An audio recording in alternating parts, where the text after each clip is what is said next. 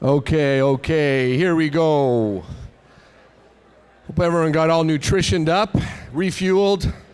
Time to digest some big ideas along with their brand muffins. We'll just give the people in the foyer a little more of a chance to come on in. This is a whale of a roundtable. We don't want to get started and have anyone miss this one.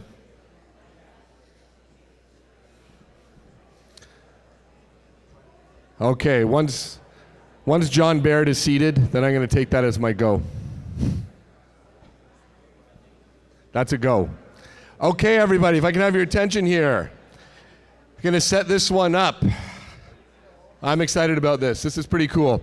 So to give a little more, flesh out a little more context and detail on the idea of the day, we're not, I don't know, you wouldn't know this, I don't think, but we're not just doing random roundtables. From the inception of this show, the idea was to have a narrative structure built into the roundtables you're seeing.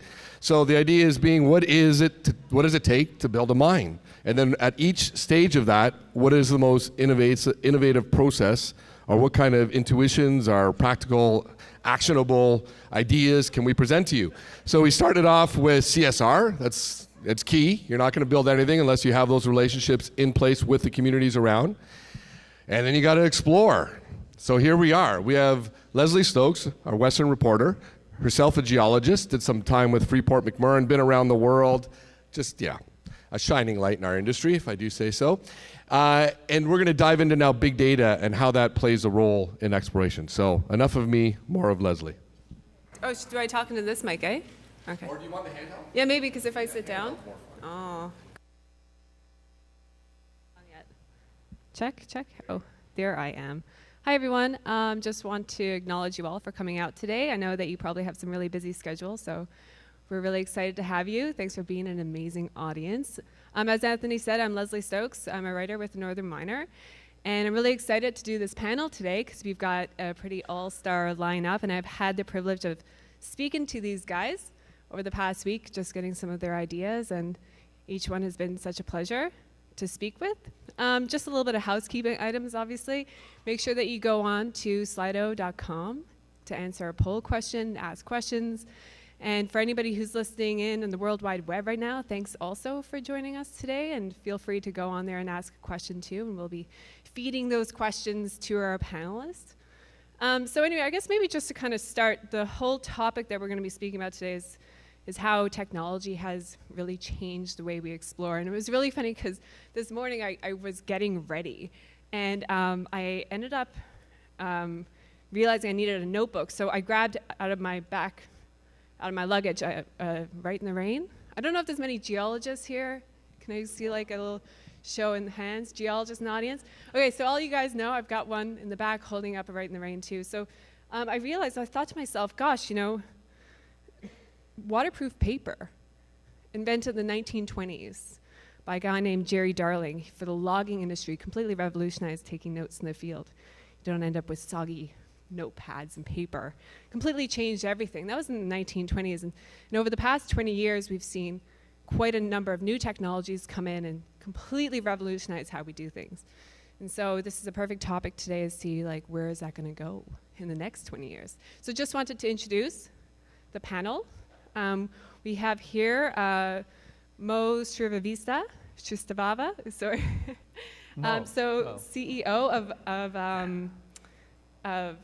Vice President of TriStar Gold. He's actually a bit of a celebrity on our panel. He was the one that cracked the Lotto scratch ticket back in 2011. So if you were to Google his name, you'd find some really interesting articles on how he did that. So, and then right next to him is Pavel Raman. So Pavel is the data scientist and associate partner of IBM Advanced Analytics Practice. So he does a lot of like artificial intelligence, quantum computing, data monetization. So he's going to bringing something amazing to the board here in that realm. Right next to him, of course, we got Michael Dane. Michael Dane is a geologist as well, and he's a CEO of Avanti Management and Consulting. So he's got like 25 years of experience in the geology field, so he's going to give us some really good boots in the ground sort of perspective. Right next to him is Robin Fell. Hi, Robin. Robin is the Director of Strategic Technological Solutions for Goldcorp. So he's kind of like looking at the future of where Goldcorp is going in terms of their technologies. So great to have him. And then last but not least is Richard Spencer. And Richard is president of Orania Resources, and he just got out of the jungle in Ecuador. So he's going to be here giving us some excellent feedback on the technology of exploration in the future from another boots on the ground sort of experience. He's a PhD and he has a long record of discoveries behind him. So thank you, gentlemen, for joining us. And I thought that maybe we'd probably start with a little bit of conversation about what you guys feel have been the greatest technological successes that we've seen in the exploration industry in the past 20 years. Just spit out a couple of technologies that you think made a big difference. Anyone can start, yeah. Well, I think the Goldcorp challenge was a huge move forward, looking at old data and putting it out there in the public domain and getting everyone thinking about it. I think that was absolutely revolutionary and resulted in a really good discovery. Cool. If we're going to go back 20 years, I would say the introduction of tablet computing into the field. It's accomplished a remarkable degree of standardization and consistency in the way that data is acquired and logged. It's been a big change since I started. Yeah, I'd say the GPS is probably, as a field geologist, been one of the tools that at least gets you located in the ground better than a compass paste and an air photo that we always had to use before. Yeah, I would echo the tablet. I mean, this is a recent development, I guess, but in terms of desktop computing, moving on from these old DOS-based computers to simple things like Windows. Now we have Microsoft Surface Books underground, the Geos, a kilometer underground with a $3,000 computer, but they can model and map straight into the software that they use and beam this data back to the surface. So, it's kind of a recent development, but in tools that we've been using for 20 years. Mm-hmm. Cool, yeah, and of course we've seen a lot in terms of geophysics as well and how that's been revolutionized with inverse modeling. Yeah, so definitely all along the front there's been crazy changes. When I graduated university, I got my first cell phone, and so it just kind of blows me away just how quick even the last 10 years have come in terms of how we collect data. And so I just have a question too. It's like with all these massive changes that we're seeing, especially in the past 10 years even, do you feel like we're using our exploration dollars more effectively now than ever before? I tend to think we spend more money on data management than we actually need to. There is a lot of money, especially on the junior side, just to maintain your databases, your software licenses. You have to do it, but you're not actually driving new shareholder value, just maintaining that data. And so in some cases, you kind of pull your efforts. I work for 3 or 4 juniors at a time, and I'll buy one software system that I use as a consultant, and then I can amortize it over 3 or 4 juniors. But for that junior to try to maintain all the software, all the hardware that's required, it's not quite the same as a Goldcorp type budget. Yeah, it's expensive. I think we routinely see that 8% of Geo's time is spent looking for and manipulating data, as opposed to actually using their brains and their experience to analyze this stuff. So we've embarked on a number of initiatives to try and improve that situation. It's a shame if people are grinding away in Excel or running huge extracts on an hourly, daily basis, as opposed to making a decision using this asset.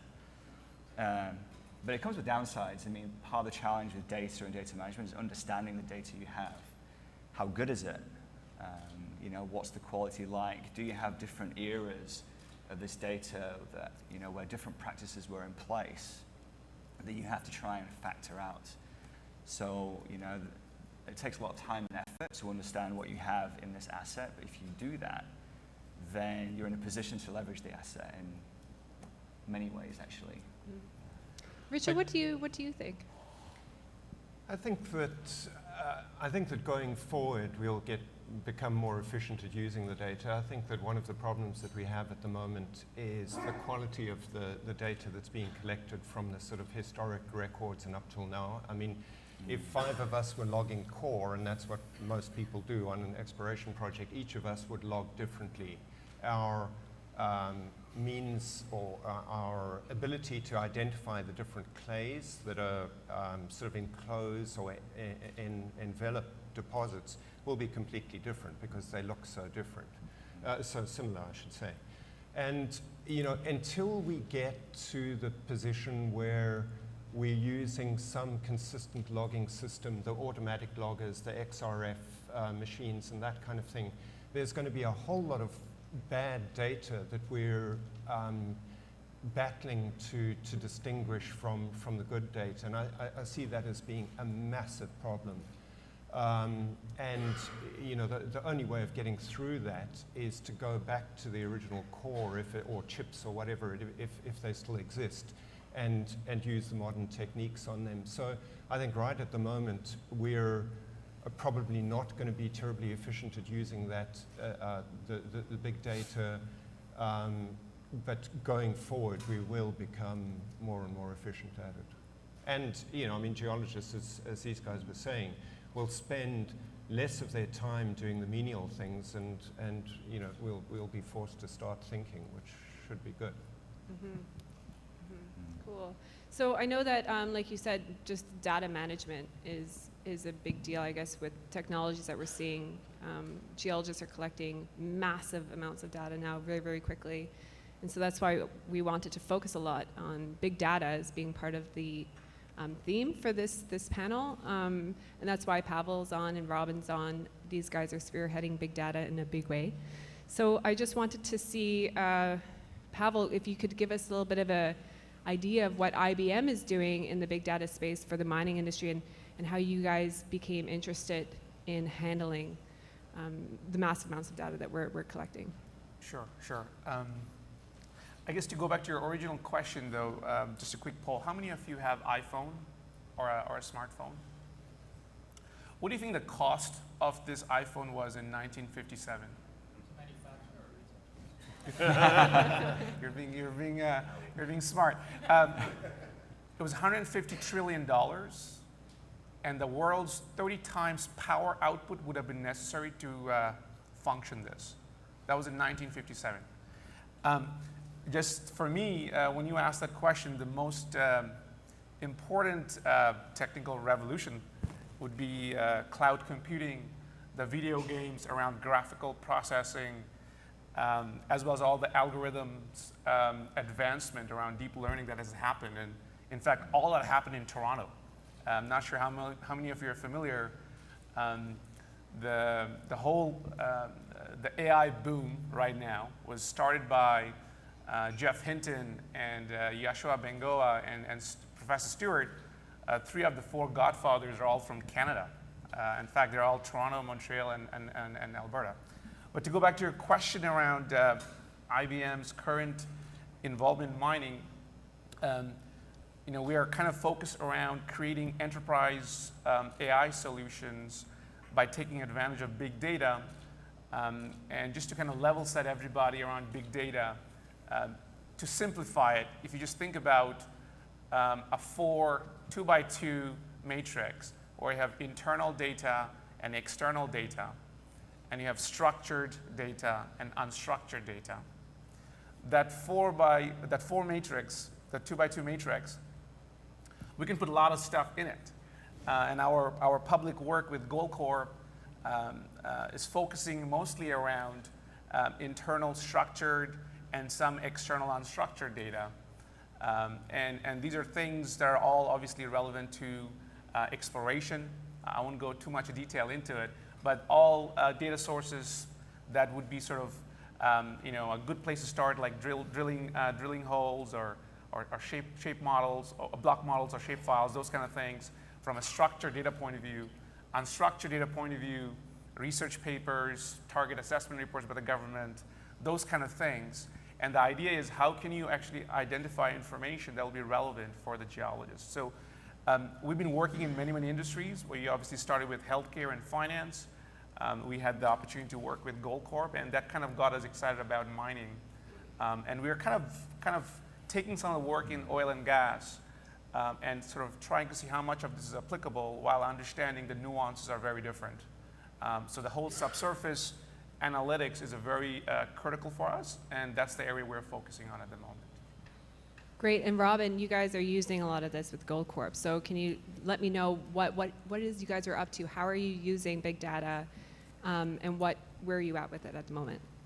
Sure. So we've got a whole bunch of initiatives running across the company, but in exploration specifically, what we've done is we've focused on Red Lake, and Red Lake has 80 plus years worth of data, and we're trying to assess all these data sets and pull them into IBM's Watson platform to try and improve the process of exploration geology and basically be more efficient at drilling. So that's a business case that's very clear. We have a lot of people spending a lot of time analyzing, not analyzing data and just collecting it. The really exciting stuff is once we have this data in place and it is somewhat clean and we do understand it, then we can fire some really clever technologies at this data: cognitive computing, machine learning, pattern recognition, basically. We as human beings are very, very good at this. We can take in vast amounts of information, or what we think is vast, use our experience and our knowledge to produce an output that has elements of creativity and pattern recognition in it. So this is something that machines haven't been able to do, maybe until the last 5 years or so. So what we're hoping is to really leverage the power of cloud computing, leverage cognitive analytics and machine learning, but really to make the geologists more productive. It's a tool for them. You're not going to replace geos ever.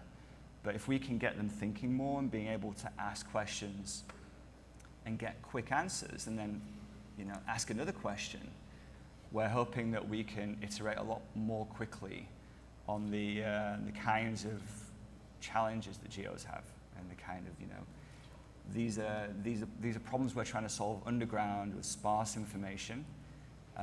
It's difficult work, so we're trying to use all this technology in IBM's experience to build something new in mining to do this. Is it building something new or rebooting what was developed 10 years ago? Because a lot of this was tried 10 years ago as an exercise, even at Goldcorp. Yeah, and it was kind of an unsuccessful exercise because the computing power did not support the data. The data sets were so big, the computers just couldn't crunch it. And you may be able to do something in 2 dimensions, but to try to do anything in 3 dimensions, you were lucky if you could get GoCAD, which was, I guess, the standard 3D visualization system. And they got that beautiful 3D lab right at the Red Lake mine. Yeah. That really never got the use it needed, or it should have had. It's a good question. I mean, if you think back to Paul's example, the phone, think about where we were 10 years ago. So that advancement in compute in the cloud has happened. The power that we have access to in IBM's platform is limitless, really. It's down to how big your pocketbook is, really. We can use graphical processing. There's no limit. It's not like you have physical servers now where you have to buy some more, try and cluster them. It's just all in the cloud. And you're absolutely right. Part of the challenge, it seems, in exploration is a lot of these tools that we're using to model and come up with insight in our data, they're desktop tools. These are tools that are limited by a physical computer on your desk. They don't have centralized, even if they do have a centralized database, the compute's still happening on your computer as opposed to in the cloud where the power of compute's limitless. So one example, one thing we've done with Watson is we've harmonized all of our block models into one database in one place in Watson. So we're talking here about 140 different block model files in Datamine, if you guys know Datamine. Right now on site, well, before this on site, you could maybe load 2 or 3 into Datamine at a time. So you can then analyze this data, do some queries. We've loaded this all into Watson, and we can query the whole lot, harmonized in one place, but it's not just block models, it's drill logs, it's geological shapes, it's also unstructured PowerPoint decks that someone wrote, maybe yourself, Michael, in 2002, someone maybe put together a PowerPoint deck and it's hidden on a drive somewhere, the X drive. Now Watson has access to that, knows what it is, can go and get it and say, hey, here are your drill logs, here's the unstructured data, and help you stitch these data sets together, whereas if you try to do this manually, it takes hours and hours and hours. Yeah, so And what, It's a good question. the exponential growth of technology right now, Michael, is kind of mind-boggling, right? If you think about, we no longer have Blockbuster. Netflix have replaced Blockbuster. We no longer have Toys R Us because Amazon has replaced Toys R Us. In fact, Uber is 8 years old and about to be disrupted by Lyft because Ford is spending $5 billion on creating autonomous cars that will simply be available on a network. So 10 years ago, and I'm not really familiar with what happened 10 years ago, but what happened in the last 10 years and what we're expecting in the next 5 to 7, especially with some of the advancements that's happening in quantum computing. There's a joke that the only profession that will matter is change management because nothing else matters because of the rapid exponential growth and improvement in technology. And some of the things around, especially to this domain around mineralogy, I think around August, the Deep Carbon Observatory, the study that I've shared with you, Robin, as well as on the Goldcorp folks. If you haven't seen that, it's something that I would recommend. It's a topic for big data and mineralogy. Did anybody hear about it or read about it? I would recommend you read about it. They're basically saying there's about 1,500 minerals that are missing just based on data. And they're starting to give locations. And they found the first one where this mineral that existed only in computer system because of patterns in a location actually exists in physical place. So it's actually happening the reverse, where we used to perhaps go to physical world first, then try to validate. The reverse has started to happen, and it's a great sort of a proof point that big data could be applied in mineralogy and in looking for minerals in subsurface. What's the name of that report again? Deep Carbon Observatory, and just search big data mineralogy. August 1st, I think that's when the publication came out.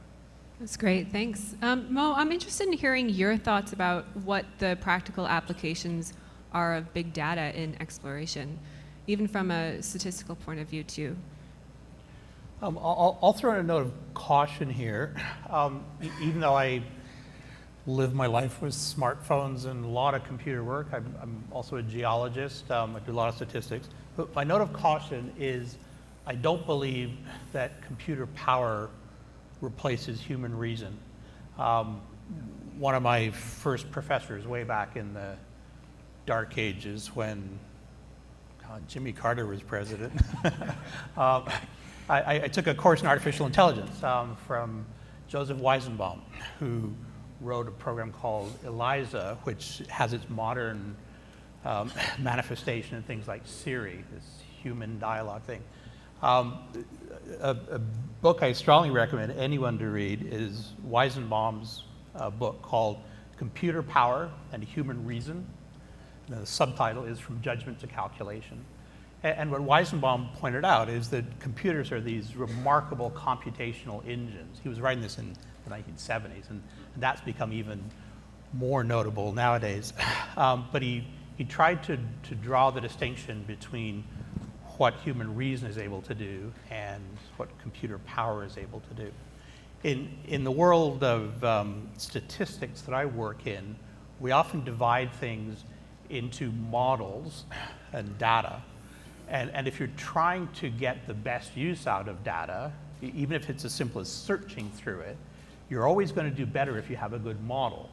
And so I worry as I hear more and more about big data, I wonder where are the good models, the good statistical models, the good geological models. And I think that it's evident that computers have a huge role to play in helping us organize and marshal very, very large data sets. But I think we still need to try and make sure that human reason is getting in there. When you look at some of the big discoveries or potential discoveries in the mining industry, exploration industry, they come out of old-fashioned prospecting and people thinking their way through the physics and chemistry of why minerals should be in a certain place. And I don't think we want to lose sight of that. I think it's going to be a buy-in too. When there's the first artificially discovered deposit out there, then there'll be like a little bit of a gold rush to that technology and say, hey, if it worked for somebody else, it'll work for us. But until we have that first discovery, or where you can show an incremental reduction in your cost per ounce of discovery, there's not going to be a huge buy-in to these systems, because as you notice, it's the big companies are doing it. It's not the juniors on the street. And the juniors on the street are the ones who are making the discoveries. It's the majors are really not making the discoveries at the rate that the junior market is. Well, I think juniors are tackling it in a slightly different way. Like we're not into Watson and 140 block models all in one system. But earlier, Leslie asked the question about, do you think that the technologies have changed the efficiency of exploration, data management? And my answer to that is, I don't think it's the availability of technology that's made data management better. And I do think it's better, by the way. I don't think it's the availability of technology. I think it's the lack of money. And I look at the project that I'm working on in Brazil just now. The reason we're using optical televiewer and going through the big data implications of optical televiewer is that we had a limited budget, and it made sense to drill RC holes. You could drill them fast.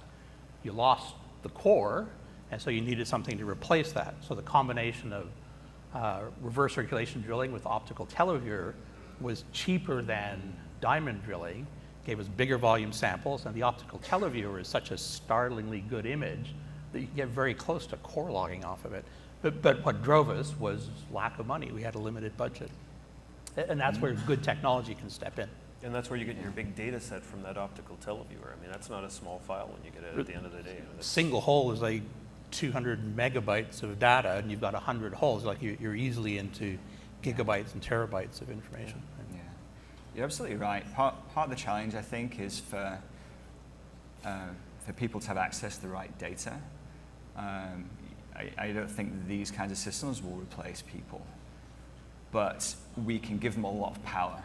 So if you imagine being able to read 2,000 journals and be able to provide some kind of result, not a Google result searching for words, but if the system actually understands your language and has a background in geology and a background in certain deposits, then really you're giving the power of 10,000 geologists to one geologist at a computer. So that's the idea. And so a three-dimensional query, basically. 3D queries. So we've spent the last 8 months building the platform. So we haven't tried the cognitive pieces yet on this platform, but absolutely right now we can run 3D queries, distance from X, distance from Y, but across not only the drill database, but the block models too. You know, these are different data sets, usually in different tools. They're very hard to query between them. So one of the things that we're looking at right now is, where does the block model, where do we have low ounces per ton in the block model, but yet in the drill database we have visible gold? That makes no sense. But we can run that query. So why is that? And we can chase down those results, and we can ask another question, and get to some kind of answer quite quickly. Why is that? That's kind of odd. Yeah. So going back to your point, Richard, about the quality of the data and what happened in these different areas, now we actually have the ability to do this. We can go in here and we can find there are 4,000 holes at the -1 level. What's going on there? Or, you know, misinterpreted geology, or maybe there's a certain geologist who had a certain preference for logging core a certain way, and since then we've decided that way is not the way we like. We can go in and actually modify or add, you know, factors to that data to normalize them. So absolutely, the quality of the data has to be great, but now we have the ability to actually improve the quality, but across the whole data set, ask these questions. And we don't actually use Watson for visualization yet. We export straight to Leapfrog. So we do all the smarts in the data platform, and then within Leapfrog we can still inspect and rotate and do the 3D, you know, the kind of the things that humans like to do, seeing something in 3D. But all the querying can be in 3D too. It's interesting. There's an LSE professor, and I told you about that, where talking about robotic process automation, but I think it still applies to this conversation. We need robots to make us more human. And to listen to all these geologists, and I'm not a geologist, I'm coming into this domain from other domains. We actually would like the geologists to do more geology and let machines do a lot of sort of data manipulation, information extraction, even some prediction. And to your point, actually Professor Agrawal from EFT framed the AI in a very simple way. If you have all human activities could be categorized in 5 buckets, sort of data collection and information retrieval, prediction, judgment, and action. Let the machines do the first 3, the data collection and the information retrieval and some prediction, and let humans, the geologists, the doctors, the lawyers, the investment bankers, make the judgment call and the actions necessary. And in fact, his main concern is about the education system, how we need to spend more time in figuring out how people can make better judgments than work on prediction. And in fact, if you start to look, the problems we're starting to look at, a prediction problem, we have never looked at a prediction problem, and a perfect example is an autonomous car. Autonomous vehicles are a perfect prediction problem, right? And the cars of the future will just be in entertainment centers. You can drive for hobby if you like, but you don't have to. But humans will continue to be the judgment and actions, and geologists will get to be, creative and do geology. That's how the data science people look at the situation, to be honest. Certainly not necessarily replacing the geologist at any point in time.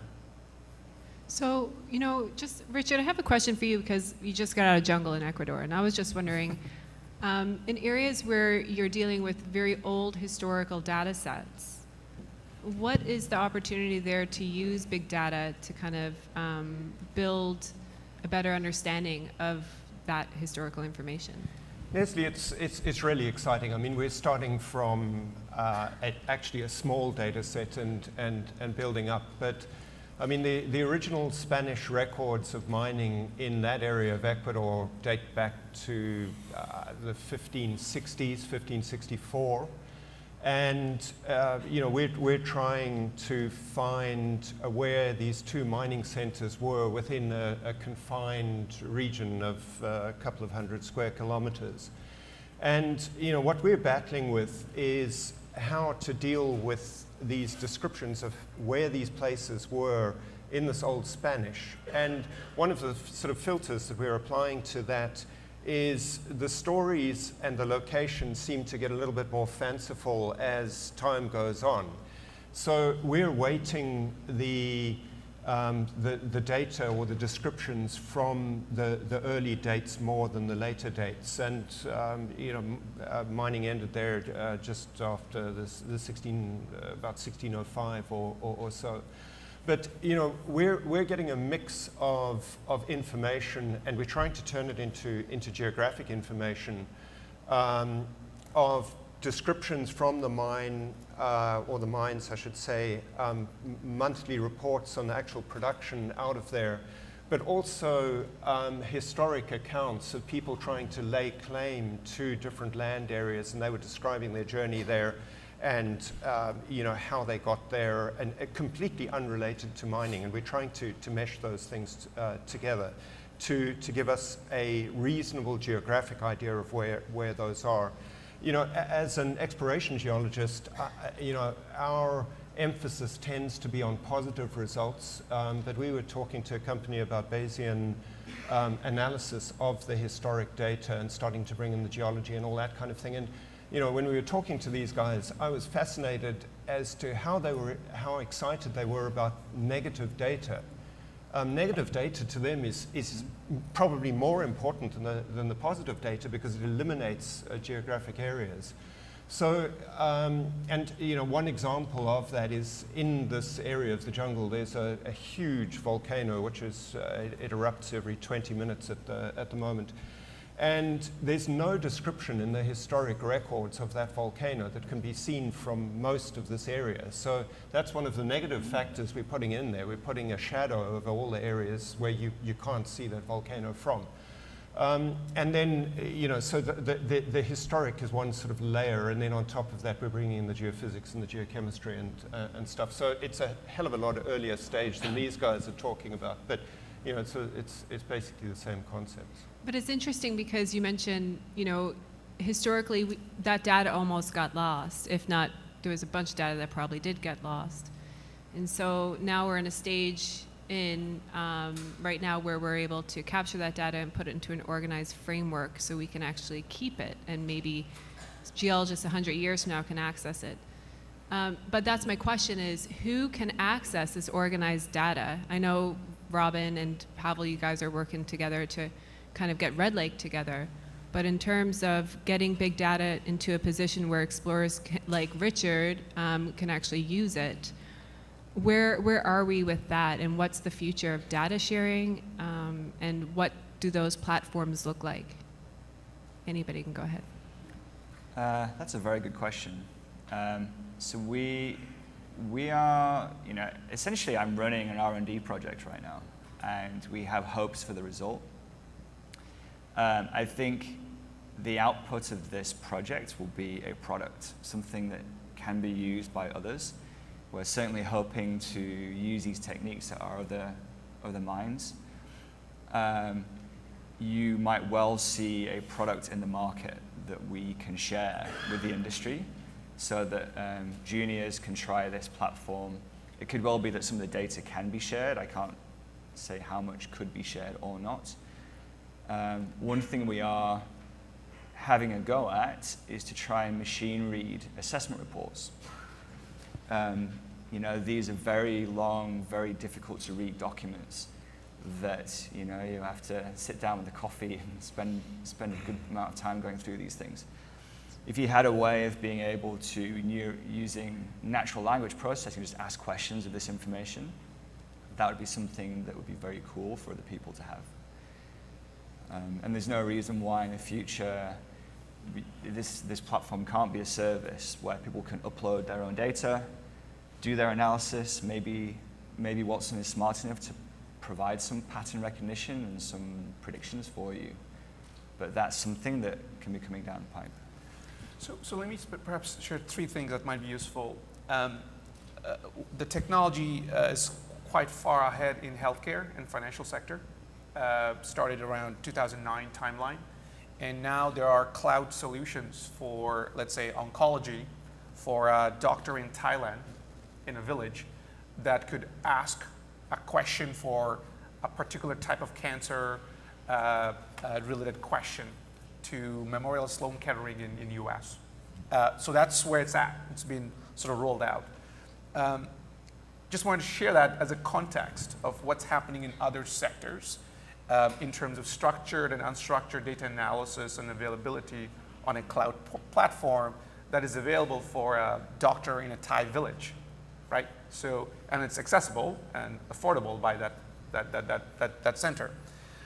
Second point is, I think it's sort of, in terms of data sharing, I like to simplify things in a way, there's sort of 3 components. One is data. The second is sort of, let's say, models or algorithms. And the third would be an output. For example, in this case, the probability of a drilling location in a particular site.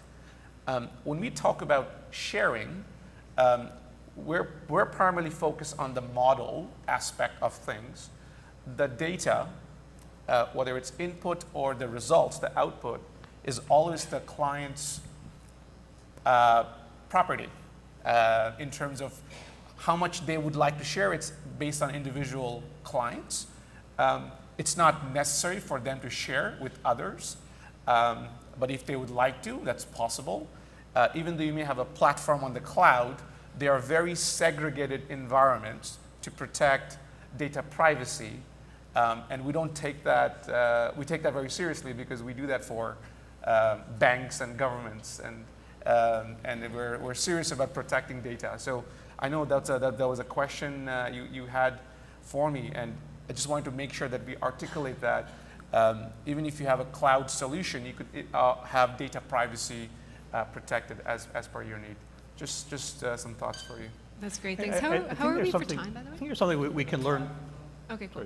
I think there's something we can learn from the oil and gas industry on this. When you look at not just North America, around the oil and gas world, governments and industry organizations have done an excellent job in making primary data available after some period of time. And so you spend the money to drill wells and do drill stem tests and all that, but the perspective that most governments have is that the data is like the natural resource itself. It's in part the property of the people, and that the people that spend the money finding it have a right to use it for a while, but then in 10 years or in 15 years, it belongs in a big publicly accessible repository. And so you look at things like what the Energy Resources Conservation Board did in Alberta. There are all kinds of people that just camp out at the ERCB offices going through tens of thousands, hundreds of thousands of wells, getting formation tops and feeding them into their own models of where there's still exploration potential.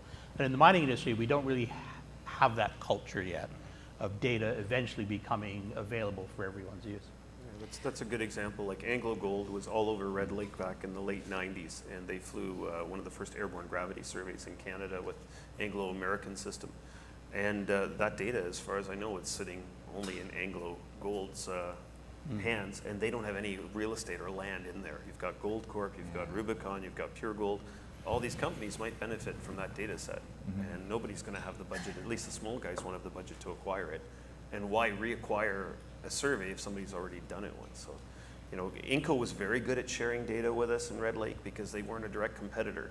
When Goldcorp and Placer Dome with competitors, there was a lot of hesitation, except right at the party wall, where you weren't going to give any exploration data away on the fringes of the camp because it might give the competition an advantage. And I think that's changing now, but it could change a lot more to be a more friendly data sharing throughout camp. So- The other thing that a culture of data sharing would help with is the problem of historical information from the computer age that has been lost. When I worked on the Hollinger project, this big super pit to scavenge the old underground workings near Timmins, we could go back 100 years. We could go to records from 1906 to 1907. We had Stope records. It was beautiful what we could get out of those 100-year-old records. We knew from a single drawing that, actually Noranda had done it. Noranda had drilled about 400 holes there. We could see them on a single drawing, and whatever floppy disk they had been stored on in the 1980s ended up in someone's document box in a garage and got mildew on it. And the data was gone from 30 years ago when it actually was still recoverable 100 years in the past. And I think if we grew up in an industry where everyone collecting data knew that the company, the organization had some almost fiduciary responsibility to make this data available 10 years in the future, then everyone would think, well, what do I do? Do I put it on the cloud? Do I put it on a floppy disk? Do I create a paper record? But somehow they would have to tackle the question of preservation of information. I think that's a really good point, and that's actually a question from Nicole online. And I got to ask this before we wrap up here, because we only got a few more minutes. She asked, as an educational provider, how do we train incoming geologists to be ready to analyze data in this new industry? And that touches on what you just spoke about, because we are going to see a generational shift in geologists. You know, when you look into an audience, you see a lot of blokes that are, 50 plus years, and then you're going to see a lot of people like myself who are in their 30s. There's a massive gap there, and for obvious reasons, market conditions, BRIEX. So we're going to see a massive change in the Guard. And I was just wondering, with you guys, how are we going to foster that growth technologically, but also maintain that creativity that the older generation had with working, with their hands in the dirt? So, I mean, we could both talk about it, but this is something, we're actually seeing a lot of, we're trying to create a trifecta of technology providers, domain experts like Goldcorp, and academia. And a lot of goodness is coming out of it. And we had done something similar with financial sector. And almost 100 plus students helped us train Watson for financial research. And we're actually thinking of something very similar with UBC and Queens. And the amount of actually excitement and interest for students, whether it's undergrad, masters, or postdocs, to get involved.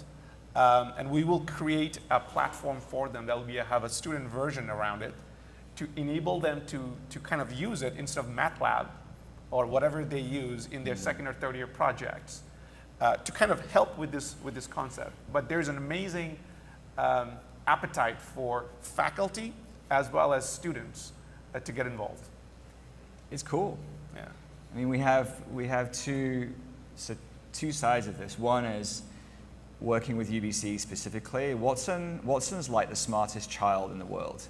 We have to teach it about geology, we have to teach it about Red Lake. There are a whole bunch of things we have to teach it. What is a drill database? These kinds of things, and we're gonna be working with UBC in that process. The second part of that is actually part of the benefits of this platform is to train people quicker. I think Woodside, an oil and gas company, they use their Watson platform for training. If you imagine all this information around your site's geology, your site's history is now in this platform. You can sit there and have, I don't know, conversations, but you can have dialogue with this platform and gain this insight a lot quicker maybe than in the past, where a lot of this information is quite tribal. When you arrive at a new site, you have to learn all this stuff. If you have a platform there at your fingertips, it should be quicker to get someone up to speed. And it's a different way of gaining that information as well. Yeah, I don't know if I'm atypical as geologists go, but I find I get into one software system I like to use, and I like to generate a certain type of interpretation on MapInfo, and that's sort of my go-to de facto thing I like to use. It sounds like other guys do 3D models to block modeling and that, but you never really use all the hardware and software that's available to you because you never have time to learn all the features that are around the edges. And I mean, even now, I've kind of looked at myself as always being at the leading edge of the technology just because I had the opportunity to do that, but I never have a chance to use all the tools that are in front of me. And it'd be kind of nice to find a way to sit back, catch my breath, and go, okay, what else can I do with this software or hardware? Right, and the interface, I guess the first interface that we have for the system is very simple. There's an empty box. It's not like data mine with a gazillion drop downs. This is simple stuff where you don't need 2 years experience using tool A or tool B. You can ask a more open-ended question and hopefully take that some of that complexity away. Where is the next Red Lake mine? Can you do that? Where is the next mine? Give us a couple of years. Thanks so much, everyone, for listening. And just a quick little touch on the data poll. I asked a question, what is, for exploration, what is big data most useful for? It was detect, predict data patterns, reduce operational costs, target generation, and organize store data. And the results were 70% detect, predict patterns in data. So that's kind of cool. Being able to query through a massive data set and pull out what it is that you need is definitely very useful. Thank you guys so much. Wish we could talk longer, but Thanks. sure we will after. Thanks for inviting us. Thank you. Thank you, Leslie. Much food for thought on that one. And Pavel, you touched upon it. We could. I wonder if we do this next year, if quantum computing is more something that we're forced to talk even more about. And to your point about AI in Toronto and Canada, well, Vancouver's got the quantum computing, right? This D-Wave is leading the charge on that, and I think it'd be interesting to see what everyone's take on that is a year from now and how a game changer that was, or will be. Okay, thank you. That was fantastic. Cheers, everyone. So now, where are we at now? Let's see. So you've gotten some really good insights on how to get diversity into your company's DNA, how to take a partnership model to the communities to lay the groundwork so that you can have a successful business. Now we've looked at big data, AI, technologies that can help you find the next big discovery. So now you've made the discovery, you got your relationships in place, you got a good corporate philosophy. Now you're developing a mine. So we got an exciting panel lined up for you here. I'd ask all of the roundtable participants for innovations in mine development to meet John Cumming over here. See Gord from I Am Gold's already there. I saw Ewan and Matt were here. We got Walter from Hardline. So we'll get everybody all mic'd up, and then we'll dive into the next step in the life story of a mine. Okay, we'll be back in just a couple minutes.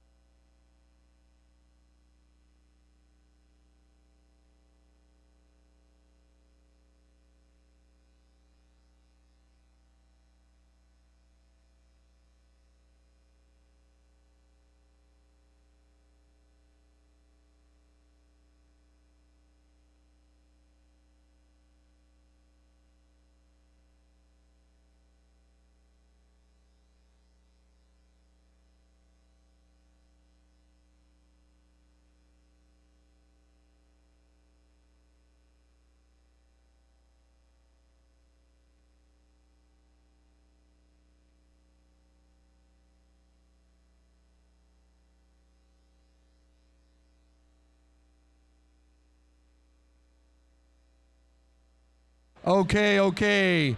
I know the networking part is fantastic. It's my favorite part. It's a big reason why we do these. But I'm going to have to get you guys to sit down. We got to keep it going here. We got some high-powered mining executives on our next roundtable, and they are busy. So if I can get everyone to please take their seats again.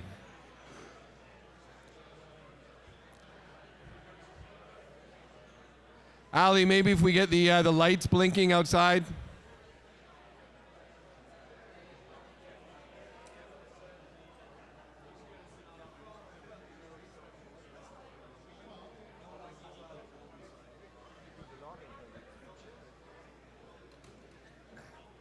Joe, help me wrestle people in. Let's get them. Hustle them in? Yeah, let's get people wrestled in. Maybe flick to the lights. Let's get them going. Awesome, thank you.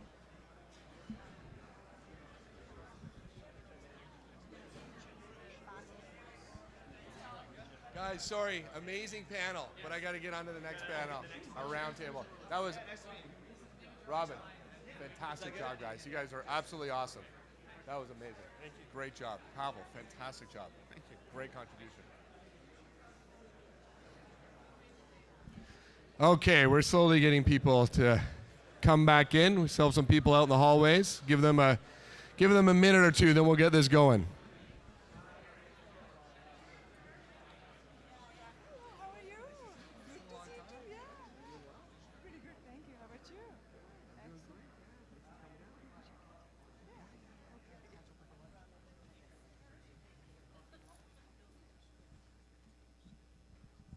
Great, okay. Thank you, everyone. We're starting to settle down a little bit.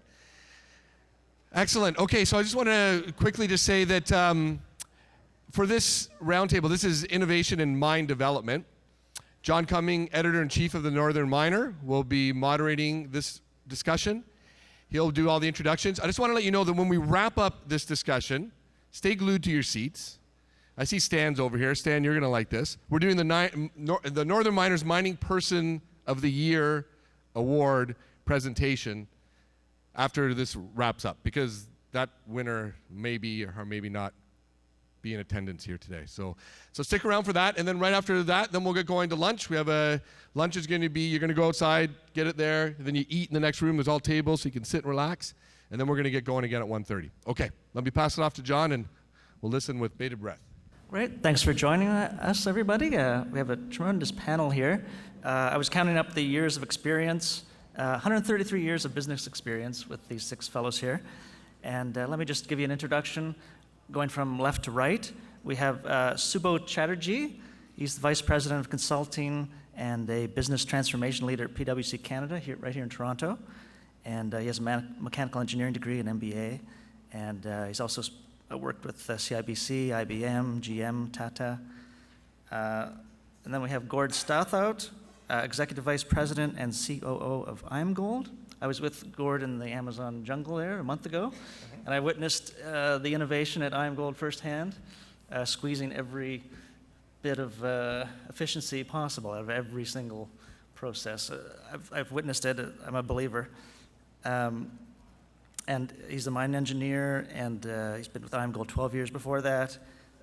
Big positions with Xstrata Copper and Falconbridge, experience with Antamina and Lomas Bayas. Then we have Matt Manson, President and CEO of Stornoway Diamond, where he's been the last decade, and he has 20 years experience in the Canadian diamond industry, knows as much as anybody about Canadian diamonds, really. And early in his career, he was with Aber during the whole Diavik experience there, and he has a PhD in geology. And next we have Walter Sigelkow, President and founder of Hardline Solutions, where he's been, of course, 3 decades. Everyone knows Hardline Solutions, and a particular head of the curve on teleremote mining, and leads the way there now today. And we have John Mullally, Director of Government Relations and Energy at Goldcorp, where he's been the last 3 years. And John has a pretty eclectic background. He's been with Vale, Ernst & Young in their mining practice, OECD in Paris on their African desk. He's in the Department of Foreign Affairs, Xerox. He has an economics BA and MBA. And then we have Ewan Downey. Everybody knows Ewan here in Toronto. He's president and CEO of Premier Gold Mines the last 11 years. And we all remember Wolfton Resources, Inc. The man knows when to buy and when to sell assets, for sure. And he's the 2003 recipient of the PDAC's Bill Dennis Prospector of the Year Award. And if you don't know, Premier now has 2 operating gold mines. So life has changed quite a bit the last year. And of course, development projects along the way too. So I just want to start off with Gord, with 30 years experience with mines. What have you seen as the change in mine development over the years? You know, I think similar to the discussion that we just heard, a lot of it comes from automating physical tasks on the engineering side, and taking some of the manual stuff away. I don't know, I'm enough of a dinosaur. I did dump designs and road designs with French curves and compasses. So that piece of the mechanical piece of design, I think, is changed drastically. The equipment certainly is starting to change, but it takes a long time. I mean, I saw my first movie. It was actually a movie on automated trucks. It was Haulpak demonstration from 1984. And we're still trying to get automated trucks into open pit mines. So it doesn't always move quickly. A lot of it, you know, is just the communication and some of the economic theories that we can apply to the mines. But I mean, at the end of the day, we blow it up, we move it, we process it, yes, we produce the metal. And now, Matt, can you compare building Diavik and those mines in the Northwest Territories with Stornoway's Renard? Yeah, I guess I'll echo the sentiment of Gord in that mine development over the last 20 years hasn't actually changed as much as you think it might. And the big difference between building Diavik and building Renard was the management of it, really, and one was EPCM and one was self-managed. The Stornoway one was self-managed. We have to remember innovation in mining is a relatively non-innovative business, right? And because it's capital intensive, we raise all the money up front to build these mines, and then we try very hard not to screw it up, right? So the people who are giving you the money to do that are inherently risk averse, right? We're bringing in to Renard, we're bringing in waste ore sorting, and that's an innovation which is quite current and topical. And we're doing that because we have a specific issue in our process plant that we're addressing. And it looks great. We've done all the data. It's going to work. It's modestly priced. And there's a great fallback position if we don't get the results we want. So it's a no-brainer to do it. But when I talk to investors about doing that, the first question I get is, well, what other mine does that?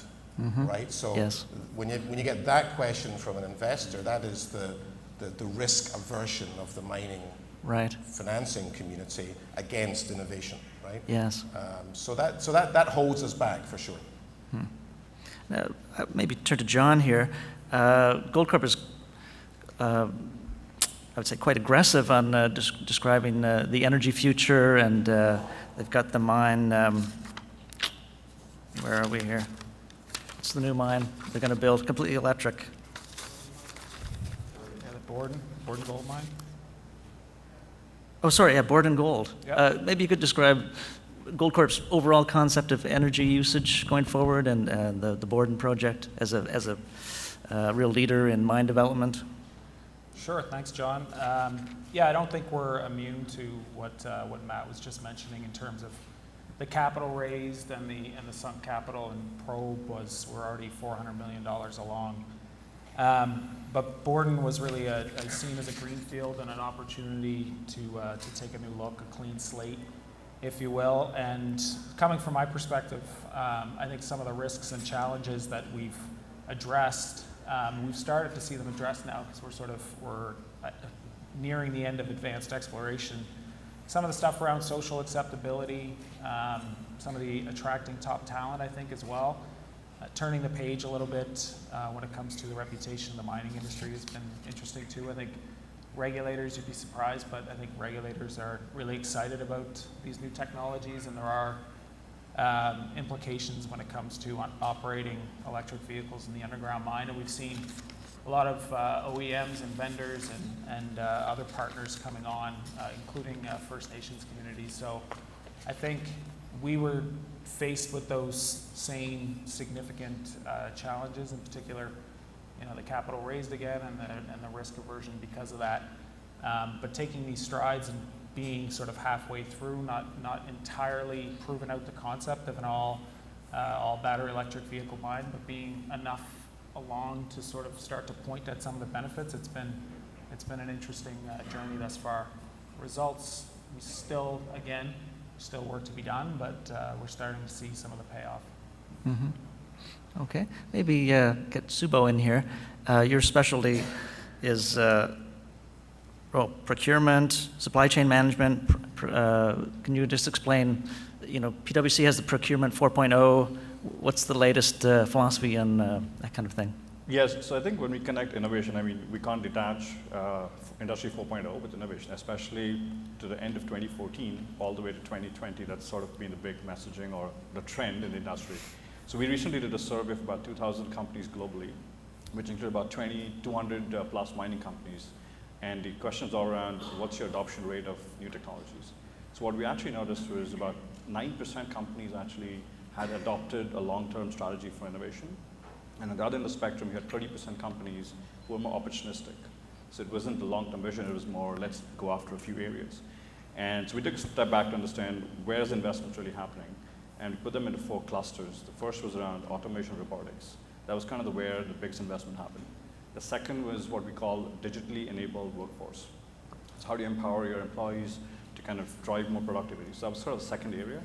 The third was around integrated enterprise. All the data created, how does it feed back into your SAP systems or ERP systems? So do you have the integration between your field staff and your corporate data centers? And the last one was around what we call advanced analytics, which kind of links to our previous topic about big data and how we're using information. Yes. So what we noticed was the first two was where there was some investment, there was some focus areas, but the latter half was where there wasn't a whole lot focus. Mm-hmm. Yeah. So that was kind of and the other aspect was the investments happening overall in the mining industry as compared to the other sectors. So post 2014, I think the investment trend has gone up in R&D as compared to the industries. Not absolute, because the other industries are about at 7%. Mining is about at 3 to 4%. So it's upward trend, but I think it's still got time to catch up. Right. Okay. And Ewan, I'll ask you kind of a similar question. If you compare your Wolfton days, are you running Premier in a different way than you would have Wolfton with some new innovation in there somewhere? Not really. We're just, as a new producer, we actually view the future of our mines being exploration. We continue to have a big exploration focus, but for me, some of the innovations I've seen since being in this industry are the automation underground, and I think that's pretty important for the safety. Underground mines aren't the safest places to be working, and say our Mercedes mine, years ago we'd go underground, the guys driving the scoops are driving there. If there's a ground fall, they're covered. At Mercedes, the truck's sit tens of meters away from the operator and working, and I think it's pretty important to see that. Yes. And I think some of Goldcorp's work at the Musselwhite mine is actually done from Thunder Bay, so the miners are actually working from pods in Thunder Bay. So just the automation of machinery has been really impressive over the last probably decade or so in mining, and that's a big change I've seen personally. Right. But for us running our company, it's changing our people is one of the biggest changes to facilitate being an explorer with almost all geologists to now being mainly mining engineers is a big change. Yeah, and just following up on the idea of autonomous machinery, remote operation, Walt, can you just give us a rundown of the state of the art today? Well, I kind of got led in there a bit. The equipment that runs up at Musselwhite for Goldcorp is actually our equipment. There's machines running from guys are on surface, they're running the machines underground, and they've moved one of those people out to the Thunder Bay office now. With looking at the long term, what's that give the people that work in the mines? Well, number one, if you take a person off from underground, they're safer. Yes. Number one, you're not underground. It is a very harsh environment. We have to work there, but it's, if we can get the guys out, don't put them underground to start with. You know, when you take and you move operations, or some of the operations, not all, but some of the operations to a major center, now you have your workers who can go home at night and spend the time with their families, you know, changing the typical culture of living in a camp, you know, maybe on a 1-in, 2-in schedule. You know, Yes. so your family life and things like that. You get to go home and be at home with your kids at night. So it's these sort of technologies are really moving ahead. And they're there. They're available from many companies around the world, the big players. You know, the small players like ourselves that specialize more in retrofitting equipment. I Right. always say to my people when we work on a project, it's very important. There's a lot of discussions today about capital. You know, our job is first, I want to get some money from the mine. I'm a supplier. I sell to you guys. But I need to make the mine money. So that's the first thing we have to look at is how do we add to the bottom line? How do we put, you know, black on that balance sheet? So that, I mean, that's the way you have to do as suppliers. Right. Now, I'm going to just throw this open to the floor here, but how do you foster an innovation culture in your company? I saw that with IAMGOLD, where they, in Suriname, where they had the existing workforce, and amazingly got everyone to be far more productive. But just for the whole table, how do you foster an innovative workforce? I know PwC consults on these as well. Do you need different kinds of people or different training, or how does it all work? Well, I mean, you know, continue on your comments on what we were able to do in Suriname at a Rosabelle mine. It's you know, necessity is the mother of invention. That place was closing quickly. Yes. So the challenge was out. The challenge was obvious, and the team there really took the challenge in their teeth and brought in whatever they could to the table to make it to point it in the right direction.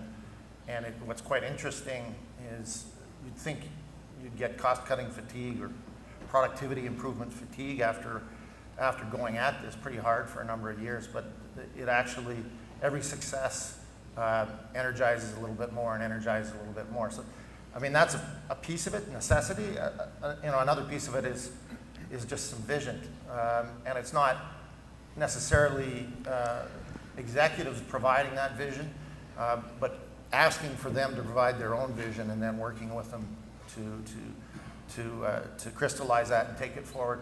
Where do you want to be? Our minds are changing sort of from short life mines to longer life mines, and I don't want to be, you know, in a meeting 15 years from now, if they still let me hang around and do that, looking at, you know, what is currently 15-year-old technology. Yes. And saying this is the way we do things, this is the way we've always done things. So you can't allow that to happen. You gotta involve the teams themselves in creating a vision to move it forward. Right, right. Anyone else? Matt, you built up a workforce from zero, right, at your mine? Yeah, if you look at our business, all the things that are innovative were problem solving. So, you know, we were the first mine in Canada, at least, to use LNG for power. Huh? And that's because we're sufficiently remote that we don't have a power line. We're not in the Abitibi, and that's expensive in Quebec to bring one in. But we're not so remote that we don't have a road. And there's a liquefaction terminal in Montreal, so we can have trucks going up and down every day. So we're the first mine, and we have Caterpillar LNG gensets rather than Caterpillar diesel gensets. So that solved an infrastructure problem, right? And everybody in our stakeholder group was quite happy to see that happen, and it happens to reduce our greenhouse gas emissions, but it wasn't done for efficiency or cost reasons. It was a problem-solving issue that we had to come up with. So I guess if you motivate the team, right, if you allow the team, and it's a bottom-up thing, innovation quite often in mining, yes. right? It's, you know, that wasn't my idea to do LNG. That was a bunch of engineers who came up with a clever idea, realizing it was a gas metro business in Montreal. You know, bottom-up freedom to actually come up with clever ideas, and then some endorsement of that and you know, support for that. So how do you reward great ideas from the workforce? Like, or that they keep their job, or do they get a cut of the money savings? Or go back to work the I next think day. the IAMGOLD process is keep your job, but what is the incentive from the individual's perspective? We bonus people at bonus time because people have had clever ideas, and we want to reflect that. Yeah. Yeah. So I just want to build on that point. So one of our clients actually, we had a project last year, and they were struggling with knowledge retention because the retirement rate was pretty high. So the ask was to really understand as an industry, what's the age group and how is it impacting the next 10 years. So what we noticed is about 40% of Canadian workforce is about the baby boomers. So it's, their retirement rate will double in the next 5 years for most of the companies. And about 35% was your Gen Y, which is more 35 or less. The challenge, you've got two ends of the spectrum. The baby boomers had all the operational knowledge. So they've got the knowledge of the day-to-day operations, and the younger generation had the technology side of things. So as most companies, your challenge is going to be, as you have innovation coming in, your adoption rate for the experienced staff is going to be lower than more of the younger one. Mm-hmm. So it's an interesting challenge because how do you have the Gen X folks train the baby boomers on new technology at the same time you retain your operational knowledge? So that was sort of a key finding, and I think a couple of ways. One of the clients have adopted where they have cross-learning, so where you've got the younger folks on the operations train the experienced folks on technology and how to use remote operation centers. And in return, they're actually learning about the day-to-day operations. It's a bit of that stuff. The other aspect is the pace at which technology is changing. What you don't know is 10 years from now, what's true today may not even exist 10 years from now. So training them on specific technology may not be the solution, but it's more what we call a digital IQ, right? Are you instilling the value? Is your workforce thinking from a disruptive technology perspective? Because things could change every 2 years. So are they in that mindset of reacting to change every couple of years? So I think that was kind of the other aspect we found in how do you bring that cultural change bottom up into your operations. I was thinking as well from the opposite of the bottom up, the top down. And I've heard our leadership just talk about a pretty simple approach to innovation. And the first part is just let's do it, taking from Nike, I guess. The other part is challenging others. So, the history of the Goldcorp Challenge more than 10 years ago, but the more recent Disrupt Mining event, second year this year upcoming. And then the partnering aspect as well. So sitting next to Walter, we saw McLean Engineering from an OEM. So knowing sort of what Goldcorp can do and sort of setting out that vision, but understanding that that's kind of, there's a lot of other actors in that space, and we need to understand what we're really good at, and that's just been about setting out that vision and letting other people finding ways to collaborate and work around that. Okay. I'm thinking when I first started the Northern Miner 20 years ago, one of the first stories I wrote about was an innovation story.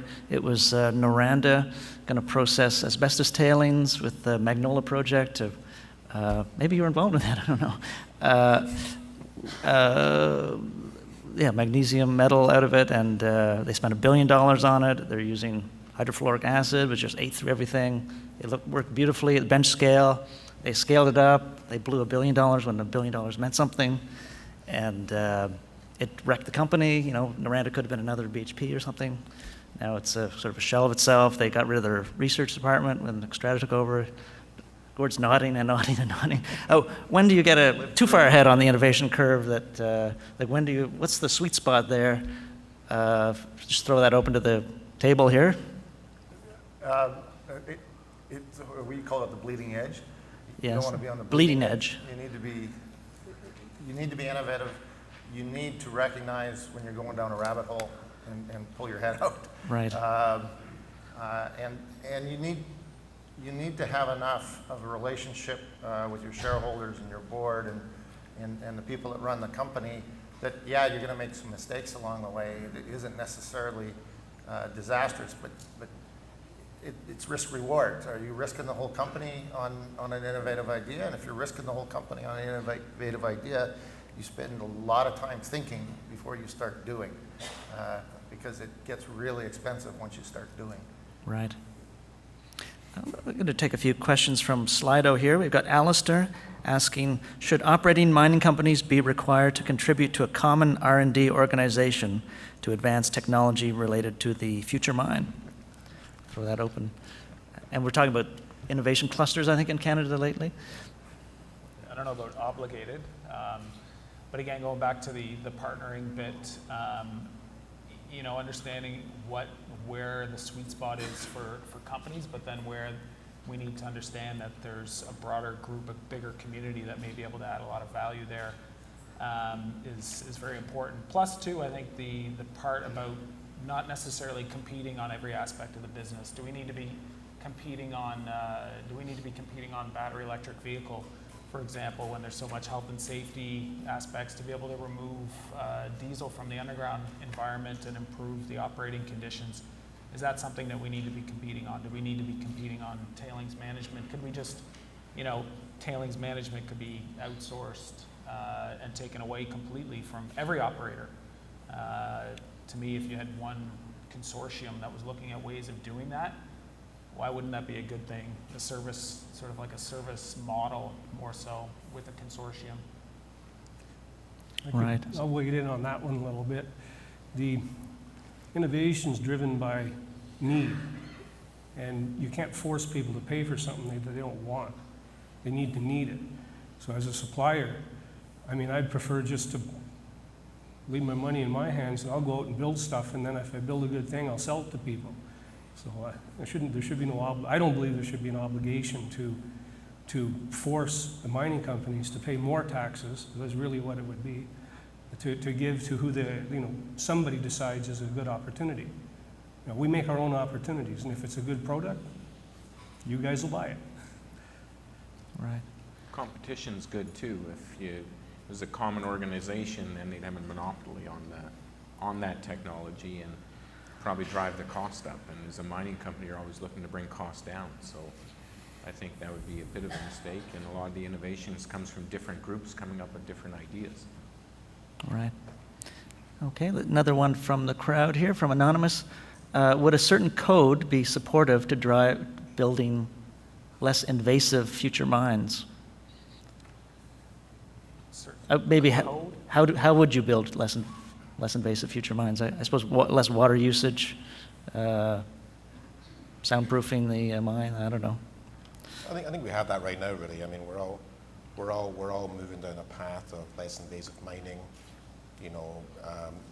Smaller footprints. Whether that's a formalized code from a regulatory authority that's uniform, or we're all responding to our own regulatory authorities, and we're all trying to behave in a socially responsible, conscientious manner. So that's a long-term evolution of our business, and that will continue. And that's when you look at CMEC and the other organizations and the stuff that John was referring to. That's where we are trying to bond together and work as an industry to come up with those solutions. There's economic reasons to do it too. It's not just altruistic, pure environmental reasons or even social reasons. There's a lot of good economic reasons why less invasive. You spend all your money from day one separating ore from waste until you get that piece of metal, and each step is more and more expensive. So the more surgical you can be at the start helps. The flip side of it is, as minerals become more scarce and prices go up and cutoff grades move down, you start to look at larger excavations. Right. There's a bit of a conundrum. Yes. There. Yeah. I think of David Garofalo at our Canadian Mining Forum in London earlier this year. He was quite adamant that water usage was like a #1 issue. We all see it in Latin America, where if agriculture conflicts with mining, like agriculture wins the day these days.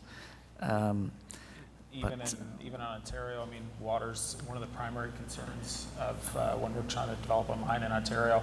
I think the biggest thing is we have to be, up to speed with what's acceptable. Some of the other panels talked about, just how necessary mining really is. Are there things and ways in which that the industry is, if it doesn't come up to speed with the social acceptability questions, what are the alternatives? And I think that's really a pressing concern.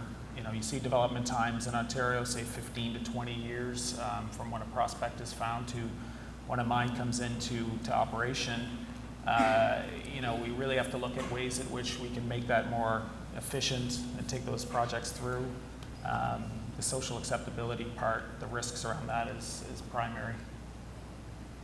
Right, and I guess alluding to something Gord said here, I think when I started off in the industry, good cutoff grades were 1 gram gold per ton, 1% copper, and now they've dropped so much. Like, what's the lower limit here?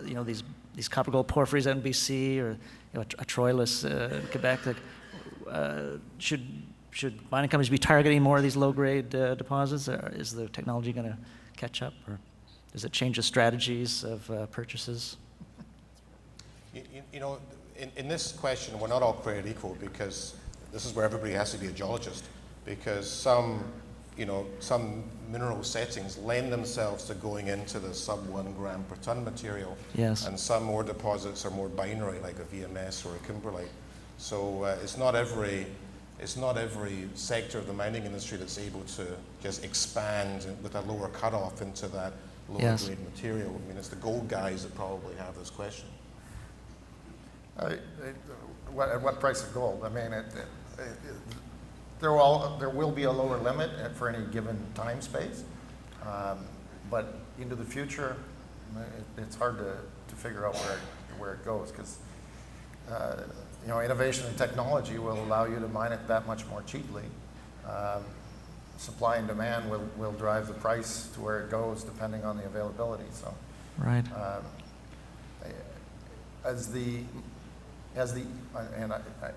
Please, no geologists, I don't want to get shot in the head for this, but as the easier deposits have already been found in more comfortable jurisdictions, a lot of those, we're mining them or we've mined through them.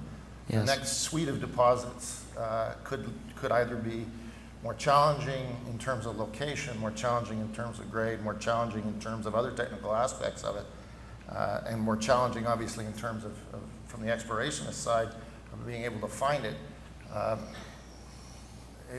It's an ongoing march. Sometimes you get these incredible technologies. When heap leaching and SXEW came into the copper business, it completely changed the whole suite of things that were mineable. Yes.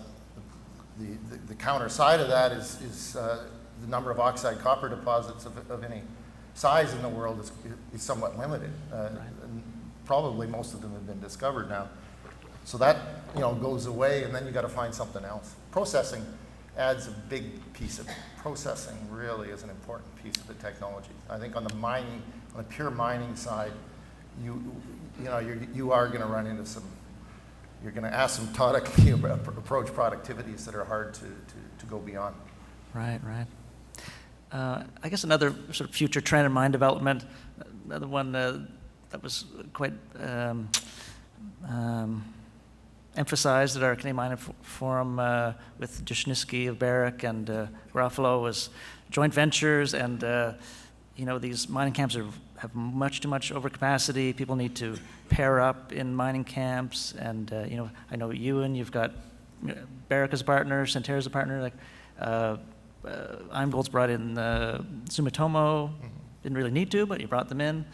What is the future of this partnership? Not everyone agrees on it, obviously, an Agnico Eagle or something like that, but where do you see the future of partnerships for especially big projects? Well, it's interesting, because I know Steve opened the conference this morning, and he comes from an oil and gas background, and it confounds the heck out of him to look at these clusters of mines, and where you hunt for an elephant in elephant territory, but they all get set up as separate little self-sufficient operations, whereas in the oil business, you'd form a consortium around that. Yes. And you'd go for the economies of scale around it.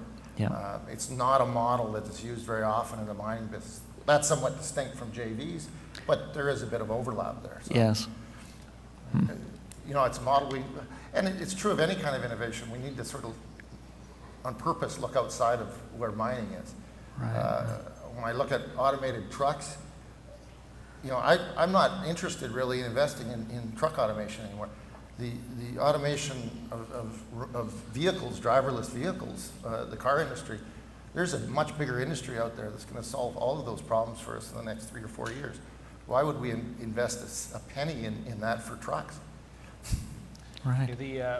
Before the Chilean project with Teck was Nueva Union, it's called Nueva Union now, but before it was Nueva Union, it was El Moro, and it went to the Supreme Court in Chile.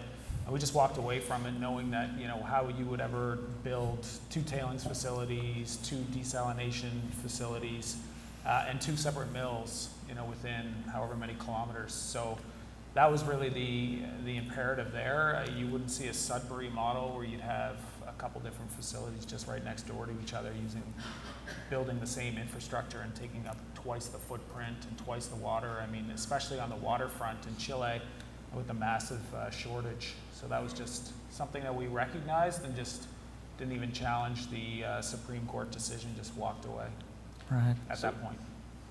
Yeah, so I think this is a trend we're seeing in across industries, across the value chain. I think supply chain is one area where there is a potential for having companies collaborate, and whether it's procurement, whether it's managing a warehouse supply chain. The key question where a lot of industries are stuck is when there is an increased demand or a shortage of supply, who gets the supply, right?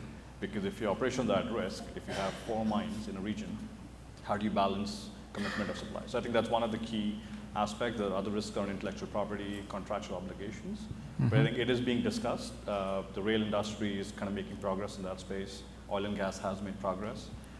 We haven't seen that in mining yet, but utilities are in the process of discussion. So it is a trend, but I think not in the next at least a year or so. Right. Let's go back to Slido here. We have a question from Dave Thomas. What do you think is required for changing the mindset of mining investors such that to-be-proven technologies are funded and embraced? I throw that open to the floor here.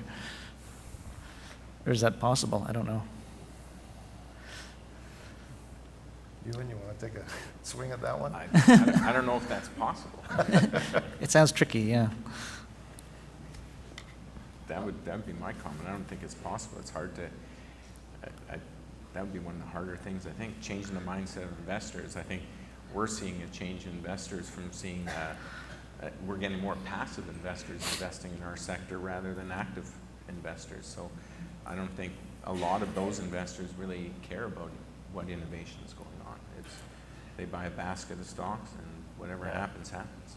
Yeah. Some of it is I spoke about earlier, is going back to vision, I think. You got to sell the vision of why you're doing it. Yes. It is more challenging at the, quarterly reports and everything. The feedback on innovation is a little longer than that. We've moved from a model in Canada when I started where, Inco had a research facility and Falconbridge had a research facility and Noranda had a research facility and Cominco had one and Teck had one. Most of those big companies have moved offshore. Yes. All of those facilities have gone away. So we're right in the midst of trying to reinvent how we do technology as a mining industry in this country. Right. It's a challenge. And it's a tough sell for investors. Yeah. It is a tough sell. Yeah, I mean, investors, as you know, saying they're moving away from being a fund manager that's interested in a specific asset, and a specific team, and a specific long-term vision. And it's all become short-term vision, and it's ETF-driven, it's sector-driven, much more passive. So investors, it's the next quarterly report, right? That is the mark, right? It's not how clever and forward-thinking the management team is, right? So unfortunately, right? Right.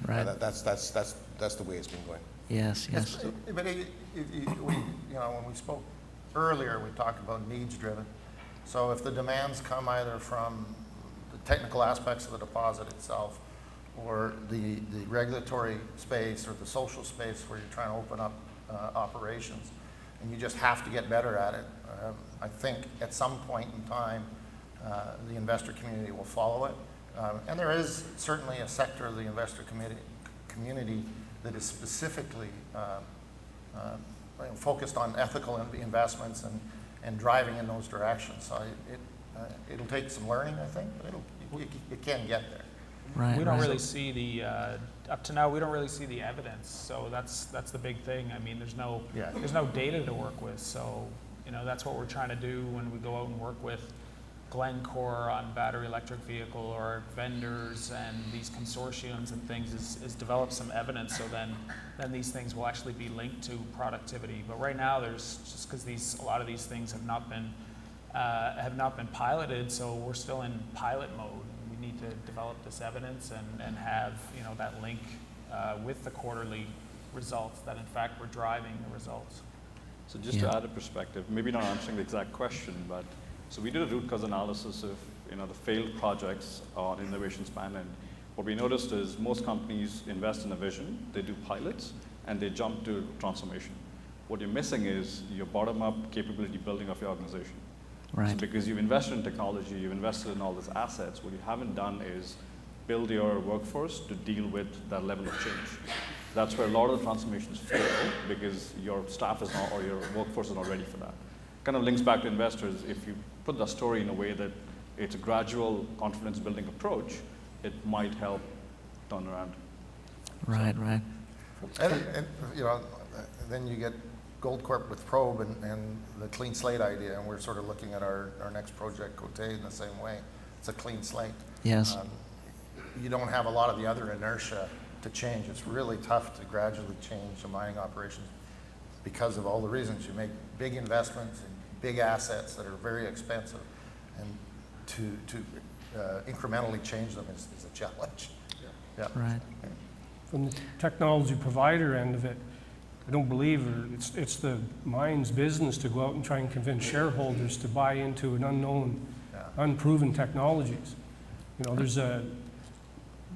At some point in time, the vendors, we have to go out and put our money where our mouth is. Yes. And we have to invest our own money, and we have to build products that actually make money for the mine. So when you sell something to a mine, it needs to make money.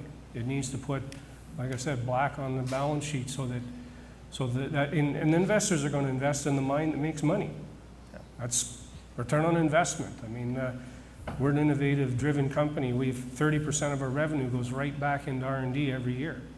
So if I want to sell to the mine next year, well, I better have something to sell them that's going to make them money.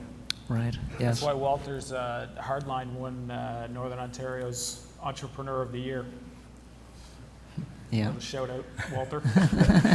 Thank you for that plug. Yeah, absolutely. Maybe just before we wrap up, I'll ask one last question. It's our poll question. Who is the biggest driver today of innovation in mine development? Is it mining companies, mining suppliers, government research institutes, or university and colleges? I know Walt would say mining suppliers. It's all of the above. All of the above. And our results are mining companies and mining suppliers. Mine suppliers, and mine companies right behind that. Yeah. But it is to an extent, at the end of the day, it's supplying a need, which is minerals, into the marketplace. We need these minerals. We need to mine them. And we need to mine them safely, and we need to mine them cheaper, faster. We have to make better use of these ore bodies. We need to, in the cutoff point, if we can lower anything to lower the cutoff point so we can take out more of the mineral underground or in the mines overhead or underground, doesn't matter. But all of the above, everything drives the innovation, but money drives it at the end of the day. Right. I think the biggest thing would be people's values. So if you think, who are we trying to attract to work in a remote site, and people are valuing something different, they have different choices. They don't want to come work at these remote sites. Or, the regulator themselves, if they see things differently and they don't want to move forward, there's a tremendous amount of barriers that can be put up there. The changing role of First Nations and Indigenous communities around the mine sites. If it's not acceptable in that view, I mean, there's not much that the company can really do to gain that acceptability. So it's really I think it's the shift in values, and that's just, we're seeing that everywhere, domestically and internationally. Right. Okay, well, let's wrap it up there, but everyone stay seated. We have a presentation to make, and it's to Matt Manson, is our 2016 Mining Person of the Year. We awarded earlier. Yeah.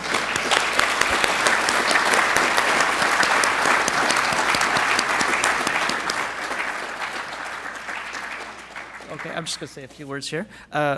I would say there's something to be said for being first, and Matt Manson, our Mine Person of the Year for 2016, bears the distinction of guiding Stornoway Diamond through a daunting, decade-long journey to open Renard, Quebec's first diamond mine in the province's remote Otish Mountains. Along the way, through 2 industry downturns and without a major mining company as partner, Matt capably managed virtually every aspect of the mining game, property acquisition and company consolidation, grassroots exploration, feasibility studies and mine permitting, project financing, which was crazy, mine and infrastructure construction, community relations, building and leading a workforce, production ramp-up, and now product marketing. And already the mine has produced over 1 million ounces as of halfway through the year. Carats, sorry. Ounces on the mine. So congratulations. Thanks, John. And Matt will say a few words. Sure, yeah. Well, thanks, John and Anthony and everybody at the Northern Miner. And this was a surprise when I saw it on the front page of the Northern Miner magazine back in March. So, you know, it wasn't something I was expecting. And you know, mining is a team sport. So, you know, I'm standing here as a representative of a team of geologists and engineers and finance people who worked for many years, 16 years between discovery and 2001, not by Stornoway, by Ashton and SOCHEM, and then to be in production by 2016. And look, and I guess we're getting this award because, you know, Stornoway is an example of, I think, of doing something which is the hardest thing to do in the mining business, which is to take an exploration discovery and actually shepherd it all the way through to being a producer. We want to take Stornoway further than that, but, you know, so far so good.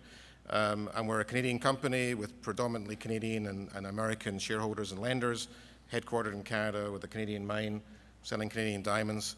You know, that story of taking it from beginning to end is getting harder and harder to do. It used to be the typical story of Canadian mining. It's becoming harder to do because it takes so much longer. There are so many regulatory hurdles to go through. The capital numbers involved are so much larger. The investment perspectives and horizons of investors and lenders is so much shorter than it ever was. So I think we were successful by being opportunistic and, you know, raising the money when we were able to and taking it to the next step when we were able to. And as well as accepting this on behalf of the team, I want to, you know, we are a rare example of a mining company that took an exploration asset and became a mine. And you know, we didn't really have much choice in that, frankly, because the diamond space is not a big sector in the mining business. You know, we didn't have major companies knocking on our door wanting to be updated on the latest drill results all the time. I always say that, you know, the next mine will be a gold mine. You know, for me personally, if I came back and, you know, as you know, for another go at a mining career, I'd say go into gold, right? Because it's a much bigger playing field and your opportunities are so much better. In the diamond space and in other smaller niche parts of the business, it's more restricted. So, but having said that, it was always part of the game plan at Stornoway to actually build a mine. It was always the plan to buy out our JV partner, to raise the money, to do it ourselves. We were always clear about that. That was always the vision. So I'm happy to accept this on behalf of all the other junior mining companies out there who have the same vision, who have the courage to talk about a vision of growth with a crusty investor or a risk-averse board.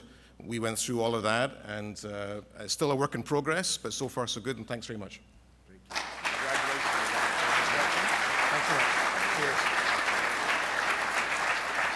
Well deserved, Matt, well deserved. Okay, let's eat. We're gonna get back here at 1:30. So food is being served in the foyer, and as I mentioned earlier, you can eat in the room right through those two silver doors called the Sky Room. Thank you.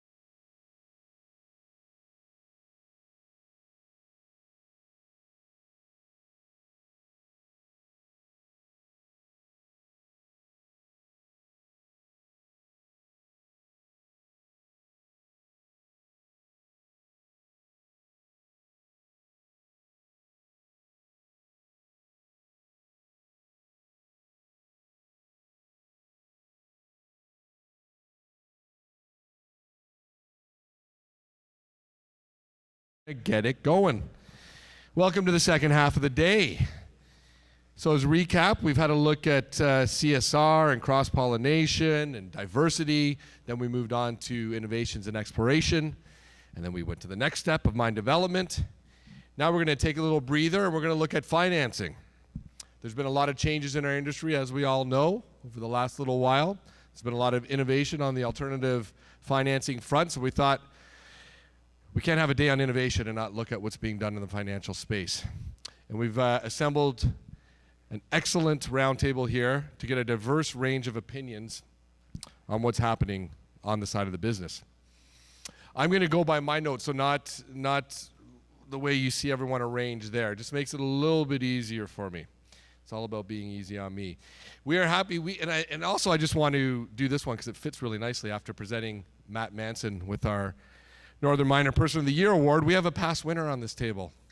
John Brzezinski, CEO of Osisko Mining in 2009, along with Robert Wares and Sean Rusin, was part of the trio that won the Northern Miner Mining Person of the Year for all their great work at Canadian Malartic and Osisko. So, John, really honored to have you here. John was one of the 3 founders of Osisko, for those that don't know that. And now he's the head of Osisko Mining. And Osisko, of course, has Osisko Metals now, Osisko Royalties. It's been pretty amazing to see what that team has done.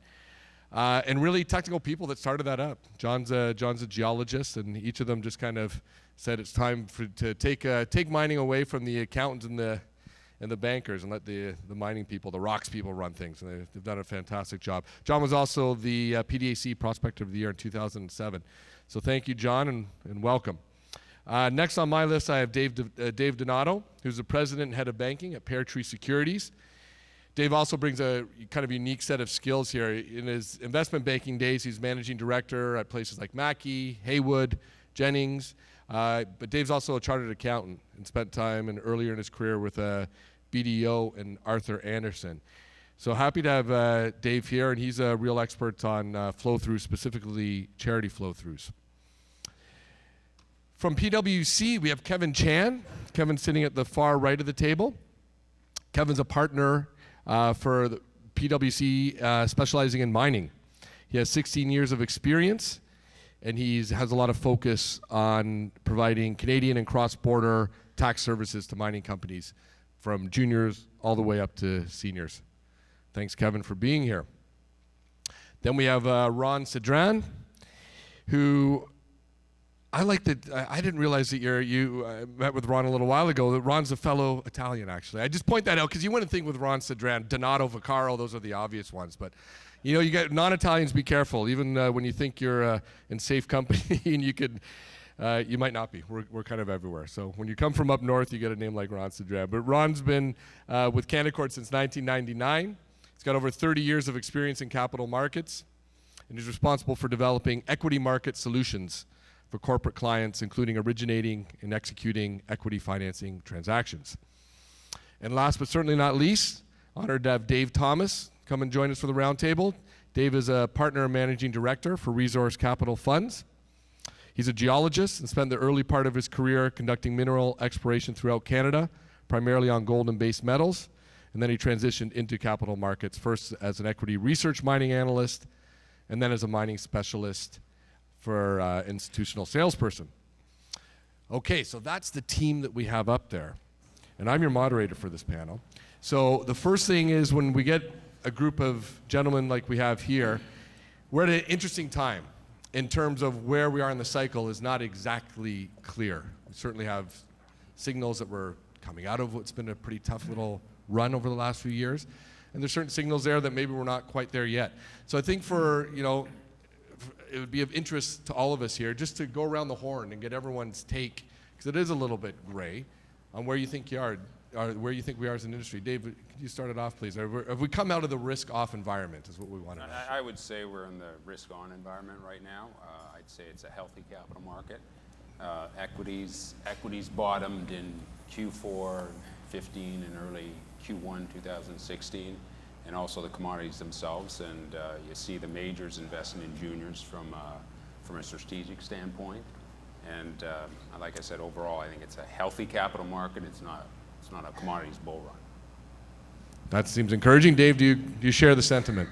I do. I think considering how long this downturn has been, better part of 5 years, and the fact that we had a couple of false starts, it's easy to sort of say, oh, well, you know, maybe this is just sort of more of the same. But, you know, there's a couple of things that I think, at least in terms of the Canadian market, which give us a bit of hope, and not the least of which is the renewed interest in base metals. So gold is kind of the easy one. You know, that's the first one to go when people get interested in the market again. But there's actually been 2 successful base metals IPOs in the Canadian market in the last couple of weeks, and there's a third very large one that's underway that is going very well, and should be priced, I think, this week as well. So I think that the sort of greater breadth to interest in the sector, I think, is a positive sign, and I think that it probably, to me at least, tells me that we definitely have got the worst behind us. John, do you agree? 6 months ago, I would have said completely risk on. Right now, I'd like to say I don't know for 1,000, Alex. So you feel it's come off, that confidence has come back a It's been a little funny bit. market for the last 2 years. It's different this time around. I mean, every time it's the same. It's a cyclical market. You have down and you have up. And we made our call 2 years ago when we decided to recreate the Osisko mining platform by taking one of the companies in our stable, and then we did about 40 different transactions in the last 24 months. On the assumption that the market was, you know, we weren't trying to call bottom, but we certainly called bottom half, and it was the bottom half. It was the right thing to do at the time. You mentioned false starts. I'm not so sure if it's false starts. It's just a very thin market right now. It is risk on, like David mentioned first on. There has been money coming in. The first money into the market about 1.5 years ago came out of London. Then we saw Toronto and New York follow suit. But it seems like the whole market is one trade deep. You have one big seller sell and stocks go down, one big seller buy, stocks go up. So it mirrors what a lot of the big fund managers have been saying. They haven't seen the big inflows yet. So I think we are coming into the cycle, but we're certainly not there yet. Early days. Ron, you sit in a unique position because you sit kind of cross-sectionally. You're not just in the mining space. So I'd really like to get your take, and also from the perspective maybe from what is the generalist investor thinking right now? Is their appetite been whetted to come back to mining? Yeah, no, I would agree in the sense that I see it as a tentative risk on, right? In the sense of, as we were talking here, as far as selective companies are getting financed, I think institutions are being selective as far as the commodity, management team, stage of the company's cap growth. So very tentative right now as far as what we're seeing in the capital markets. And you know, certain management teams that have proven themselves as far as creative acquisitions, good growth, good accretive financings have done well. Obviously, Osisko right here just raised a couple of significant deals over in the last month. But overall, I would say tentative as far as companies that are looking to come to market. Institutions are still holding their hands up, and we've seen in recent financings, again, right across the board, not just in mining, where the institutional accounts are not just putting their hand up when a company comes to market. They're basically saying, hey, call me in the morning, let me see how the book is. And we've seen that with a number of deals this year that have been basically hung because the institutions are not just, they've been beat up, they've been burnt. And now they're saying, call me in the morning or call me when you're cleaning up the trade. So this has been right across the sector that institutions are being much more tentative as far as putting their hand up for financings. Okay. Kevin, you have your finger on the pulse there. What are you seeing from the PwC perspective? Are clients coming back in a big way? Yeah, I think I'd echo the comments of my fellow panelists here. I think, as we mentioned, we did a global mine publication earlier this year. I think that the phrase we use is cautious optimism. So certainly we've gone through the doldrums of 2015 and 16 with all the balance sheet write-offs. Certainly the tide's looking up. People are, we've got money on the sideline that's waiting to be deployed, but certainly not at the levels that they were in the boom times back in the early 2010s. Okay, thank you. Mladen, I don't know how easy it would be to get up the poll question right now, but if we can work on that and get the poll question up, that'll help orient us a little bit. Just in the sense, because I'm going to move the conversation now into alternative financings. So we're going to look at royalties and streaming, private equity, charity flow-through, equity crowdfunding, and at-the-market financings, to name a few. But as we kind of go down that road, the first thing is to really kind of get a feel for, was there something lacking in traditional equity and debt markets that made for this kind of growth that we've seen in alternative financings. And I think the best place to start, John, if you don't mind, I'd like to start with you on this. I mean, Cisco's I always been very close to what the needs of been very good to articulate to capital markets and understand what's happening there. And I know you guys have used not just traditional equity and debt. I think we used everything in the book. Everything in the book. So what needs weren't being met by traditional debt and equity that made you and your team at Cisco start to look to other places? Well, it wasn't so much that we looked at other places. It's just that we pivoted when we had to for different things. Again, back to the creation or recreation of Osisko Mining 2 years ago, there was no market. A lot of mining stocks had drifted down to pennies and sub $5 million market caps and things. So to create a mining company, you always need to add equity. We did a royalty sale and acquired a number of cash shells at the time. We looked at the universe of what was out there.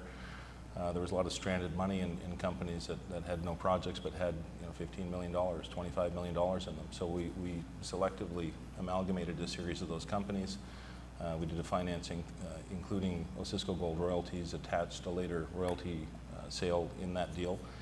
And when we came out of the first set of deals, we ended up with about $65 million of cash. In August of 2015, that probably made us the best financed junior mining company in the whole business, and then that was the start of all of the successive deals we did from there. We had a plan to amalgamate some of the camps the same way we did 15 years ago when we started Osisko One. We were obviously better financed this time around, but we did, as the market unfolded, we did normal flow-through financings. We did charity flow-through financings, primarily because they're less dilutive. We did hard dollar financings with attractive warrant terms. And I know a lot of people don't like warrants, but we always look at them as future financings in a good market. And a lot of people, I hear this all the time, oh, we hate warrants. But warrants are great for the investor, and they're great for the company as a potential future financing. And really, I think it gets back to that theme of investors having to make money again in this business. It got very heated in the last cycle. A lot of people did a lot of bad deals at the top. Very expensive deals, and it's basically what's driven away a lot of the investors in the business is that their inability to make money. So it always comes down to that at the end of the day. It's about money. I mean, we are miners, and this is the mining business, but it's fundamentally a business where people invest to make money. Other participants, I'd like to open it up to you guys. Do you have thoughts you'd like to share on that in terms of was there a bit of something lacking in the traditional? Well, I think debt during the equity downturn, what was lacking, the dollars were lacking. I mean, the traditional equity and debt wasn't there. They were there for maybe some selective large cap companies. But take, for instance, I remember in my investment banking days, we tried to market Novo Resources about 2 years ago. And I tried taking it to our sales desk, and they wanted nothing to hear of it. You were 2 years too early on that yes, one. Yes, 2 years too early. And we took them around for a couple days, and there were mining funds that said, you know what, interesting, I like it, this, that, and the other, but it's just, can't do it in this market. So I think there was a void. There was a void of traditional debt and equity, and it really opened it up to the alternative sources of capital, because they were there, and the alternative sources, they're creative. Like if you look at private equity, they're creative to try to find a solution. They're flexible. They can provide you with debt, equity, offtake, all sorts of things. And I think the thing with the streams is that a lot of companies didn't want to issue their stock kind of at the low end of their price range. They didn't want to have really restrictive covenants on their debt. So streams in particular kind of met that need of not dilutive and less restrictive from a covenant perspective. So I think that's certainly took advantage of that, particularly in the down market when as Dave mentioned, there wasn't a lot of capital available. I mean, it's even to the point now where you read in the paper about cannabis wheat. I'm sure most of you have heard about that. I remember the first time hearing about it, I kind of thought, are you for real? Like, is that really, going through? And, so, that methodology and that, I guess the technology around that financing, I think for sure is here to stay. And let's push on that a little bit on royalties and streaming, because it is very topical. And we've all heard conversations. There are some people out there that consider royalties and streams to be parasitic, is the word I've used. Osisko Royalties did a deal that was kind of applauded on both sides in the summer, with Orion and on the Osisko Royalties side. So that seemed to be one of the good deals. But where do people stand on that for royalties and streaming? I mean, is there that negative connotation in your minds when you hear of royalties and streaming? Dave, why don't you have a chance? Let me go last on this one. Okay, let's go to Dave first. I don't think so. It just depends on where you are in the development cycle. I think that the right way to play it is it should be the last piece of the puzzle. It should be the last piece that comes into the overall financing solution. Now that's easier said than done, because if you're looking at trying to get some project finance, some traditional bank debt for your project, they don't like you then turning around and selling a stream on the project that they've got security against. So there's some nuance to it, but I actually have already answered that question myself. I think that the biggest growth area for alternative financing in the future is going to be royalties and streaming. That's very interesting. Ron and Dave, do you have comments on royalties? Yeah, no, and streaming? I agree. I mean, I think corporations need to look at all kinds of alternative solutions, and if this is one of them, I don't see what other options they have as far as, not able to address that. So I think it's a viable alternative for them. Absolutely. Mr. Donato, did you want to chime in before John goes last? Yeah, sure. Just in terms of the royalties and streams, I think what really bothers the market is giving away the upside. And that's, they look at the option on exploration and production that's a key area. And also, if you look at a stream in terms of where it's priced. So if gold moves up, it can become awfully expensive. But I think what you're seeing nowadays, it's becoming a more competitive market. Aside from the royalties and streamers, you have the private equity guys in there.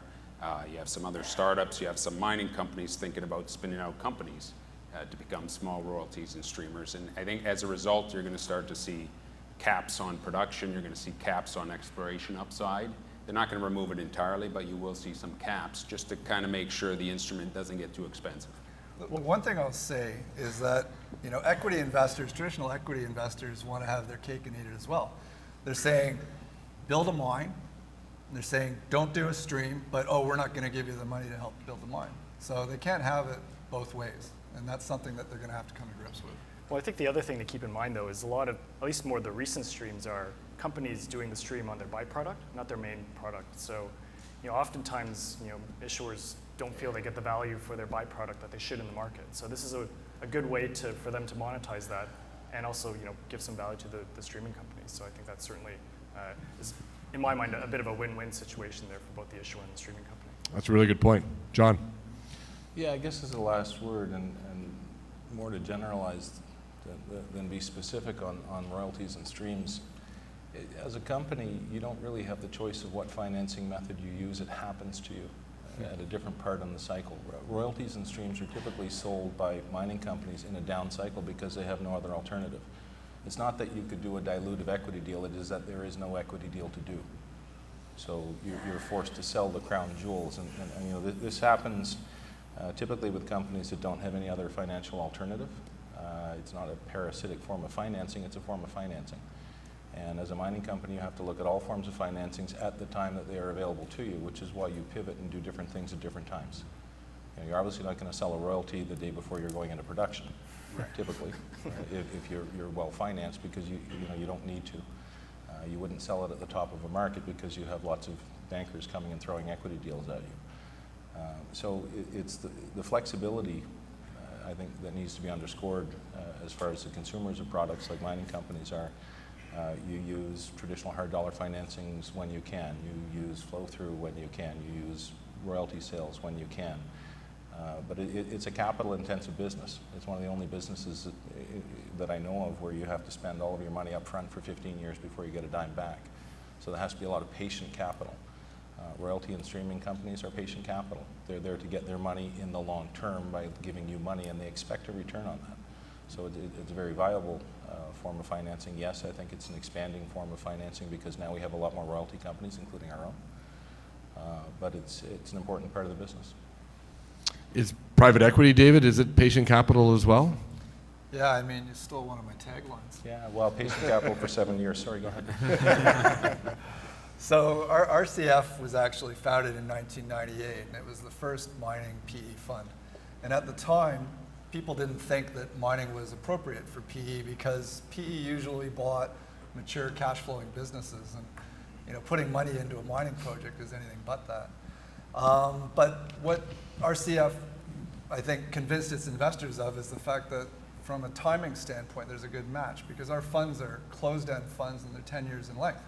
One of the earlier panelists mentioned 15 to 20 years from discovery to production. And kind of hoping it's a little bit shorter than that, in fact. But that 10-year time frame is really necessary to help see companies through to production.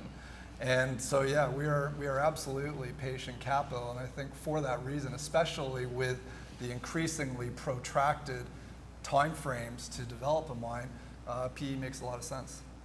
And there was that time, not too long ago, maybe still, where private equity really was kind of seen as a savior in some ways by a lot of junior mining companies in the downturn that didn't have access to capital.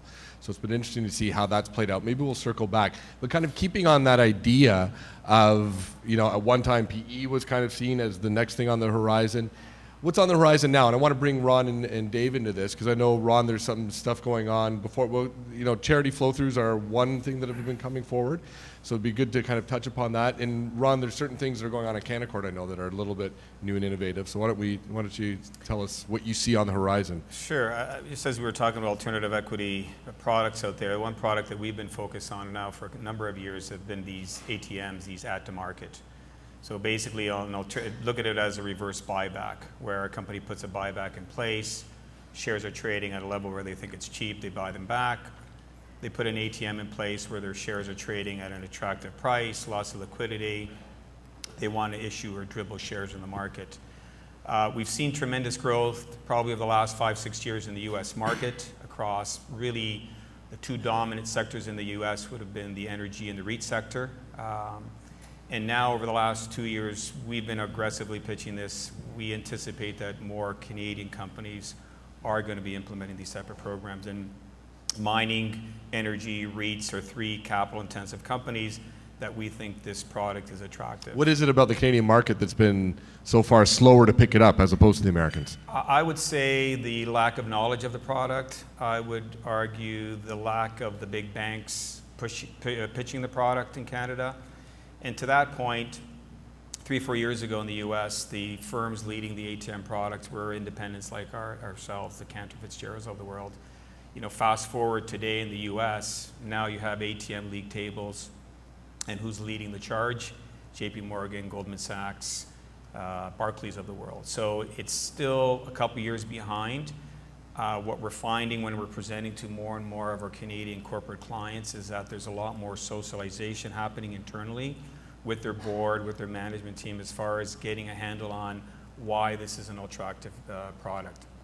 And when you have a large cap company like TransCanada just put it in place a couple of months ago, where they put in place $1 billion ATM, that's obviously opened the eyes of the equity capital markets team to the larger corporate clients that we've been presenting. It just brings a bit more credibility, even though, last year we did sign up, B2Gold put in place $100 million, Parkland put in place $100 million.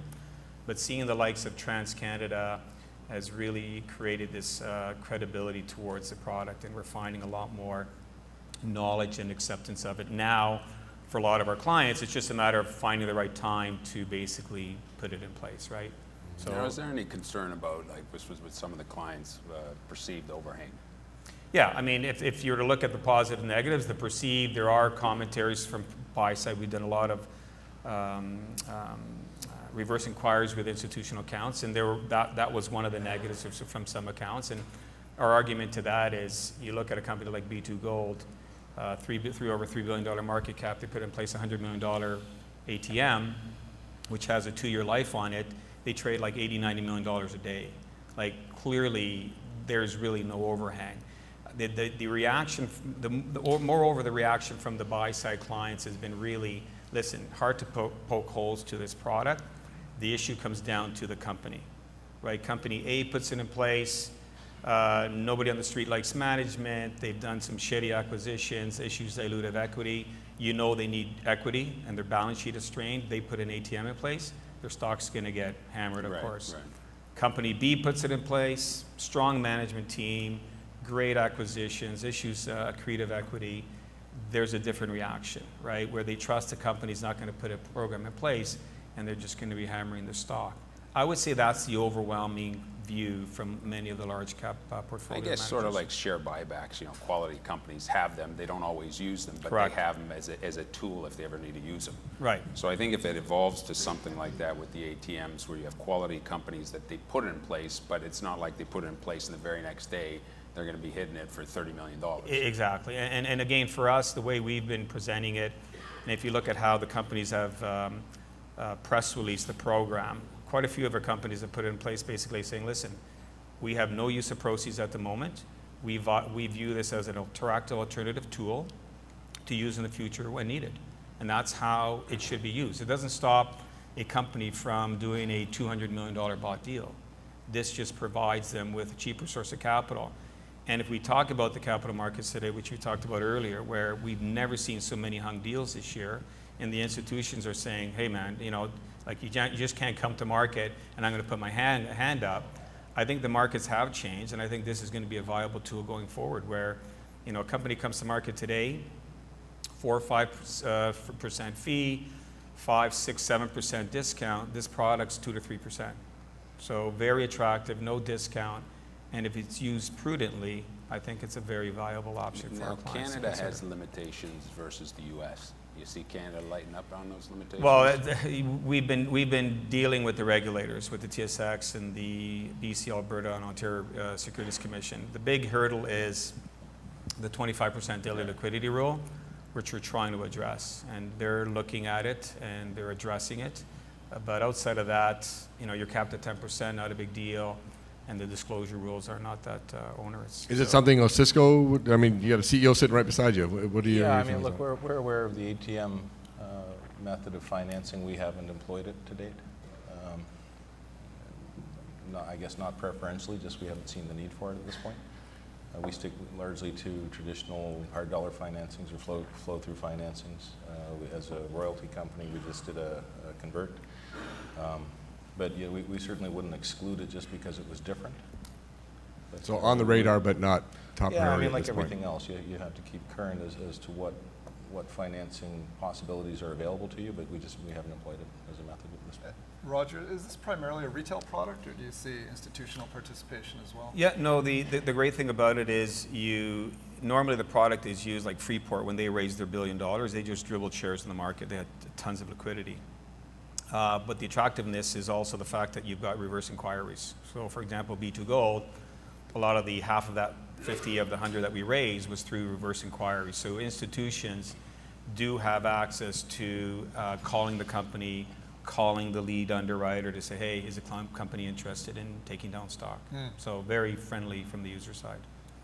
Dave Donato, in some ways, doesn't feel like it was that long ago that charity flow-through was something that had to be explained to people in a very short period of time. Seems the market's accepted it. Big companies like Cisco and IAMGOLD have made use of it. How is it evolving? Where's the growth going to come from? Is charity flow-through, is it evolving? I think it's evolving quite a bit. It's become mainstream right now where you don't need to explain it, except for some small little microcap companies. You don't need to explain it. Institutions, it's mainstream with institutions. I think what's an interesting thing over the last 12 to 18 months, you've seen a lot of major companies, major mining companies making strategic investments. Cisco's been one of them. They've been very active making strategic investments. From that perspective, it's a nice M&A tool. But in terms of growth, when you talk about growth, I see there being as we've seen right now, you're just going to see a lot more offerings from juniors, mid-tiers, and majors. But also the strategic investments, I think that's going to be a big growth part of it. And also development capital. Most of capital that has been raised, a lot of it's been on the exploration side, but you're seeing more companies. For instance, we assisted IAMGOLD and Alamos on the mining side with development capital, and we're getting more inquiries on the development capital side of things. Can we push a little more on the M&A side of it? When I think of charity flow-throughs, I don't think of M&A. How does that fit? It's the reason I call it an M&A tool. For instance, without getting into names, you had a senior mining company that wanted to invest in a junior, and there was an impasse in terms of pricing. So the major mining company wanted a slight discount to the market, and the junior mining company wanted a premium, and it allowed, so for instance, putting the structure in the middle, that's what ended up happening at the end of the day. The major mining company acquired at a slight discount to market, and the junior mining company received about a 25-30% premium. That sounds innovative. That is a solution that allows that. There's Kevin, I want to bring it over to you and get a bit of a tax perspective. Everyone's favorite subject, taxes. But there's been a lot of talk with the Liberal government's small business taxes, obviously, but on all the headline news these days.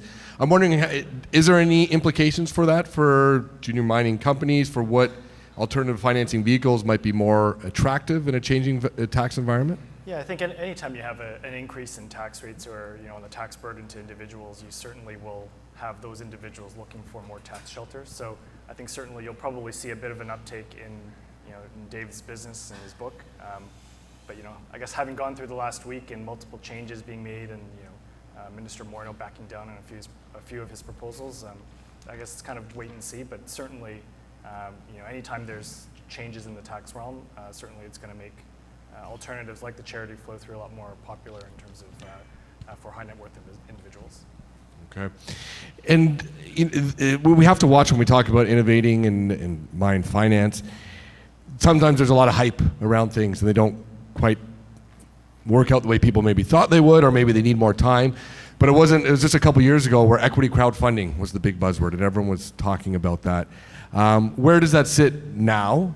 And if it's not where people thought it was going to be, is there warning signs? Is there things that you look out for when there is a new investment or a new capital raising vehicle that's out there? And I'd just like to take that run around the horn. John, you wanted to start off? Never seriously considered crowdfunding. Why not? Because there are lots of other traditional methods that were readily available, and I don't know of any mines that have been crowdfunded to production. Interesting concept, I suppose, to some, but I'm not a great believer of everybody chipping in $5 to do a $1 billion mine build. It doesn't fit anything I know of in our business. We raised about $500 million since August, and this is a quasi, up and down market right now. But we didn't have any trouble doing either the flow through the hard dollars or the converts. So the attractiveness of other types of financings are not there when you have options that are tried and true. I suppose if somebody used one of these other alternate methods successfully, or a couple did, then we'd look at it. But we like to think of ourselves as Ford F-150 pickup guys, and do something that's standard, everybody knows, and is easily repeated and works. So. That trust has to be there. Go ahead, Dave, please. I think the equity crowdfunding idea was a great idea, and I think Chad and Red Cloud pushed that pretty hard. I think there's just a bit of a mismatch, though, in terms of who typically invests in mining, and this would primarily be something that would be probably applicable to junior mining companies that are raising relatively small amounts of capital, probably for exploration. And the reality is, the people that are spending their money on these sorts of things are a bunch of gray-haired guys like myself, who aren't really enamored with these new technologies. They don't know what a Kickstarter campaign is. And so I think that while it's a good effort, I think there's just a mismatch between the product and the audience. Very good. And there was, saying with this idea of maybe things not meeting expectations, there was also expectations within the private equity space about buyout funds coming in a big way into the mining space. And I don't think that's happened, or maybe it has. Can you comment on why that hasn't happened? Or? Yeah, I think that if you go back 3 or 4 years ago, it seemed like every time you would read an article related to mining finance, private equity were going to be the saviors. And one of the things you got to understand is Resource Capital Funds, we're a specialty mining PE fund, and we're just this tiny little part of PE. The big guys out there, like the Carlyle Groups and BlackRocks and a few of these other guys, Apollo, these are amongst the largest asset managers in the world. But we would be considered what would be called in PE, sort of terminology, we'd be a venture fund. Not really venture capital, but a venture fund is a fund that doesn't use financial leverage to be able to achieve the returns they're looking for. The buyout funds do just that. So they go into an investment and they load a bunch of debt onto the investment and they can raise the returns in doing so. The reality of the situation is I think that these generalist funds, these buyout funds, had to look at mining and realized how inherently risky it was, and they felt that it wasn't appropriate to layer on more financial risk by bringing financial leverage into the equation to be able to get the returns that they need. And so I think that largely they've decided that it's not really a good match for what they do. And there's been stuff that's come up today. Obviously, this whole passive investing versus active investing is something that we kind of need to touch on. Now we have smart beta coming into play that's kind of furthering this passive trend. I'm wondering, I mean, with John, it's a little more obvious how it affects what you do, but I'd still like to start with you for your opinions on how it's affecting actual mining companies, and is it changing in any way the way you guys go about business? Why don't I leave it at that, and then I'll come and ask the rest of you if maybe in less obvious ways this trend impacts any of the businesses that you guys are dealing with. Go ahead, John. You mean in terms of, sorry, your question again? So just on the move towards ETFs and passive investing, and does it have any impact on how you run your business? The direct investment is that, or the direct impact with smart beta, I guess, and ETFs is that you can't go and have a meeting with the ETF and tell them about your project. Traditionally you would have a series of fund managers in Toronto and Boston and New York and London that you go and talk to. They're a 5% shareholder or a 10% shareholder. A lot of larger companies now find they're held 5 and 10 and 15% by an ETF. And they just trade, and they trade on their own program. So it's got an effect in terms of the long-term nature of your shareholder. When investors aren't putting confidence in the company, they don't care whether you had a good quarter or whether you had good drill results. They're just looking at their ETF and seeing how the ETF is doing. Fund manager is different, and you can go have that conversation and convince them that because it's a long-term business, and I threw out the 10 years or 15 years earlier. David was talking about, we built Canadian Malartic in 6 years. Typically it takes about 15. But if you get the cycle right, you can do it in one cycle.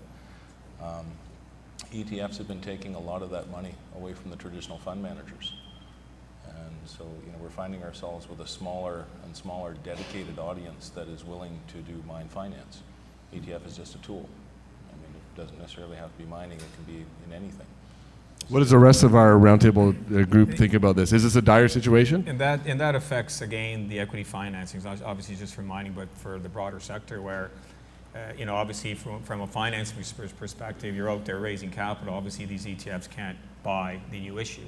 They can buy it in the aftermarket. So that's a huge effect, especially when recently I was looking, and probably these numbers are close to similar in Canada, where 30% of the U.S. Traded value is ETFs. 7 of the top most liquid names in the U.S. are ETFs. So this is having a tremendous effect obviously on the capital raising side of the business also. So if you look at, for instance, some of the ETFs, you got GDX, GDXJ, and Spider Gold Trust. Between the three of them, there's $50 billion. Interesting thing I looked at was I took a look at 5 of the top Canadian funds from 2010 to 2017. And those 5 top funds manage $4.6 billion. Today they manage $1.4 billion. So I think part of the problem is the money's going into the ETFs. It's not going into the funds. And to Ron's point, it's not going into new issues, which becomes problematic for mining companies that are looking to finance. Which pushes it all the way around to funding having to come from things like royalty companies or private equity or other mining companies. Within our group, we have about $600 million of equity between Osisko Mining and Osisko Gold Royalties. We've become one of the first stops for finance for new companies because a lot of the other traditional first stop funds like Eric Sprott or Ned Goodman aren't around anymore. And you can't go to the ETF and say, I've got a great project up in Northern Ontario and I'm about throwing in a few $1 million. I mean, it's worth noting that miners are not the only sector that are going through this. Everybody's dealing with ETFs. The difference is, along with energy, that we're an incredibly capital-intensive business. So we've got to get all that money for the project up front, and then recoup it over a period of time. And so I think that the capital-intensive sectors have been hit particularly hard by this trend. But also one other thing I just want to comment, just in terms of short-term consequences as a result of these ETFs. Like, there's 2 examples that come to mind: is the GDXJ rebalancing last spring.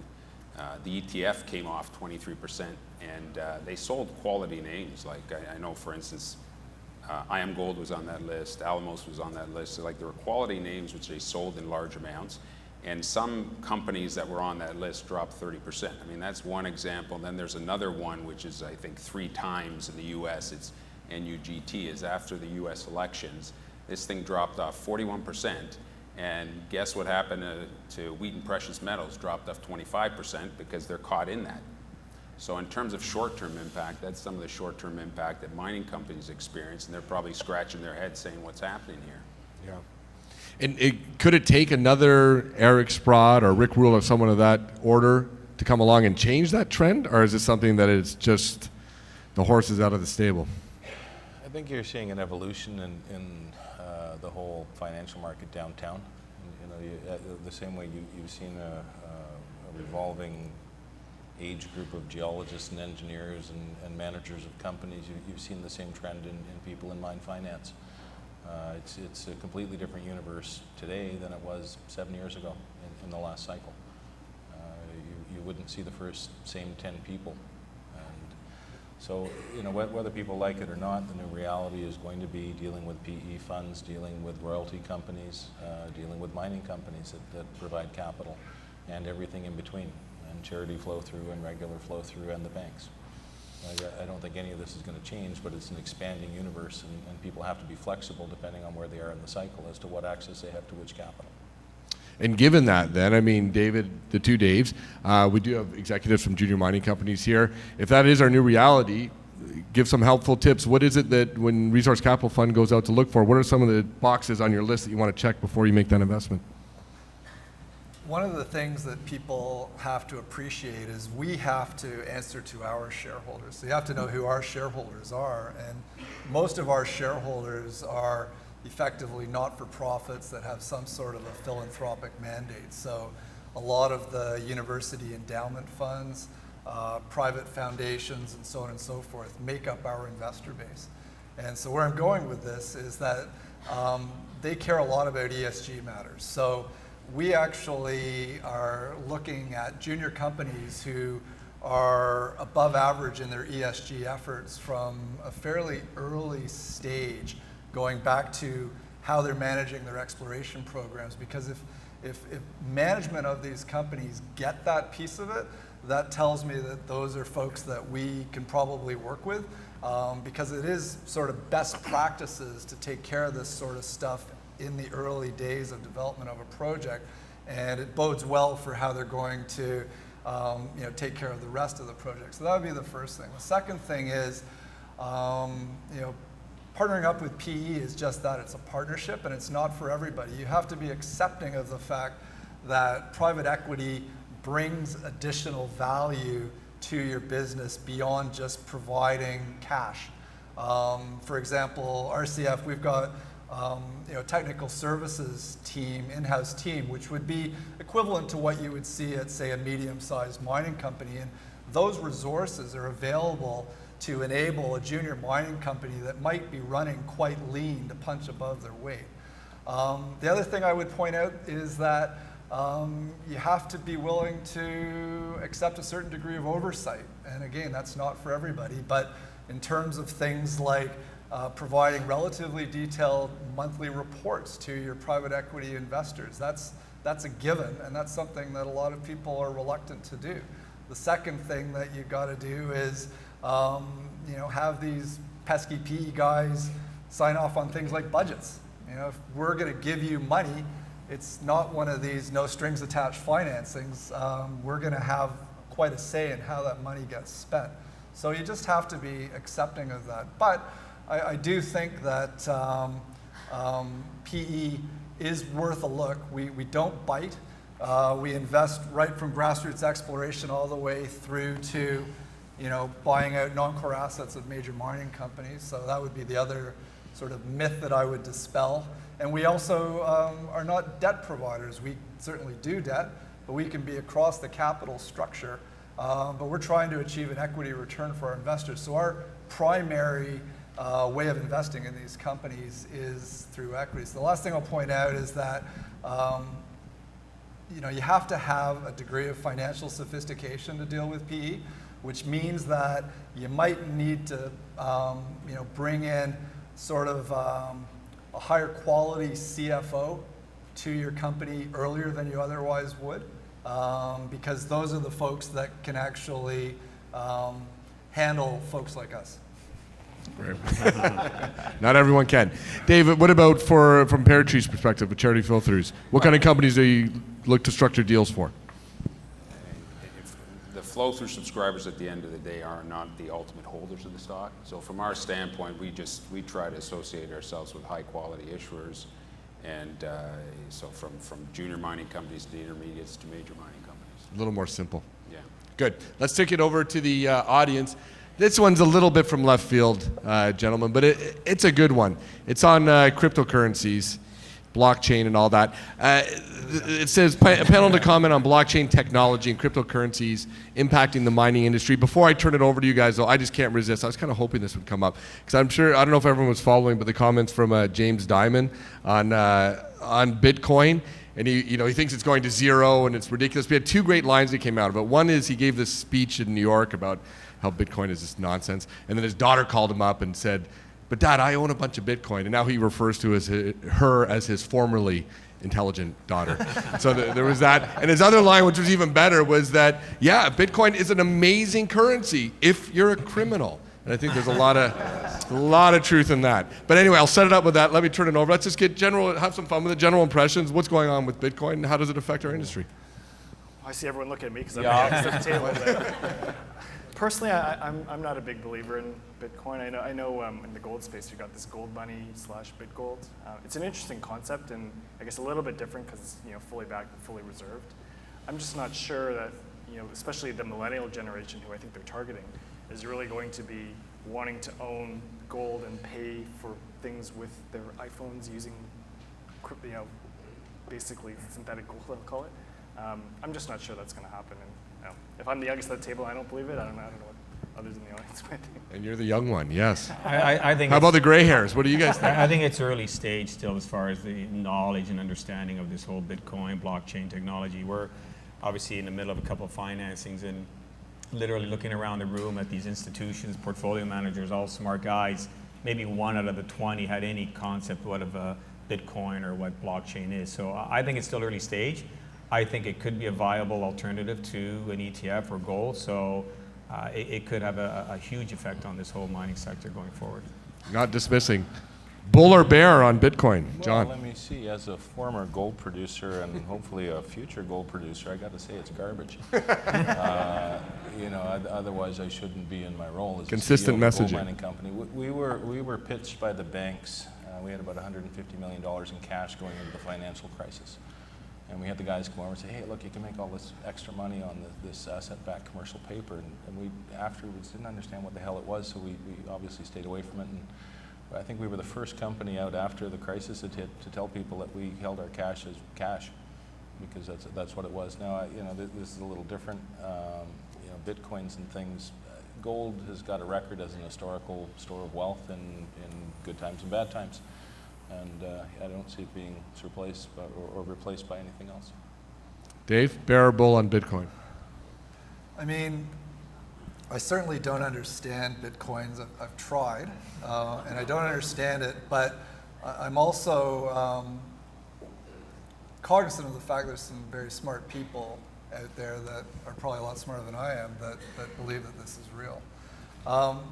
In terms of how it could affect mining, I mean, people think of it in the context of gold investment as a store of wealth, as you mentioned. But gold is an alternative to fiat currency. So the IOUs called cash that countries print, and like Bitcoin to me is even worse than that. So I don't see how a traditional gold investor who wants gold because they don't want a country's IOUs is going to shift from owning gold and putting it into Bitcoins. It doesn't make any sense to me. Dave Donato, what are you? So I agree with that point. With my lack of comfort, I'm a bear on it. Now, you commented about gold money. Gold money is a bit different because gold money, you're backed by gold. You have your You have your account, it's backed by gold, and that gold's set aside in your name. So that's different. It's backed by gold, dollar for dollar. So I do have more comfort in that.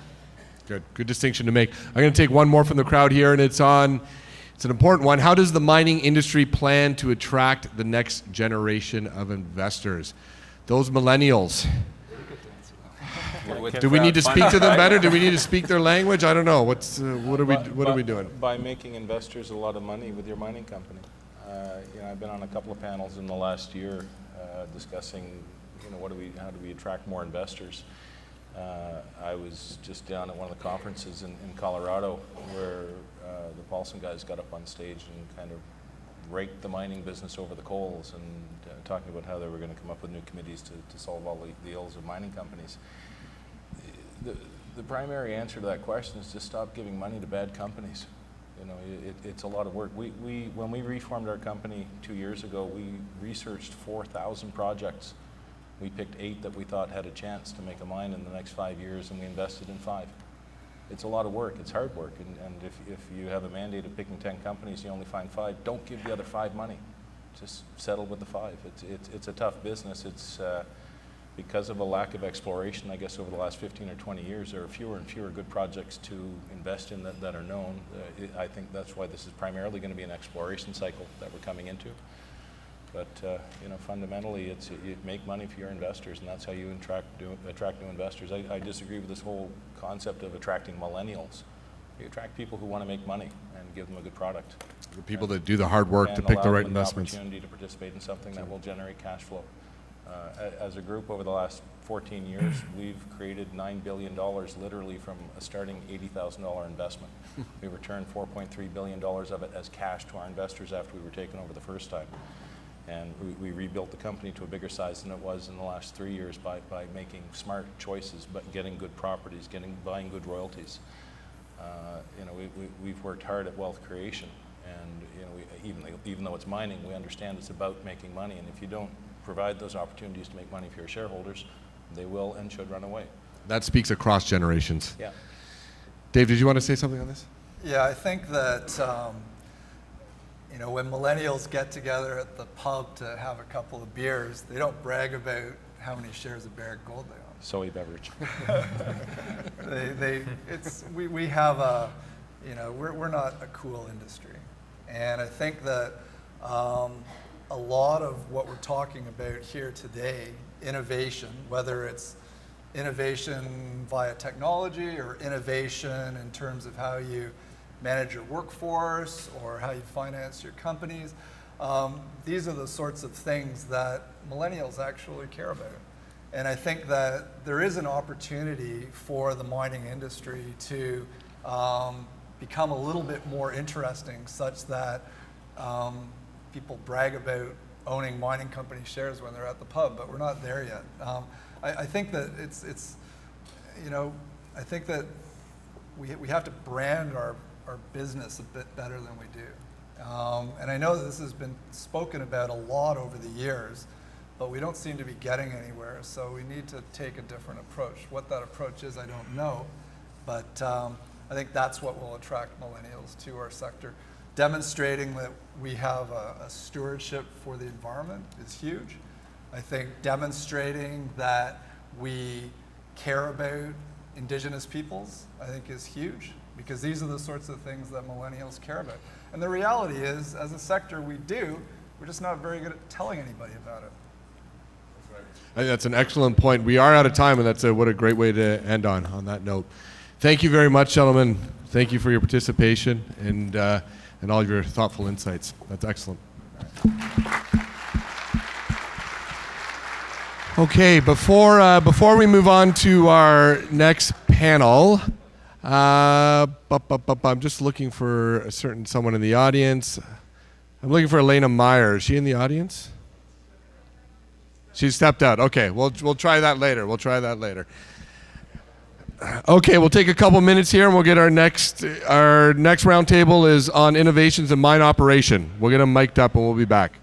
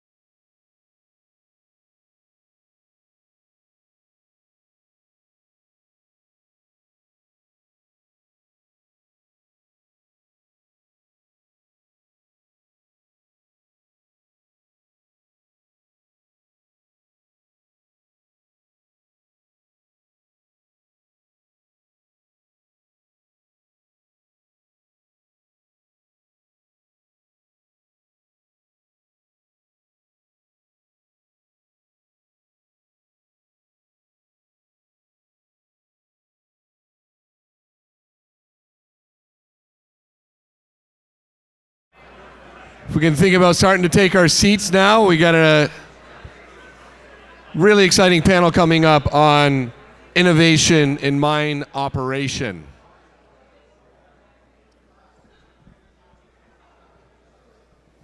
Maybe we'll start to get people in from the foyer there.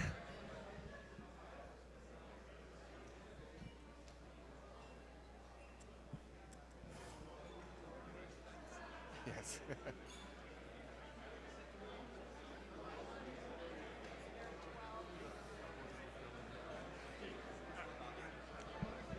Let's get you guys, people are starting to go back to work, so let's get you guys sitting in the actual proper seats. Okay, that would be great. And I got to talk to you right when it wraps up. I got a special request for you. Sorry guys, I hate to interrupt, but when this one starts, people are starting to go back to work. Can we get, it's more important to have bodies there. I was gonna go get That'd be great, thank you. Orly, how are you? Great to see you. Congratulations on setting free. I hear it's part-time, but not really. That's what everyone tells me. like everyone, everything in life, right? That's a proper part-time. Yeah, I know. But like, it's nice to still have the flexibility, right? Yeah. Are you getting after the county more than you were before? Oddly not. I think I will. My husband's there like all the time. He's there like 2 or 3 days a week, so like super. So is it you developing? Yeah. So his first like kind of project is going to be ready in a couple of weeks. Not just like a smaller farmhouse that him and his partner converted. We're going to be Airbnb-ing. And that one I think is like in your hood because it's Wapoose, like. Then you have to, because we have a farmhouse that we want to convert down the road, so I'd love to come and see what you guys do. Yeah. So yeah, I haven't been involved in it at all. It's him and his business partner. She has a whole bunch of Airbnbs in Palm Springs and one in Picton. So she's been like kind of doing this kind of business stuff for a while. And then yeah, they bought this some point this summer. So when do you think it's going to be ready to go? I think in a couple of weeks. That soon? Yeah. So exciting. We're getting people So his partner has one in Picton, and every time they go up there, they can't stay at her place. Because like last night on a Monday night in October, it's booked. Yeah. It's insane. Yeah, it is crazy. Yeah. Are you sticking around for drinks afterwards? I will. I'll be Awesome. here We're going to afternoon. comp up Yeah. proper then. Okay, here we go. Let's get these people from the foyer.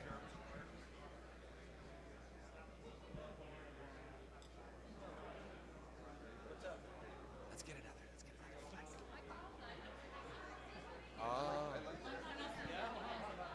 How was the talk this morning? We got another great talk going, guys. If you guys want to come in, it'd be great.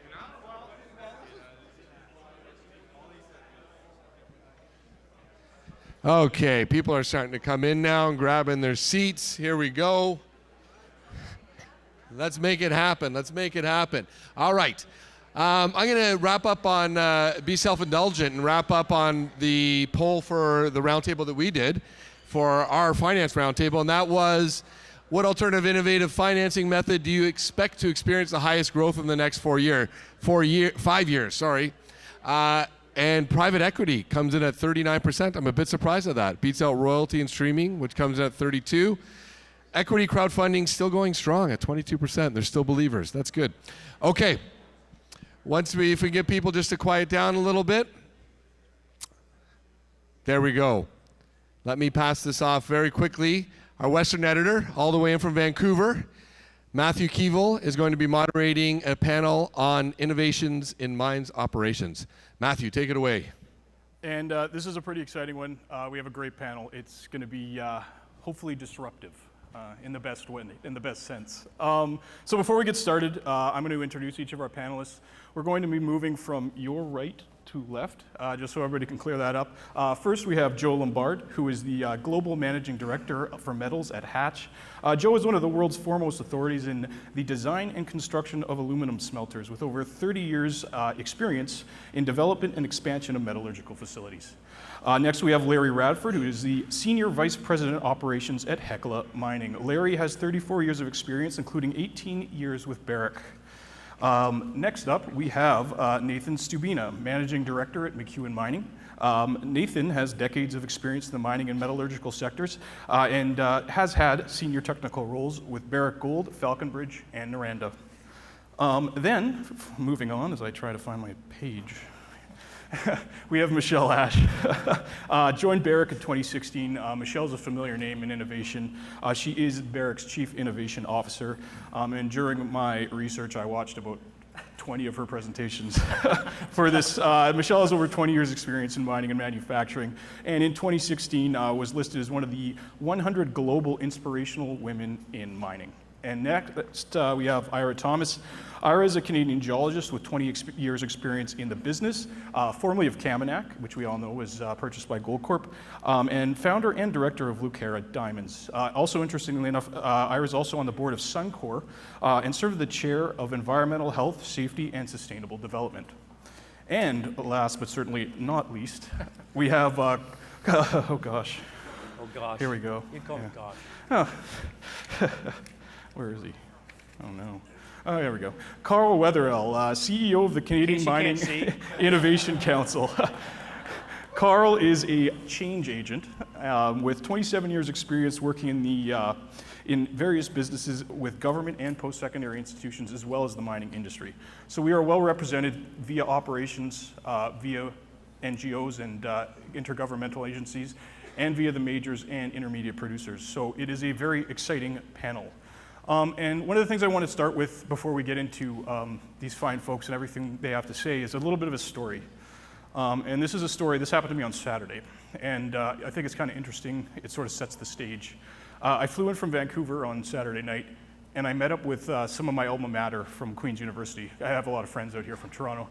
And we went over to the Irish Embassy to have some Guinness. And they're like, Matt, what are you doing in Toronto? I said, I'm here for a mining innovation panel. And then they all laughed at me. And I was like, well, what's so funny? And they're like, well, isn't that like military intelligence? Like, is that not like an oxymoron? And I was like, well, I don't think so. And so then I said, well, let's play a word association game. And I went around the table. And there was about 10 people there, and these were lawyers, civil engineers, doctors, you know, young professionals. And I said, what do you think of when you think of mining? And I have a list. And it's not nice. So a lot of these themes we've heard today already, you know, slow to adapt, not innovative, you know, backwards, messy. Okay, so these are the young professionals. We heard on our last panel that we have a reputation problem, and that's very much true. But it's not all bad news. I also had a few words, albeit a shorter list than bad ones, for mining, including foundational, necessary, Canadian. So what we have here is a foundational Canadian business that is backwards. That seems bad.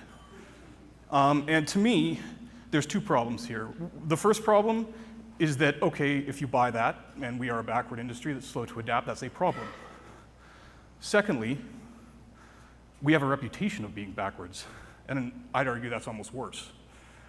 So what we have here is a problem, and this extends, I've read government white papers, I've read industry reports. The World Economic Forum labeled us the industry least likely to be disrupted among 21 industries studied. SAP says we use 1% of the data we generate. 1% of all the data miners generate is actually applied in any way. So to get the panel started, I have sort of a two-tier question. The first part's just basically a yes or no. But the second part, I'll allow our panelists to expunge on what they think here. But A, do you think that reputation is deserved for the mining industry? Do you think we are indeed backwards? Do you think we are not innovative? And then B, if that is indeed the case, maybe you can name some factors that you think might contribute to the fact that we have been slow to adapt. Joe, would you like to start? Well, first of all, I'd like to stand up so that I can see the people and people can see me. Please come on in. It's going to be easier.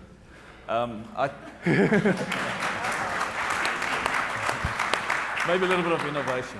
I think most probably one can argue that that reputation is a little bit deserved. It's an old occupation. Mining is thousands of years old. So we have a huge and a long history, and very important and complex Mother Earth has endowed us with lots of treasures, and we are the people that are bringing it out of the depth of the earth. And that's not always easy. And I think linked with that is the fact that it's also a dangerous environment, so we have to do what we do really, really carefully. So we cannot go and build cool Canadarms and stuff like, move up in the sky and do wonderful things up in the air. We have to keep our feet on the ground and in the ground. And in that sense, when we take steps, we have to take them a little bit carefully. However, I think in the last couple of years, we've seen a new wave of innovation, of new energy coming in, of our mining companies really stepping up to the plate and becoming responsible corporate citizens in playing their roles in communities, in rural communities, as we move deeper away from the old traditional mines, and also applying modern day technologies much more than what we did before. And we as a supplier of technology and engineering, we of course really, really happy and scientists that we've reached this point in this era so that we can together move forward and change that perception, because it's actually just a perception as far as I'm concerned. I don't think it's true at all, but we need to convince the general population that compared to the other super cool things that they are faced with on a day-to-day basis, that we can do things differently, we can do it better. And we also have a young and inspiring generation that can help us achieve those things. Larry? Sure. I'll stand up as well. I was asked to stand up. I don't know if that was a short joke or what. Anyway, are we slow to adapt? I think in some cases we certainly have been. I was commenting to Joe before we started that I made my first trip to South Africa this year. We have an alliance with Atlas Copco to make a cutting technology machine to cut narrow veins. And there's one machine in South Africa, so we have to go look at it. And I think sometimes between continents we're missing the beautiful things that are being done. Last year we made our first trip to Boliden in Sweden, and if you want to see a really innovative company, go see Boliden. And I saw my first example of an operator operating an underground scoop from surface. We started our first one this January, so seeing is the first step in doing, basically. But so yeah, some of it's deserved, but I will also say that between the start of my career and today, the mining industry is completely transformed as well. Thanks, Larry.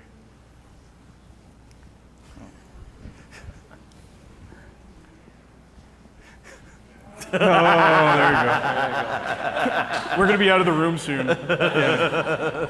Well, Matt, about 2 years ago, I was asked to write an article for the Northern Miner, and my title was Mining Innovation and Oxymoron. So you know where I'm coming from. There you go. Sort of like civil engineering.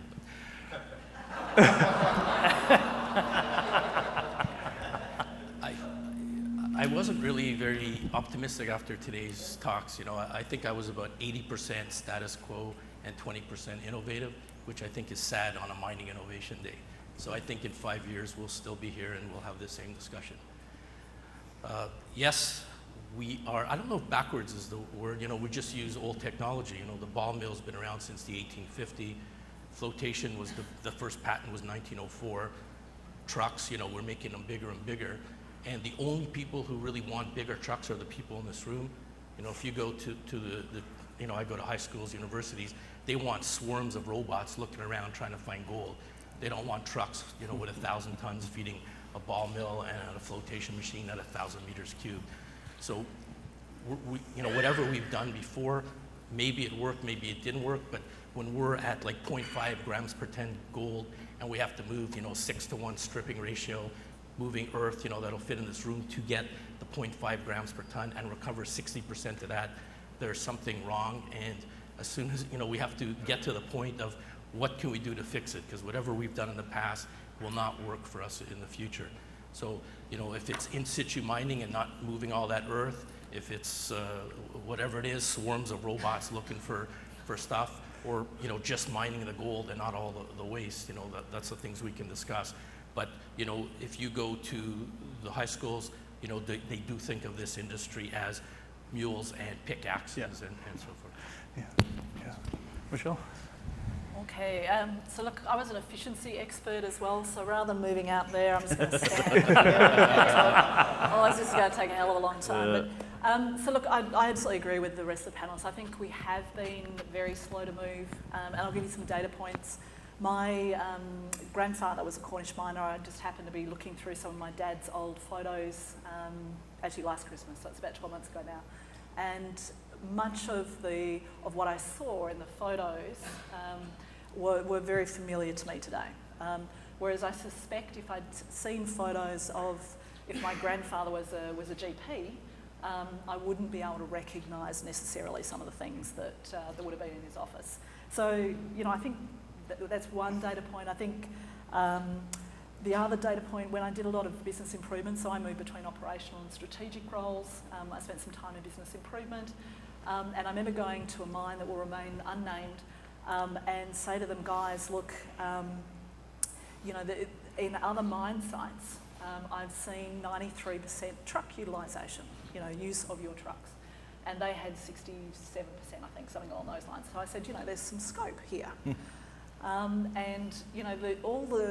the comeback that I got was, yeah, well, we tried that 15 years ago and it didn't work, or that might be fine for those big coal mines somewhere else, but this is gold and that's very different, or that might have happened in Utah, but in the state of whichever other state we've got, that won't work. So I think this whole issue around subdividing until you feel that you're really good is part of our industry, rather than constantly questioning and trying to pull it apart. And then I think, just a funny, humorous example also of the same thing is I've been going to a lot of VC conferences recently to talk to young startups and young people, interesting technology, and just, finding out what we can use to apply into the mining industry. And I remember introducing myself at one of these conferences, and I said, my name's Michelle Ash, I'm Chief Innovation Officer, and they're going, oh wow, that sounds really cool. And I work for a mining company, and they're going, wow, Bitcoin miners. and I had to sadly say to them, no, sorry, gold. And they went, oh, really? But look, I think, how can we fix some of this? I think certainly being a lot more collaborative as an industry, working together on a lot of things. I think, looking at how we optimise the system, not just all the point innovations. Certainly one of the things we've seen, if you take automation as a small point, you may or may not be able to make the economic argument, but if you connect that with weighing systems and electrification and then redesign of your underground and ground support, etc., then it becomes really, really interesting. So you've got to reimagine the whole system to make this work. Okay, I'll stand too, and I'm not going to try and wander out. While I agree with my fellow panelists, I think I'm going to come to the defense of the industry a little bit here and argue that the mining industry is inherently innovative. We've had to be, and if you think about Canada and the history of mining in this country, the oil sands really was born out of innovation. One of the largest oil basins on the planet that wouldn't have been developed without an innovative approach to accessing that resource. You think about the Arctic mines that were built starting in the late 70s, the Lupin Gold Mine, that was built entirely without a road. It was fly-in, fly-out operations. You have the Nanisivik operation in the high Arctic that used ice-breaking technology to access those resources. So I don't agree that we don't understand innovation. I think the challenge for us sometimes is that we have not really demonstrated innovation in all aspects of our business. And I think we are absolutely rightly criticized for not being very progressive and how we look at maybe our approach to the environment or some of our social commitments, our approach to diversity, and maturing our organizational structures and our boards so that we have more and varied viewpoints that are coming to bear on our business strategy. And I think that's a very fair criticism. And I think the fact that we're having this conference obviously is a testament to the fact that this is an industry that understands the importance of innovation, and it's something that we need to continue to work on, and we've got to collaborate. I totally agree with Michelle, and make sure that this becomes ingrained in the strategy of these companies going forward. You know, even, I'll just say, maybe to close on this point, you know, a company like Suncor and the oil business in general, I think is ahead of us on this. Suncor spends $200 million a year on innovative strategies and investigations. But you know, bringing it back to the mining side, you know, my diamond experience and my involvement with Lucara, you know, we were able to use new technology to unlock value in a resource that was previously dismissed as being uneconomic. So it is happening. We just have to really focus on how to improve the uptake, and the reputational piece, I think, is huge. Thank you. Carl? Awesome. Sorry, Michelle. Innovation is not efficient, so I got to move around.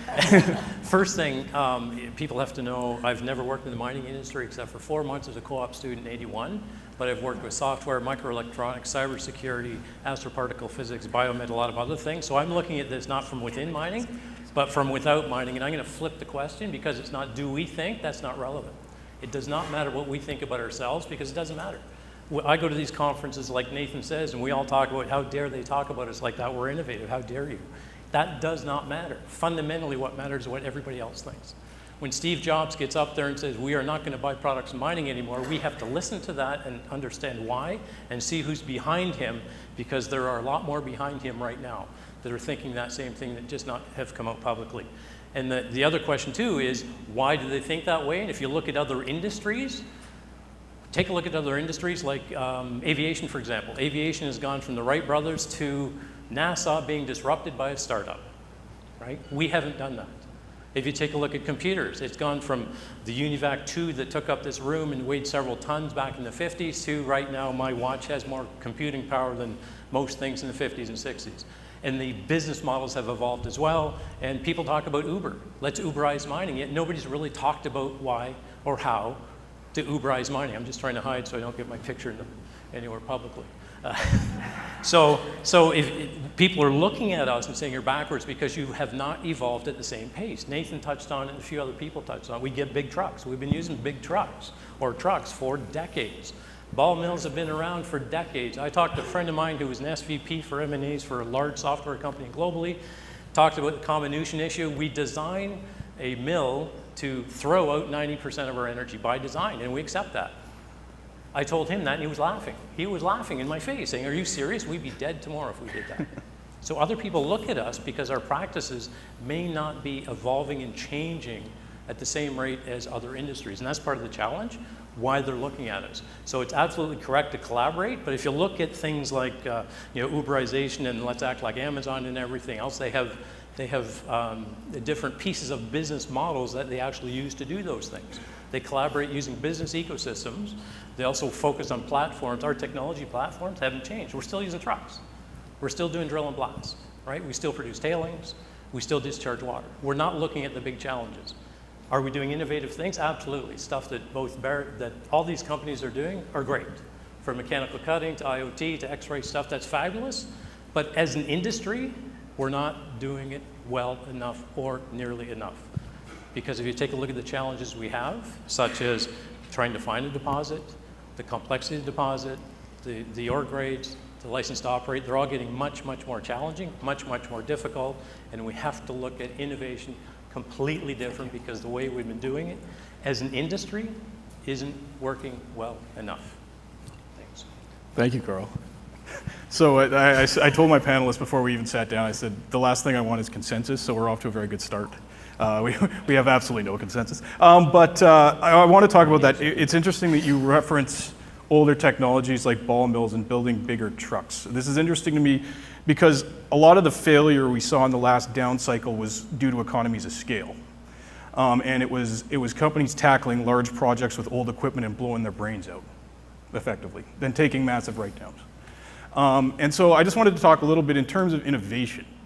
We're seeing whispers, I hear them, about these companies revisiting these mega projects, looking back at huge, large CapEx developments that had been shelved, had been written down, had been viewed with, let's be honest, disdain over the last 5 years. So I'm just wondering, when you look at economies of scale, either from an operational standpoint or from a strategical collaboration standpoint, how do you feel about these huge mega projects?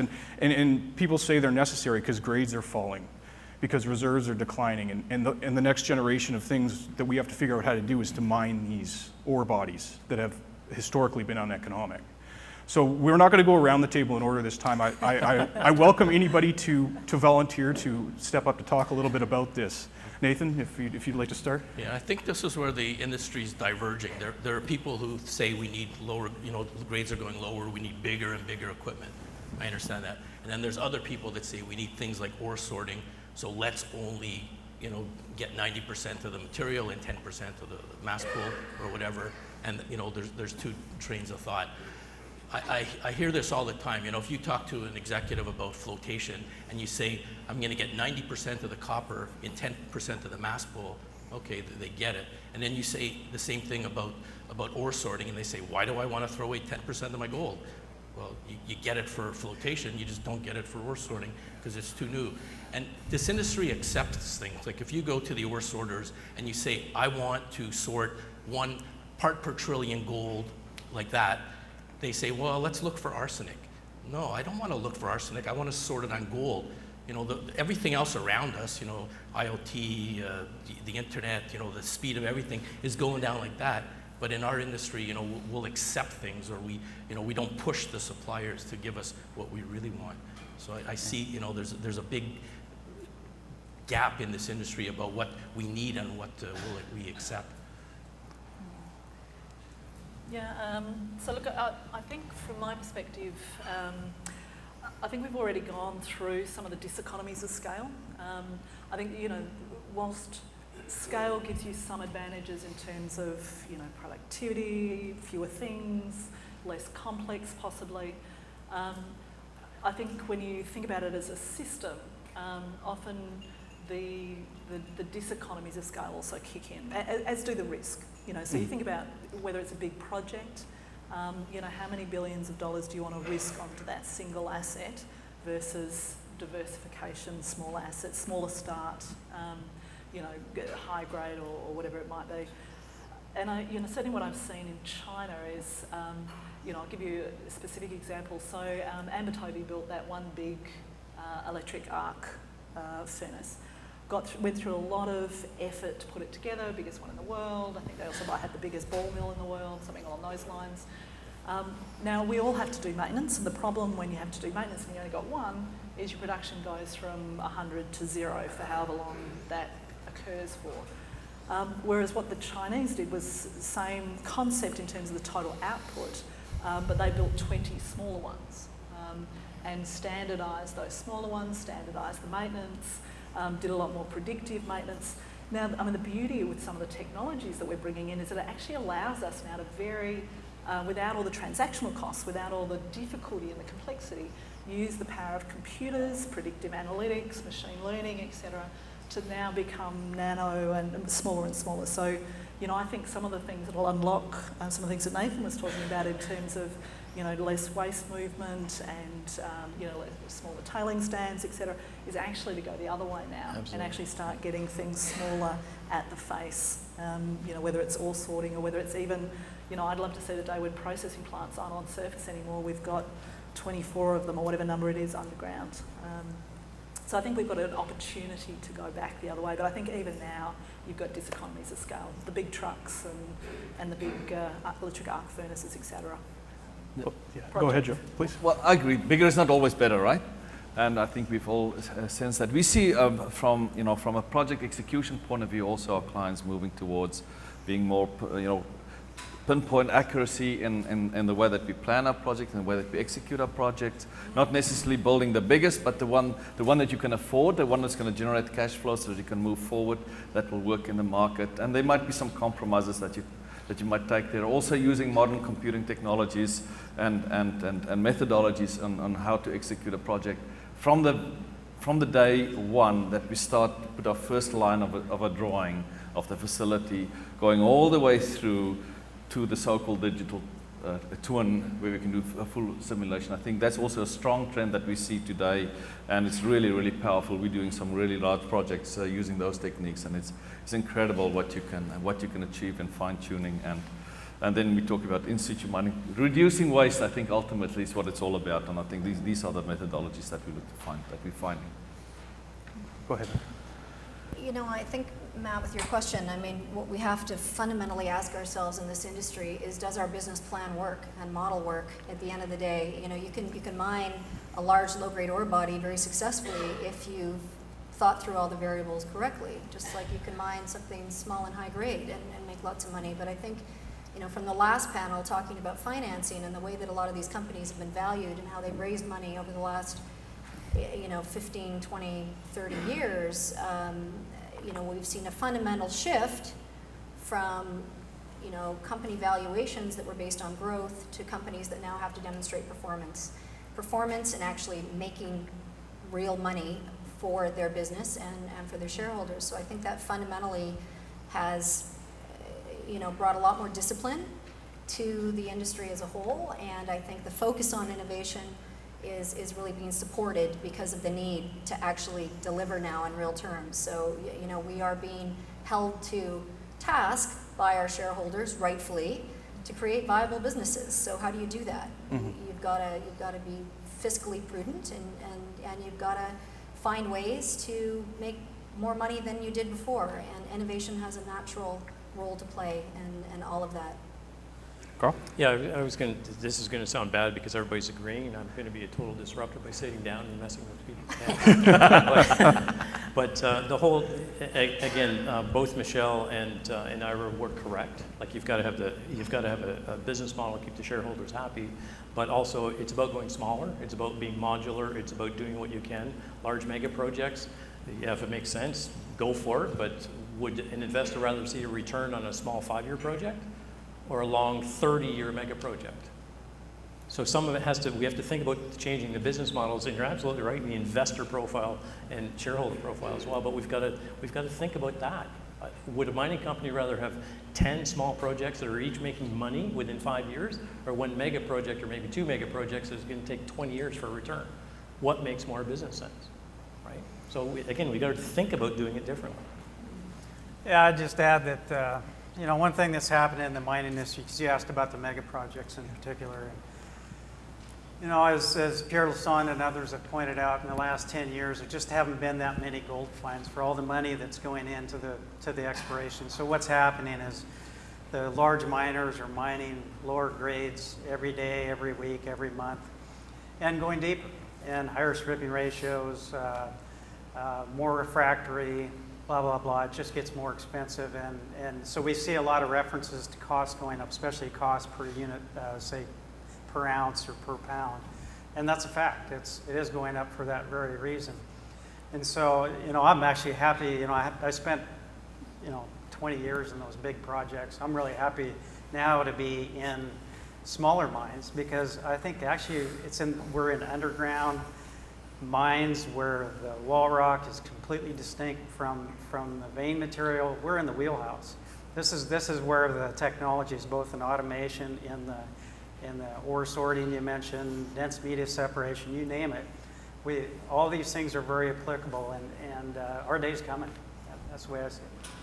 Oh, go ahead, I just wanted to add one more thing too about definition of a mine. Like right now we're looking at greenfields basically, but if you look in Northern Ontario, there are 400 mines there right now.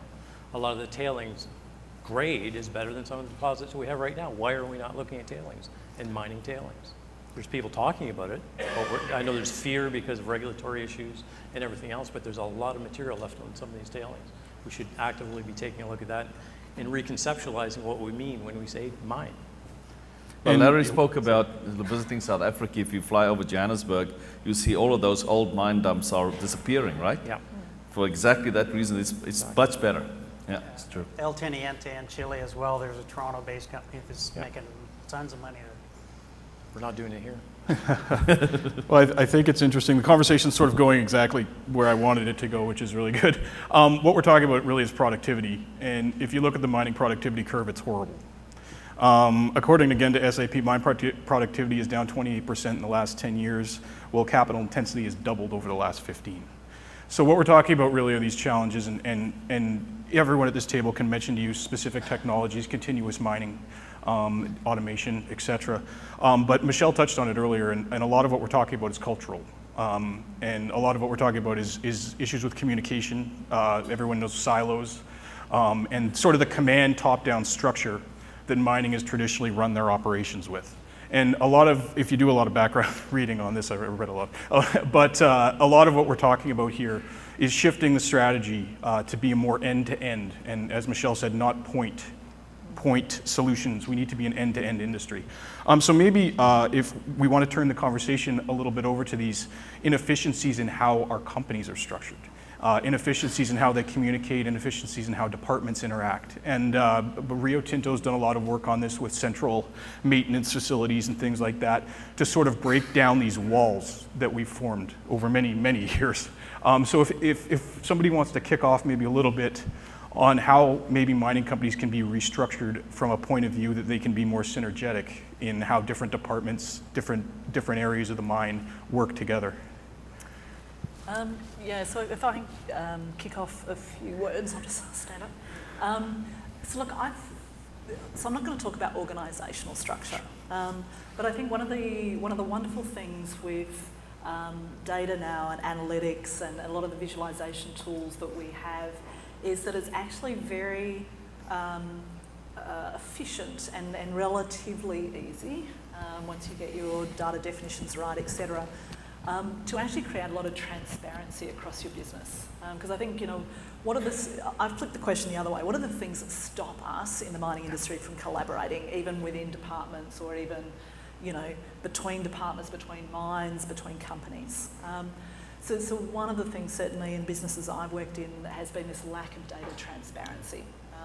And in some respects, data being power.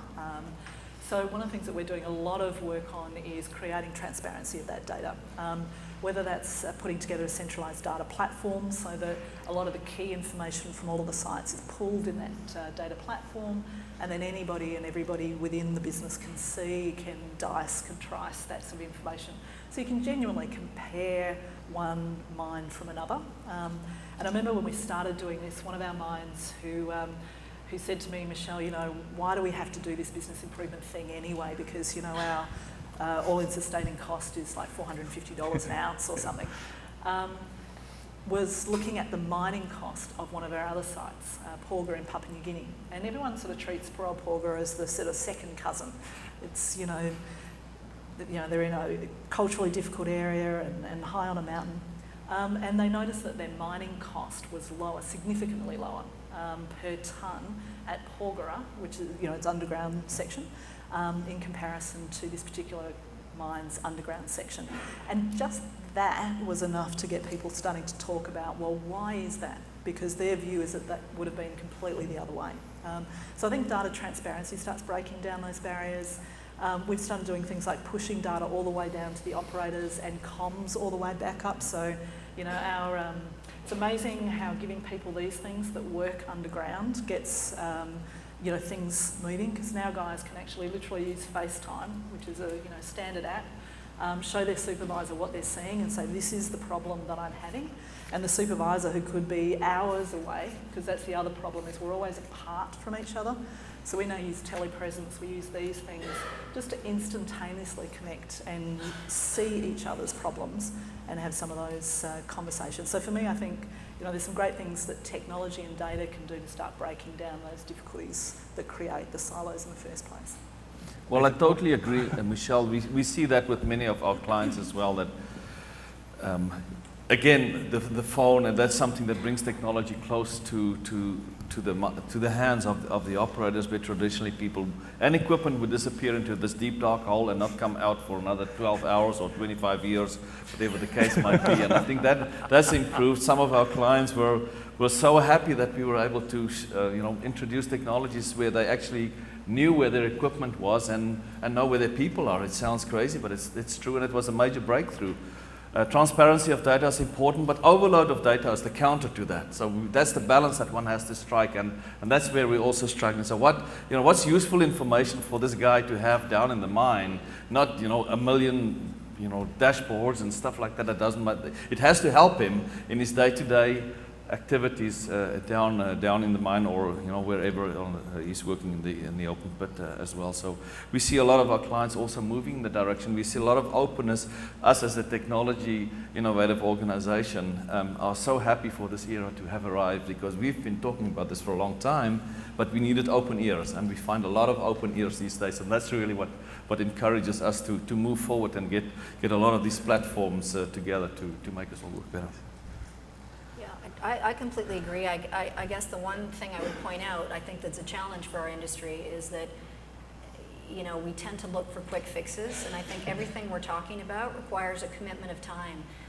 These companies can't change and become immediately innovative overnight. They need to have a strategy that's executed over multiple years, and you've got to have patience to actually see the rewards of that effort. And I think that's something that's sometimes incompatible with this industry, as opposed to, say, the oil industry, and the oil sands in particular, that has a 50-year reserve life. They can afford to think about how the next 10 or 15 years rolls out and invest in that, as opposed to some of these mines that we're talking about that might not have more than a 10-year mine life. So I think that is one of the challenges that we face. That's a good point. Nathan? Okay, what haven't I tried? There you go. I was recently at a mine, and they had a drilling contractor, a blasting contractor, a mining contractor, a contractor that brings the people to work, and you get the idea. So how can you ask the blasting contractor to add more powder, which will save you a lot of money, because obviously comminution is the least efficient of them, because they're getting paid there. So we've set the companies up that way. So Michelle, this is what we have here. So there you go. This is the phone I used when we moved to Toronto, which wasn't that long ago. And we're designing mines. We're putting in tailings dams that have to last for 40 years. So it's as if I gave you this phone and said, you have to use this phone for 40 years. There has to be a better way of doing it. If you ask a tailings expert, how do you design a tailings pond, they'll do something flat the size of this room, but there's other things out there. So, we keep going back to the same old model. The other one I'd like to bring up, Culver made an interesting point about diversity this morning. If you see some of my talks, I show some of the psychometric testing, the Herman Dominant Brain Indicator.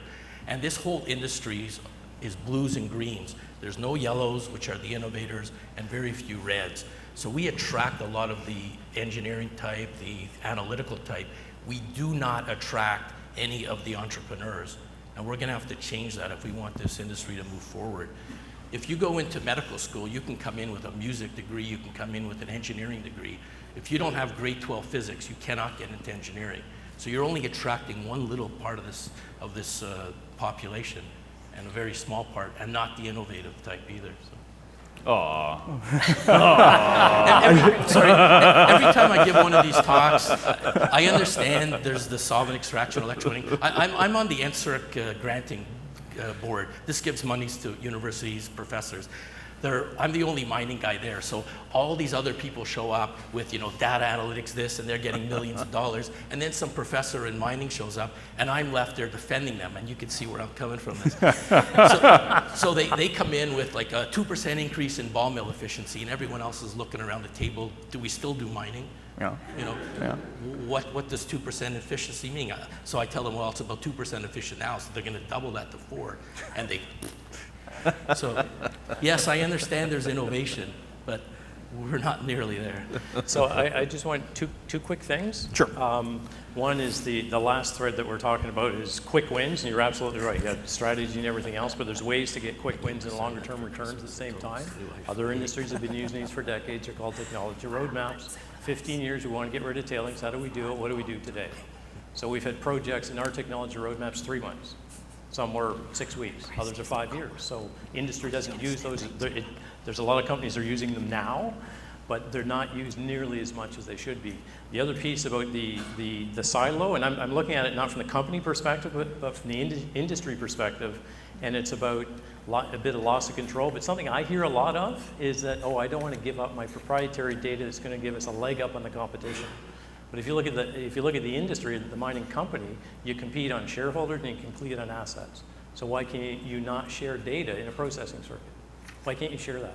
Is that going to give you a competitive advantage? You know, the markets are driving prices of copper, nickel, gold, silver, all this sort of stuff. We have no control over that. We have no control over the products. We just have control over getting the capital to build the bloody stuff and finding the assets to get there. Everything else is roughly the same, with some tweaks and checks and balances. So what I hear is our mine is unique. We don't want to, we're different than the other guy. We can't collaborate. We can't share information because we're going to lose competitive advantage. We'll give up our IP. But are we really? Is a really competitive advantage if you're giving up operational data to help the industry as a whole. And I would be very remiss if we did not touch on the human side of this. We've talked a lot about technology. We've talked a lot about innovation in terms of what you're doing in operations and how you're restructuring your businesses. But there's a very human element to what we're talking about. There's an estimate that the mining industry could lose about 300,000 jobs to automation, or 5% of its workforce. We have a reoccurring problem with employee turnover in fly-in, fly-out operations and FIFO operations. We have a large amount of our industry fairly ready to retire, an actually alarmingly large amount. So another side to this equation, and we were talking about increasing productivity and battling declining grades and doing so with technology, but at the same time, we're staring down the barrel of a declining workforce that might not have the skills we need to move forward with this kind of operation. So I wanted to talk a little bit about efforts to build and maintain that workforce and what the mining workforce of the future might look like. So if anybody wants to step up on that, we can go forward on there. Yeah, look, I'll say a few things. So look, I think a lot of things you're talking about, absolutely right. Especially in developed countries, we're going to lose around about a third of our workforce to retirement in the not too distant future. We're struggling to recruit people. When they do want to recruit, when we do recruit them, they often want a FIFO, which has, some benefits, but also has some disadvantages. So I think, one of the things on the good side is that whenever you're confronted by substantial change, and I think our industry is going through a period of disruptive change. There's some wonderful technologies coming. There's some really interesting social changes that are affecting the way that we do things, the way we interact with our governments and communities. So, I do think now is the time for us to sort of be disruptive to ourselves and change quite dramatically. The great thing about that is typically it takes longer than we expect in any sort of major disruptive changes. You think it's going to be, let's just think about automation of haul trucks that carry beer and other commodities across country that are being trialled in the US. Everyone thinks, well, all those truck drivers and everybody along the road is going to be out of a job in the next couple of years. I suspect it will take longer, but it will happen, and potentially. And then the other second thing is during these times, generally the change is greater when it does happen than what we anticipate at the beginning. So the benefit of that is we got longer than we think. The opportunity though is now to start having those conversations, both with our current employees around what are the sorts of roles that are going to happen in the future. There'll be more instrument techs, there'll going to be more data scientists, there'll be more people training robots, there'll be more people training automated machines. There'll mostly be more coders, though even machine learning's, taking out some of the coding sort of side of things. There will be more engineers, but different types of engineers potentially. So I think it's talking to our people now about those changes and starting to think about what do they want to be reskilled in, what should they be reskilled in, what can they be reskilled in, and work through which part of the transition. Is it going to be retirement and they help mentor people? Is it going to be moving into different careers? I remember being told when I was younger that at my age I would have mostly 3 to 4 fundamental career changes in my life. I'm up to number 3, I think, so becoming a doctor at age 60 is still on the cards, which I warned my son about. He has to be self-sufficient by that point. But I think that's increasing going forward. I think the worst thing we could do, though, is not have the conversation, not do anything about it, and then people are stuck when it actually happens, which, I think is one of the things that happened maybe in Detroit and other places where a transition or a shift occurred, the conversation wasn't had until too late, and now we've got, the consequences of that. And I think that's, worldwide, that could be quite a significant, scary consequence. So let's start now. Where does astronaut fall on the list? I wanted to apply for that NASA job. Did anyone see that fabulous NASA job, which was planetary defender? Ooh, I thought that was absolutely mondo cool. It was on LinkedIn. It's a real job. And then a 9-year-old boy wrote in an application, and so I thought that his application sounded so much better than mine. He said he'd watched Defenders of the Galaxy a couple of times, so he was pretty in for the job. Yeah. The scariest graph I saw recently was the one by MIHR, M-I-H-R, and it showed the number of people who are young in the industry. When I started, it was 12%, and that's dropped to 4%. Yeah. And the people my age, obviously, is going up this way asymptotically. So we're not attracting these people in the industry. When I went to McGill, I think there were 5 engineering disciplines, 6 if you include the elusive civil engineers. Now there's about 30 or 50 of them. And I go to the school fairs, and the mechanicals say, "Oh, I never realized I could apply for mining." The electricals, let alone the robotics and the bio whoever. So they're not exposed to the industry. They think of us again as the mules, and we do a poor job explaining to them all the things that are going on. And we really need them. We should be begging them to come into the industry, and we don't do a very good job of explaining, what this industry is about. We talked about branding at the other table.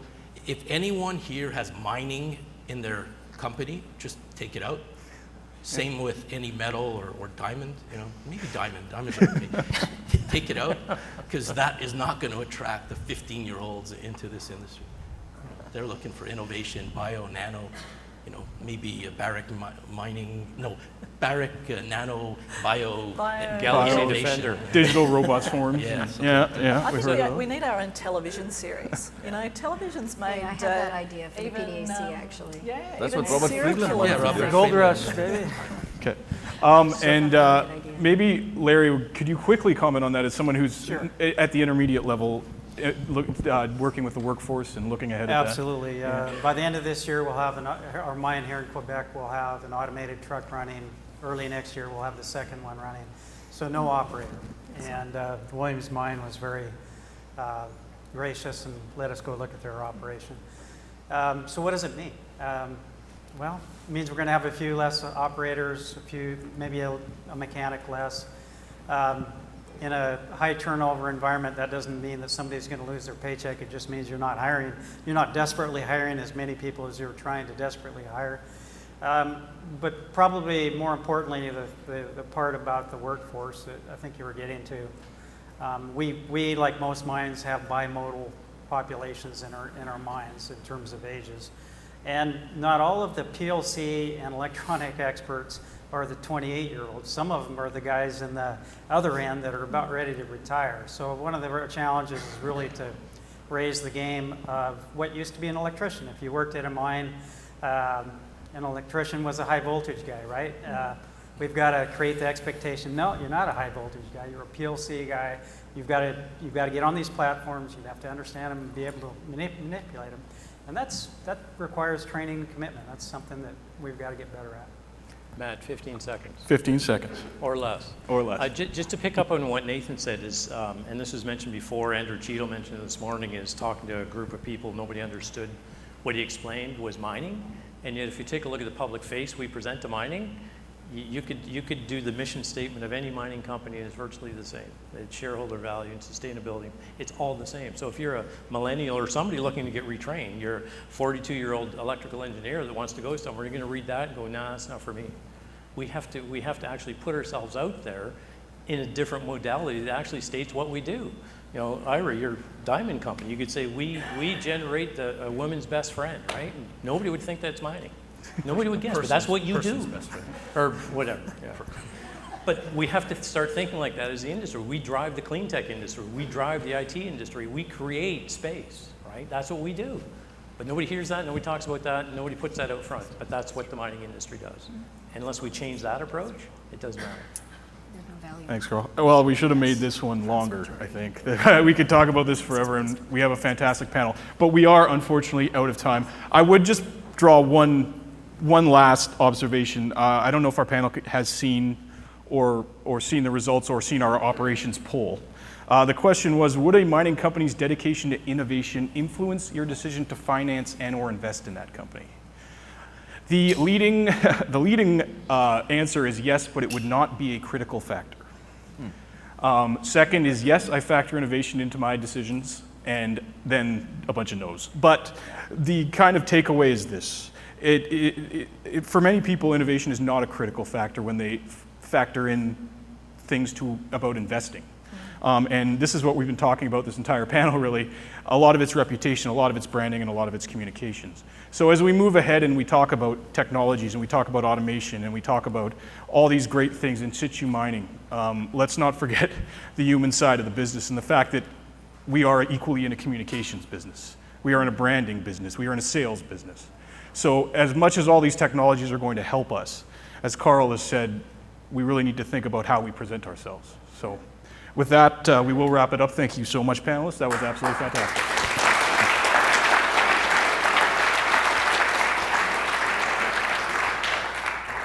Michael, if I can get this hand mic going. There we go. Thank you. Thank you very much, participants and Matt. That was an excellent job. Okay, let's keep this moving. We have one last round table. We're going to do some, and then we're almost at the cocktail reception. I do want to make good on my word of getting the mic into the audience for anyone that's doing something innovative at their businesses. The reason why I called out Elena Meyer before is because Elena's the head.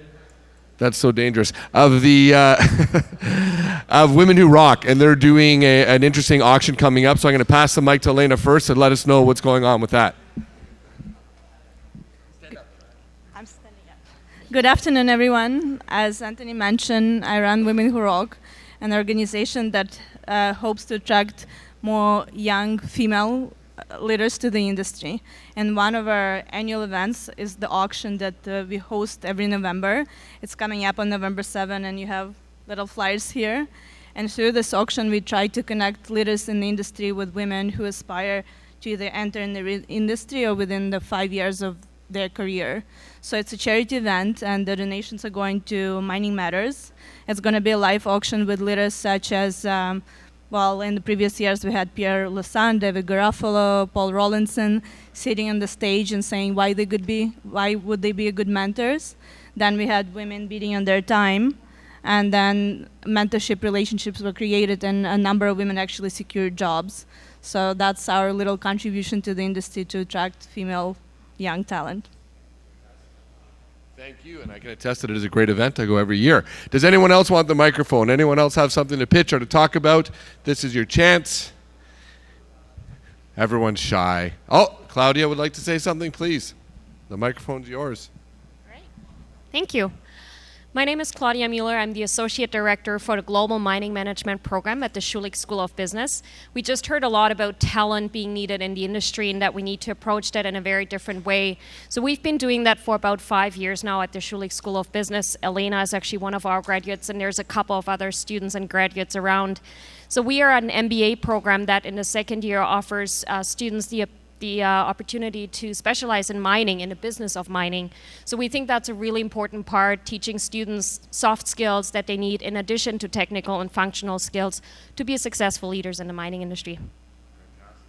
Thank you, Claudia, and a program that has definitely made a big impact on the industry through the graduates that you guys have been turning out. So great job. Okay, we're getting our next roundtable. Are they getting all mic'd up over there? No one's mic'd you up yet? Okay. Let's get you mic'd up and ready to go, and then Alicia, and then I'll introduce Alicia, and we'll wrap it all up.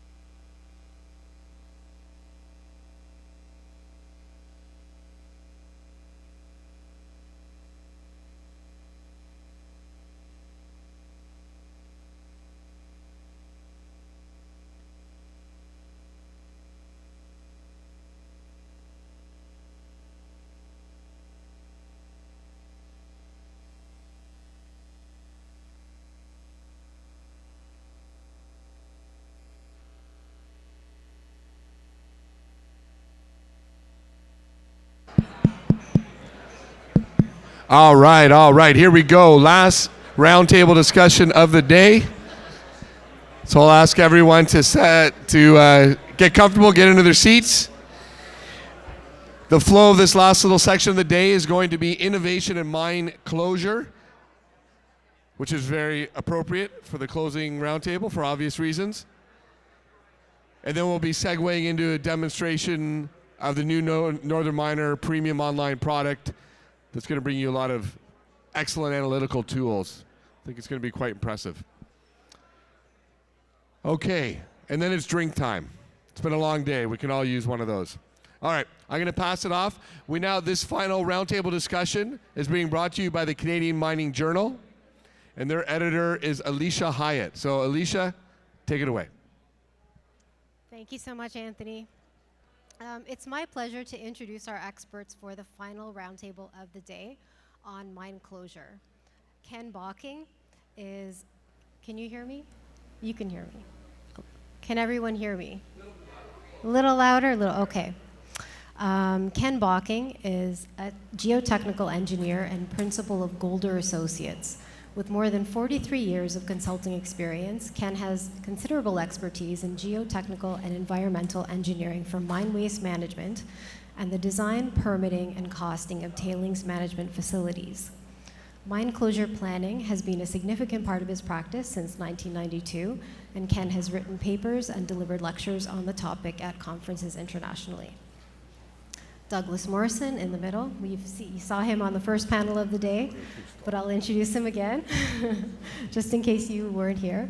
Douglas Morrison is the president and CEO of CEMI, the Center for Excellence in Mining Innovation. Before joining CEMI in 2012, Douglas spent 16 years as a consultant with Golder Associates, where he worked on strategic mine design, productivity, and safety issues. He also has 14 years of operating experience in the deep nickel mines of the Sudbury Basin. And Stephen Wolfenden is Director of Environment for IAMGOLD, where he leads environmental assessment and approvals processes. Stephen also works with operations to implement and integrate sustainable mining practices and oversees mine closures and management of several legacy sites. In his more than 20 years of environmental management experience, Stephen has also worked for the Canadian Environmental Assessment Agency, managing the technical review and assessment of large projects in multiple sectors. Welcome to all three of our panelists.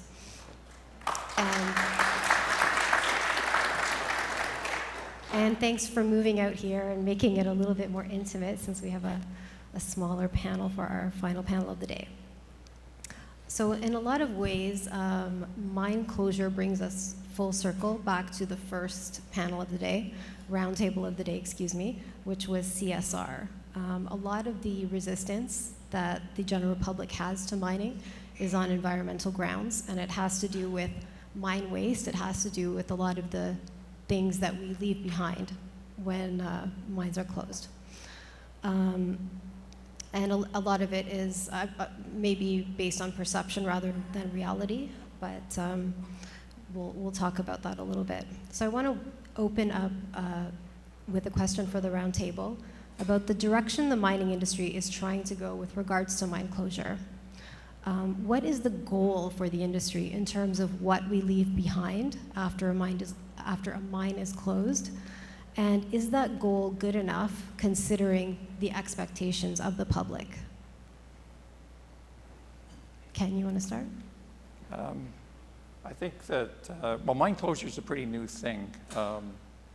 Alicia mentioned that I started on it in 1992. Why? Because that's when the law came in Ontario.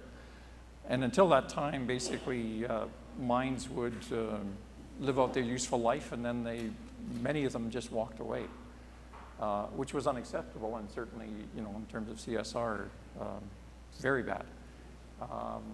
So after that time, all active mines in Ontario, and this spread across the country and now across the world, they basically have a thought-out closure plan. What are they going to look like when they finish mining? And they put up financial assurance in the hands of the government to fund the closure should they walk away. So that's where it's at now, that there's funding in place Sometimes it's insufficient, but there is funding in place and there's a plan. But what hasn't been done to any great degree is actually implementing closure. So there's not very many mines that have been completely closed and to the point where they can walk away and the land can be returned to the Crown. So I think that's where it needs to go next.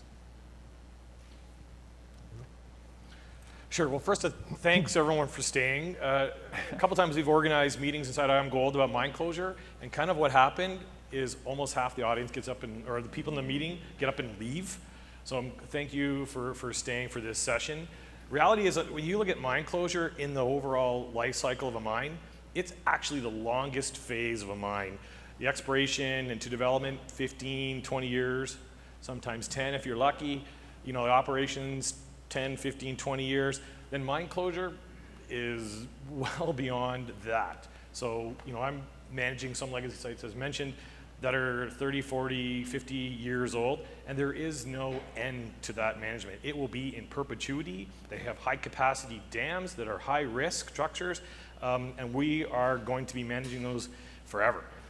Certainly if you look at uranium mines around Ontario, the Bancroft area, the owners of those are operating those forever, same as Elliott Lake. So it's a big chunk of the phase when it comes to mining, and most people really don't pay much attention to it, because when you do the costing on mine closure, it's pushed so far out and discounted so much that it doesn't really impact it. But when you get there and you actually have a closed mine, it actually costs you a lot of money. Even some of these small legacy sites that we at IAMGOLD have that are in Quebec, they were Cambior mines, they're relatively small footprints, but they cost us money every year to manage them. People got to monitor them. People have to cut the grass. People have to trap the beavers to deal with water management issues. It is quite expensive and not particularly very sustainable practice. So, you know, my view is I'd rather see at the front end a lot of planning, and maybe I'll let you talk about that, but move the planning for closure at the front end, you know, plan for closure, build that into the structure at the front end so that you might actually have a walk-away scenario. We were lucky at IAMGOLD to actually walk away from one mine called Dunrain this year in Quebec. We have two that there's no way we're walking away from them, and we're going to have to accept that. So it's really rare. I think, though, when we look around even this province, there is lots of legacy sites that we need to work on, and there's lots of ways we can do that. And in this industry, I think we need to often engage with regulators on mine closure. They're actually managing, I think, more closed mines than we have as the industry, and I don't think they know what to do with them. So I think it's, some respects, our responsibility as the miners to actually engage the regulators on how to actually close mines. Yeah, I guess the place I would start is to say innovation number one has to be to bring the conversation about tailings and waste management to either the first or the middle of the day, not the end of the day when everybody's already tired and getting kind of bored and waiting for the bar to open. This is the wrong time to be talking about tailings and waste management. And the reason for that is because it's the single most important thing and the longest thing that our industry does. And it's the most important thing because nobody in the public could care less what we do on the ground, what our productivity levels are, what the return on investment is. They could care less. They absolutely care what we do with our waste streams, wastewater and solid waste. This is where our industry interacts with the public, and it's where the public is getting really, really tired of hearing what we do. Because somewhere in the world, once or twice every single year, there is a tailings dam failure. That is devastating for the company that actually is responsible for that dam, but it's also troublesome for the entire industry because running a tailings dam, A, is not that complicated. Sorry, Ken. But B, is really, really important because the failure of a tailings dam undermines the credibility of the industry as a whole. What it does, it makes it all the harder the next time to get a permit or social license for the next tailings dam, wherever that's going to be. My colleague here already mentioned the really, really scary word, which is many of these closure plans are in perpetuity, which is a really, really long time. And what it actually means probabilistically, from a statistical point of view, is there is a guarantee of failure sometime in the future. That's what a probabilistic analysis is. If the time is infinite, something is absolutely going to go wrong. If many more people in society knew that that was the case, we'd be in much greater trouble than we're in now. Fortunately, they don't, and fortunately, we're already making steps to come up with other solutions, which we'll come on to next. But this is the wrong audience. I absolutely appreciate that you all stayed, and we need to go and talk to the other people who left, because this is the single most important part of the day.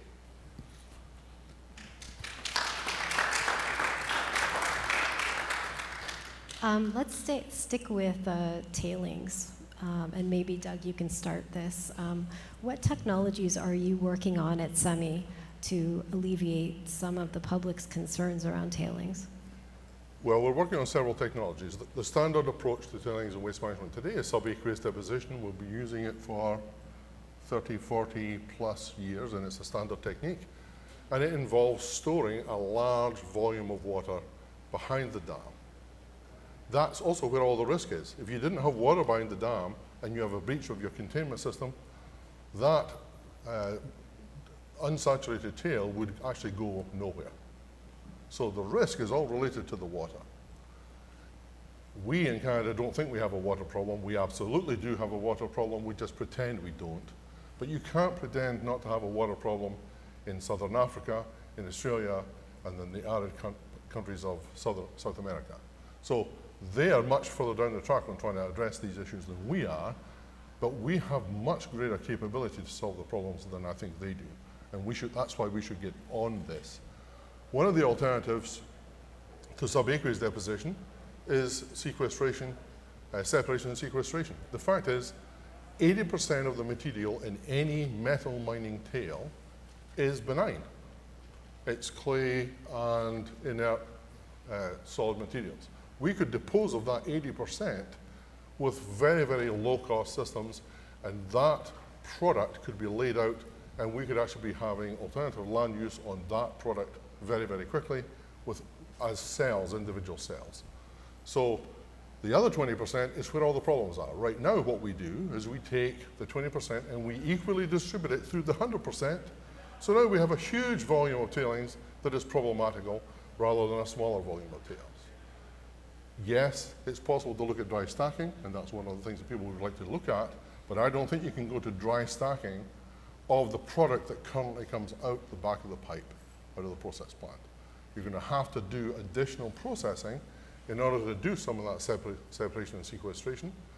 Then it makes it much easier to deal with 80%.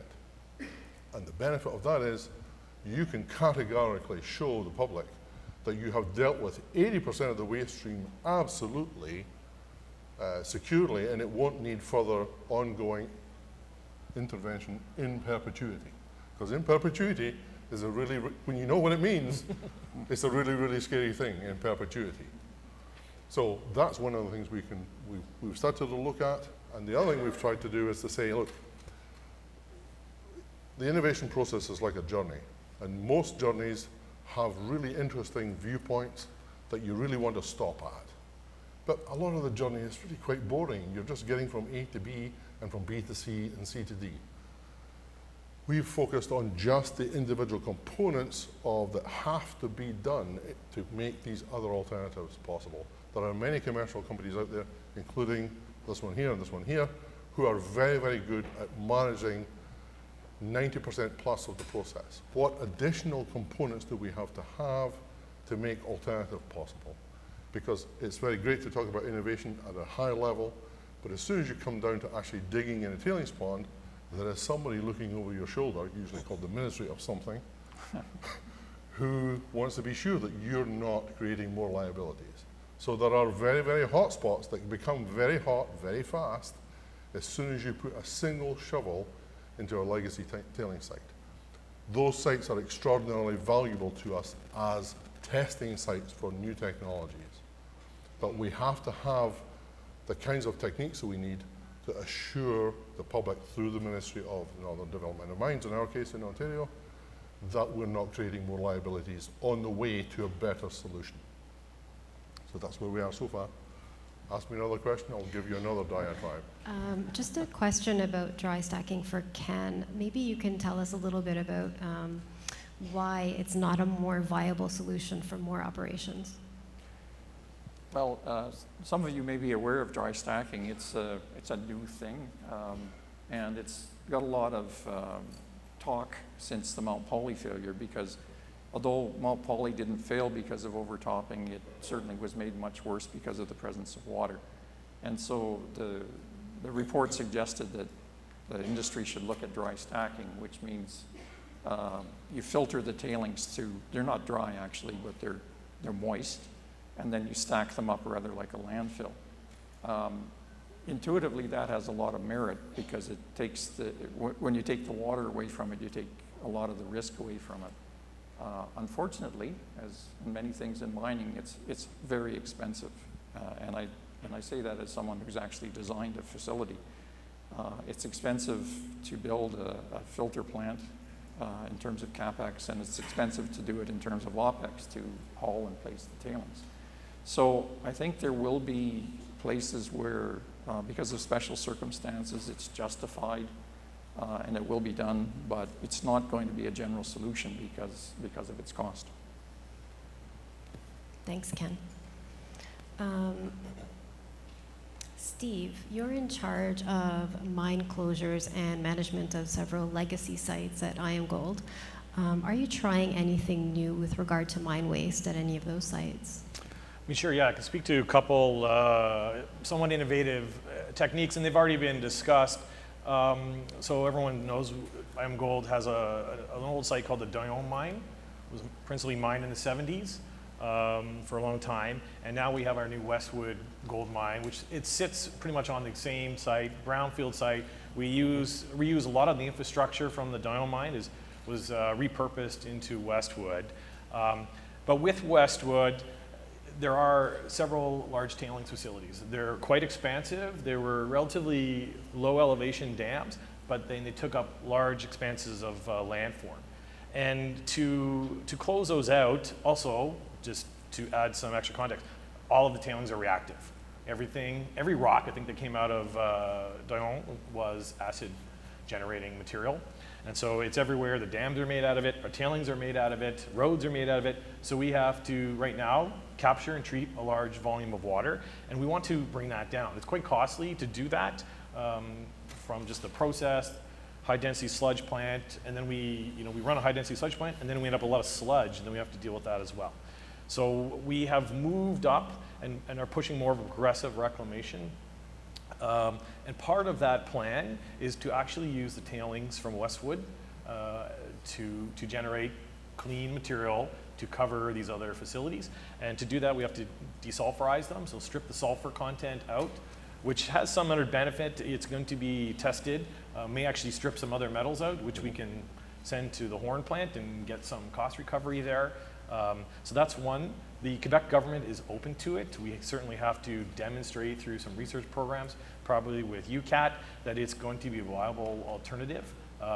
Because the only other alternative is we go find borrow sources in the area and we dig those up, which also has an impact. So if we can use our tailings, it's probably about cost neutral, but it's a much better, more sustainable practice in the long run. We also have a small mine that sits in our Côté Gold land complex in Ontario called the Chester Mine. In its closing of it, which is active right now, we realized we ran out of topsoil. There's no overburden. It seems to have disappeared. Some topsoil fairies have taken it away and done something with it. So we were short. We don't have enough. It's quite expensive to bring in overburden in that part of the country north of Sudbury.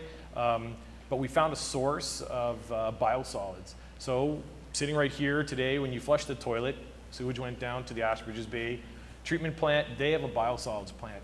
Those biosolids that are produced at the Ashbridges Bay are principally used to supply farms. A lot goes into Holland Marsh and around the GTA. But they don't use that material from like November to March. They can't put it on the farm, it gets stockpiled. So it becomes very cheap, and the company that has a contract to move it was quite happy to truck it to our site north of Sudbury, 2 hours north of Sudbury, to spread it around. So it took us about 8 months to get that approved with MOE, even though it had been used on another site.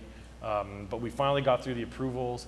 It has been laid down just this September, and we will be monitoring the effectiveness of that material as a growth medium. What about environmental monitoring? There's a trend towards longer monitoring of closed sites, but are there new technologies that are making that more feasible? I don't know, maybe Ken wants to take that. Yeah, there are, and that's certainly a trend that's happening. The early closure plans, they typically said, okay, we'll implement the closure measures, we'll monitor it for 5 years, and that's the end of the story. Certainly in Ontario and Quebec, all mines will always have runoff because of the precipitation exceeds the evaporation. So there will be runoff which could be contaminated and therefore needs to be monitored. So the regulators and the industry are, I think, agreeing now that we need longer monitoring periods and more thorough monitoring. There's also monitoring required for the long-term stability of the tailings dams and so on. And those things can be, there is innovation possible there. I've seen the use of wildlife monitoring, which is actually just automated cameras that fire when there's motion. Certainly in my own field of geotechnical engineering, a lot of the monitoring equipment can now be automated and can send the data out. I do dam inspections, and I think some of the more routine dam inspections could probably be done by drones and virtual reality and that kind of thing. I wouldn't take the human element out of the annual inspections. But so there's lots of room for innovation to make that long-term monitoring component less expensive and more effective. Yeah, I don't think we should ever take the human element out of it either, but if you compare how we typically monitor tailings facilities in the country and compare the kind of autonomous monitoring that they have on farms, for example, it's actually an embarrassment. When you look at the quality of data that farms produce and the precision with which they apply the various chemicals and the other things that they need to do versus how we continue to monitor our tailings facilities, it really is. We're a long, long way behind, and it's simply a question of bringing in that technology and implementing it as soon as possible. There are some pieces that we have to do. We've worked with a group at McMaster who were actually not involved in mining at all. They hadn't heard from anybody in mining until we turned up. And they've already developed a technique that we're now commercializing, which is to autonomously monitor dissolved metals in water down to very few parts per billion. So very, very small numbers, and to be able to do that remotely and be able to change the sampling times. So we go from winter time to spring runoff to summertime to the fall, and be able to change that just from a computer laptop and have the results emailed down. This summer we'll be using that in the tailings facility we're reclaiming with one of our commercial partners. And in that case, we will be doing the autonomous monitoring along with the typical conventional sample monitoring that we would do, that we have to do to meet the current regulations. If we don't have that capacity and we can't demonstrate to the ministry that this newer technique is just as valid as the old sampling technique, there are many legacy tailing sites in the province that we can't readily do anything with. And the reason for that is because they're so remote. We have to take a sample, have it analyzed on a 48-hour cycle to meet the regulations. And it's just too far. You can't get there from here in 48 hours. You can't go there, take the samples, and have that whole thing done. So developing techniques that allow us to do remote monitoring as accurately, if not more accurately than sample techniques, than physical sample techniques, opens up a whole slew of opportunities for us. But it also opens up for these SMEs that we're working with the opportunity to take that technology to other countries in the world where their water management issues related to tailings are much more critical than we think ours are. I actually think, and I'm sure Ken agrees, that many of our issues are important and critical, but the level of attention that gets paid is perhaps not as high as it is in other countries, and it's not as high as we tend to focus on mine productivity. mine productivity and returns on investment, that's the top bill, and it has been most of the day. This is where our industry interacts with the public, and we have to do far, far better. We're already moving down the track of developing technologies that will help us do that, but we do need to capitalize on the progress that's been made and make these things much more readily available and be uniformly applied across the country. Once we are doing it as Canada, as in so many things to do with tailings, the Canadian consulting companies and contracting companies were the leaders in developing the current technologies that we have, and I expect that those same companies will again be the leaders in the changes that will take place in the global management of tailings and waste management in the future. Sure, I mean, I'll speak a little bit about biodiversity monitoring. So we're lucky in Ontario here to be sitting near the University of Guelph, which has the Biodiversity Institute. They are the founding institute in the world to really initiate DNA barcoding as a process. And with that brings a lot of technology and expertise at that university. There's a number of mining companies, IAMGOLD's participating in it, that are starting actually next week. There's a meeting next week to actually use genomics to study biodiversity and to apply it to the environmental effects monitoring programs that are required during operations, but that easily will extend into closure. So basically what it will simply be is, instead of having to send an individual out to the field to collect water samples, to collect bug samples in a creek, or actually capture fish and do samples, you can actually just take a water sample. For the benthics, you probably have to do a scraping, and that samples will just go right into a little box, a little PCR machine, which will sit at a mine and be processed within 5 minutes. You will have the data as to what species are in that river and relative abundance, versus the old way of doing it, which we do it right now, is we send people to the field, they take samples, they have to preserve them properly, they go to a lab. Labs are historically, and testing is showing that they are not consistent with identifying certain invertebrates and other species, but the PCR machine does not lie. It is based on the DNA available as long as an individual is barcoded. And the University of Guelph has a large bank of species already barcoded, and whether or not, I think the number of mining companies that are participating in the study, we're going to fund that to further increase the number of species they have in their bank. So that will be a game changer for EEM program and into closure, because it will simplify and give us better data than we can get now at a fraction of the cost. This one is open to anyone who wants to answer. What are the advantages of progressive closure, excuse me, and why is it not more widely embraced in mining? I'll start on that one. There's great advantages to it. It's actually part of most closure plans. It says progressively we're going to do, I should explain, the term means activities that you do during operations to bring the mine closer to closure. So if a particular tailing cell is no longer used, you can close it out while you're still operating in another one. I think there's many advantages. One of them is that you can use that to practice and verify your closure technique. So if you can close out one tailings cell and revegetate it, then you can learn from that and apply it elsewhere.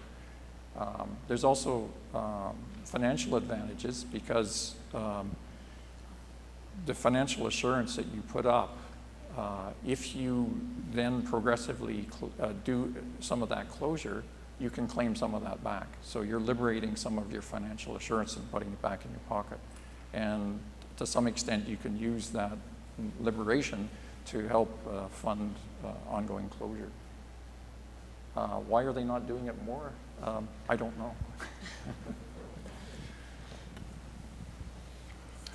Okay. Okay.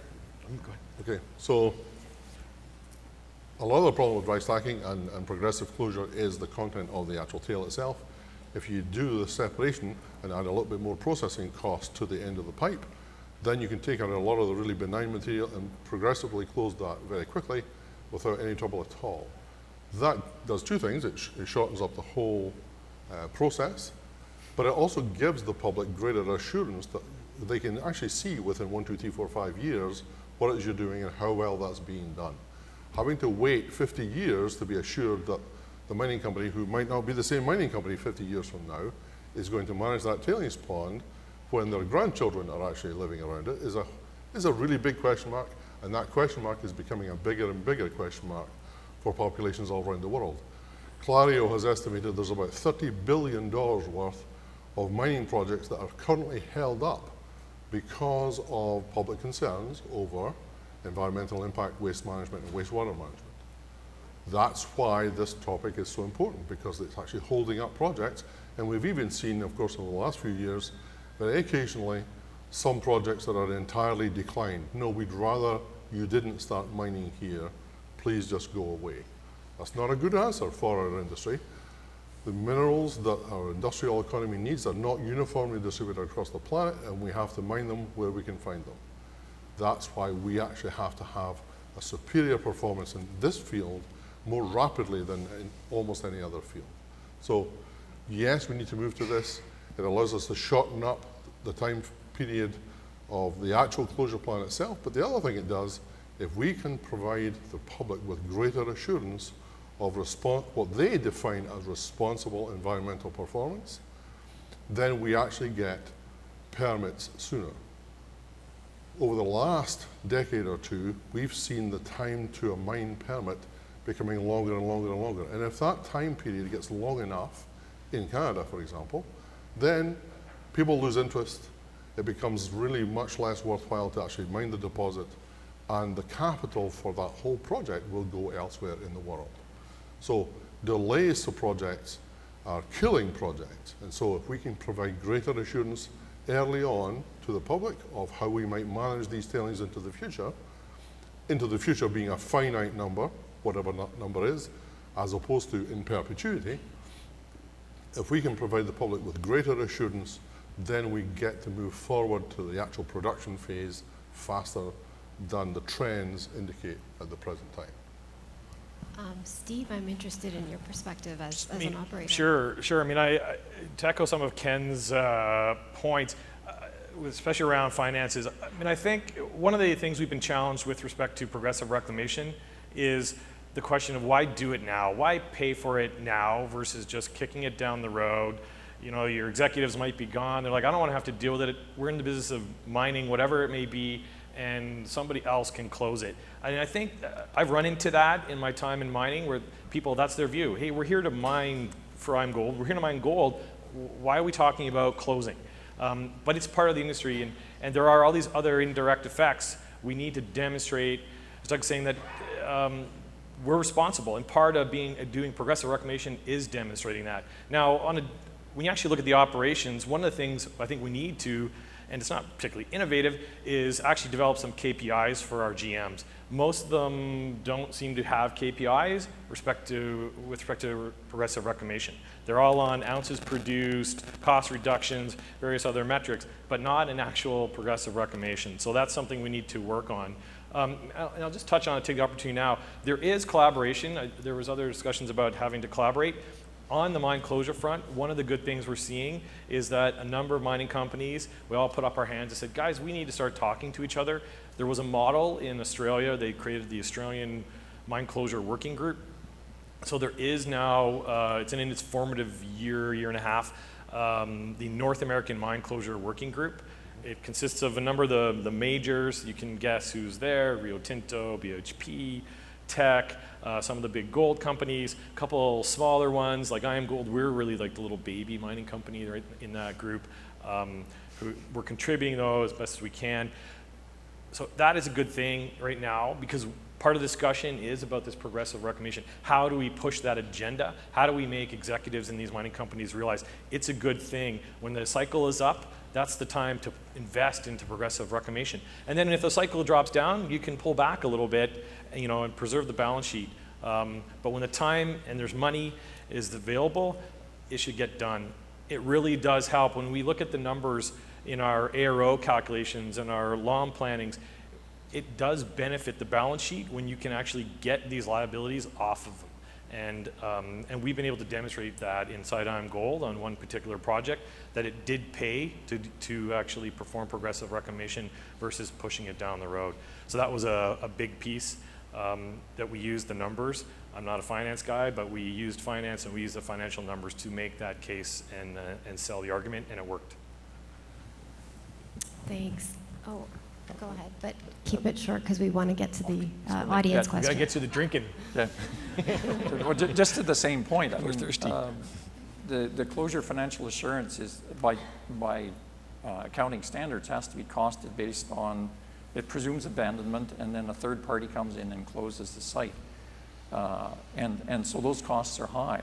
But when a mining company is on the site with its big equipment and its staff and its knowledge, it can do the same things cheaper by doing it with their own forces. So there is a financial advantage in doing it that way. Okay, maybe we can do two of these. Are the number of mine closings going up, remaining stable, or declining over the next 5 years in North America? Does anyone want to answer that one? Ken, do you know? Okay, well, I think they must necessarily be going up. But I would make the point that I think the industry is a little bit stalled because they have the closure plans in place, they have the financial assurance in place, and there's no question there's billions of dollars that are locked up as financial assurance. But what is kind of slow is the actual implementation of closure. So there's an awful lot of properties that are on care and maintenance or state of inactivity is another term for that. And sure, some of them have residual ore values that they should stay in that state because it might be viable to reopen them, but a lot of them are not in that state. And I think we're going to necessarily see that mining companies are going to move, they're actually going to implement closure on some of these sites. I certainly hope so. And we'll do one more. Are mining companies doing enough to define mine closure requirements at the early stages of exploration and development? That goes to your earlier point. Sure. I mean, I think it's good practice now if you're in the development stage that you really are applying the concept of design for closure. It's got to be in the thinking. And so we're working on the front end of a new gold mine in Ontario, and as a director of environment, I'm not running the fee study, I'm not doing the engineering design, but every meeting I go to, I challenge the people that are doing that work to constantly think about closure. How is that tailings facility going to be closed? How is that mine rock going to be closed? What are we going to do about water management? So it's ingrained in their thinking, and they're addressing it. Certainly it is a requirement though in Canada for most EAs to have conceptual closure plans. But I think it's how far you take that in that conceptual. You can simply put motherhood statements that you're going to, revegetate the site and do these things. That's not particularly helpful. I think better practice is to work through and have some data about how long is the pit going to take to fill, how long will it take to vegetate, what type of material is needed, and what type of volumes. So that at the front end, you actually have some idea whether it's actually technically and economically feasible. Thank you so much, guys, for a great discussion. Please give them a round of applause. Thank you. Excellent, thank you. And I got something cool to show everybody. So sit tight. I'm going to take you through something for 5 minutes, and then we're going to start the social part of the afternoon. Michael, if I can switch over to the, whatever the podium mic there. Check, check. Great. Okay. So we have something here that we're launching called Northern Miner, or just TNM actually. TNM Alpha. Let me pull it up on the screen for everybody.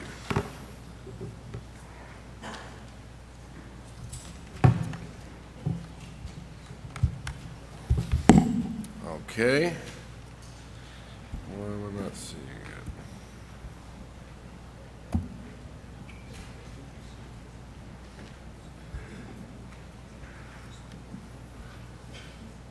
Okay, can I get this? There we go. All right. TNM Alpha. Now, for any developers out there, this is not alpha in the sense that you know it. In the development world, alpha, I guess, is something very early stage. In the investment world, alpha is the Greek that we use to define return over market return. So every great investor generates alpha because they're beating the market. So that's what we're calling it now. We're just getting ready to launch the beta form of it. What this is you're going to have the ability to get all of your Northern Miner news down the main column there. So that's all your in-depth Northern Miner coverage that you're already used to getting. Along the left, you have your recent articles. We'll be adding feeds from mining.com and faster news sources. We're getting something going with Thomson Reuters as well. So you'll have your faster, quicker news there, and you'll have your press releases down here. So that's real time as things are coming out. So all of your news information, that's your page. Now, when you want to go a little bit deeper and you want to start running some of your own analytics, you come over to data dashboards. So let me take you through 4 of these. We'll start with reserves and resources. Give it a second to load up here. This is the data that we're using here is coming from Mining Intelligence, which is the Northern Mining Group is owned by Glacier Media, which trades on the TSX, and Glacier Media is also the majority owner in Mining Intelligence. So this is a product that's fusing both of our kind of leading industry brands. So if you want to know what's going on with reserves and resources for a certain individual company, you can come into your map over here. Why don't we go to the good old Abitibi, right? That's something we're all proud of. So if you notice, we'd be in the Abitibi here. We can kind of go to a project. Let's zoom in a little bit more. See what we got here. There's Agnico, there's Radisson Mining. So you would click on Radisson Mining and you'd see very quickly what they have for indicated, measured indicated, and inferred. So you know where it is, you know what they're doing over there. And I don't know if you wanted to know what was happening in Argentina and you wanted to know, say, what was happening with copper in Argentina, you can use these features down here. And that will show you, for the entire country of Argentina, all the proven and probable reserves for copper. Or you could go, of course, by project as well. You would just come in here, there's Coral Mining, and you'd get Coral Mining's measured and indicated. So that's the reserves and resources very quickly. I'm just going to do this very briefly just to give everyone a taste of what we're up to.